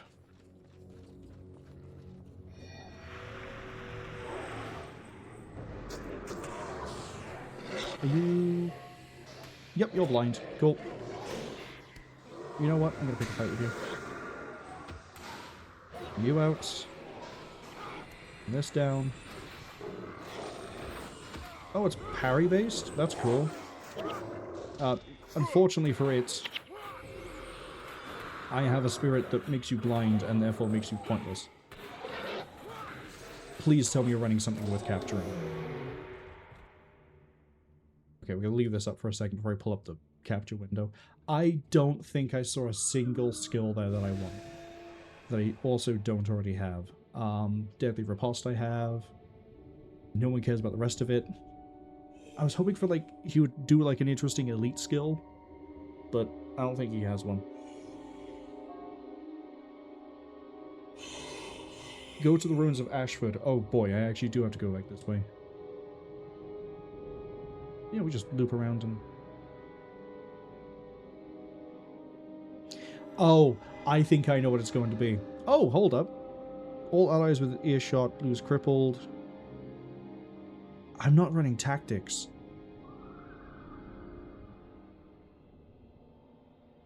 It's a good skill. But I don't care. And there's probably other ways to get that. So... And since we're not running a warrior past when we resolve this quest, it also really doesn't matter. It would have been nice if it was something, you know, like warriors... Well, we already have warriors... Okay, something on the same level as Warrior's Endurance, or Defy Pain, or Thousand Blades would have been amazing. You know, I'm just going to cut this way. Oh. Yeah, I'm outside that aggro range. Oh... Yeah, I'm outside that one too. Benetti? Oh yeah, that's the guy here. Yeah, okay, so it's not Gwen's flute.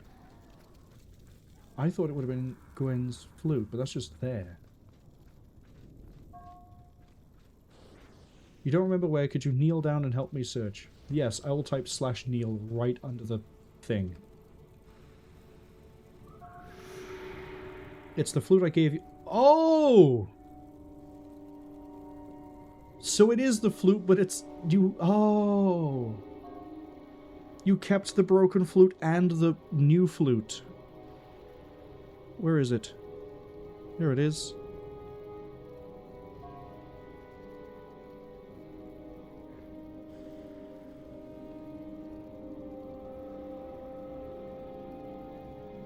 That's really nice. For the whole of this, I've always thought that broken flute there was the flute we gave her in Prophecy. In Pre-Searing, I should say. Now we just go to Pike and Square. So, yeah, she kept her broken flute and the flute we gave her. Buried the flute we gave her because she didn't want to lose it. And now we have it back.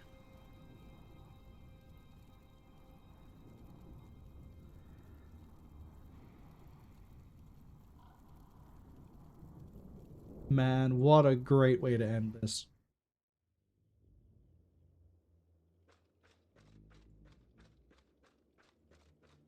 Hello, Duke.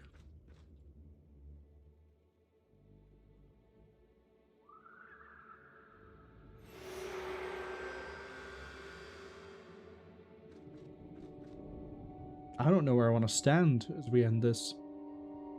Maybe... Yeah, I'm going to go stand in Ascalon City. It's close to a back to the star thing as we can do.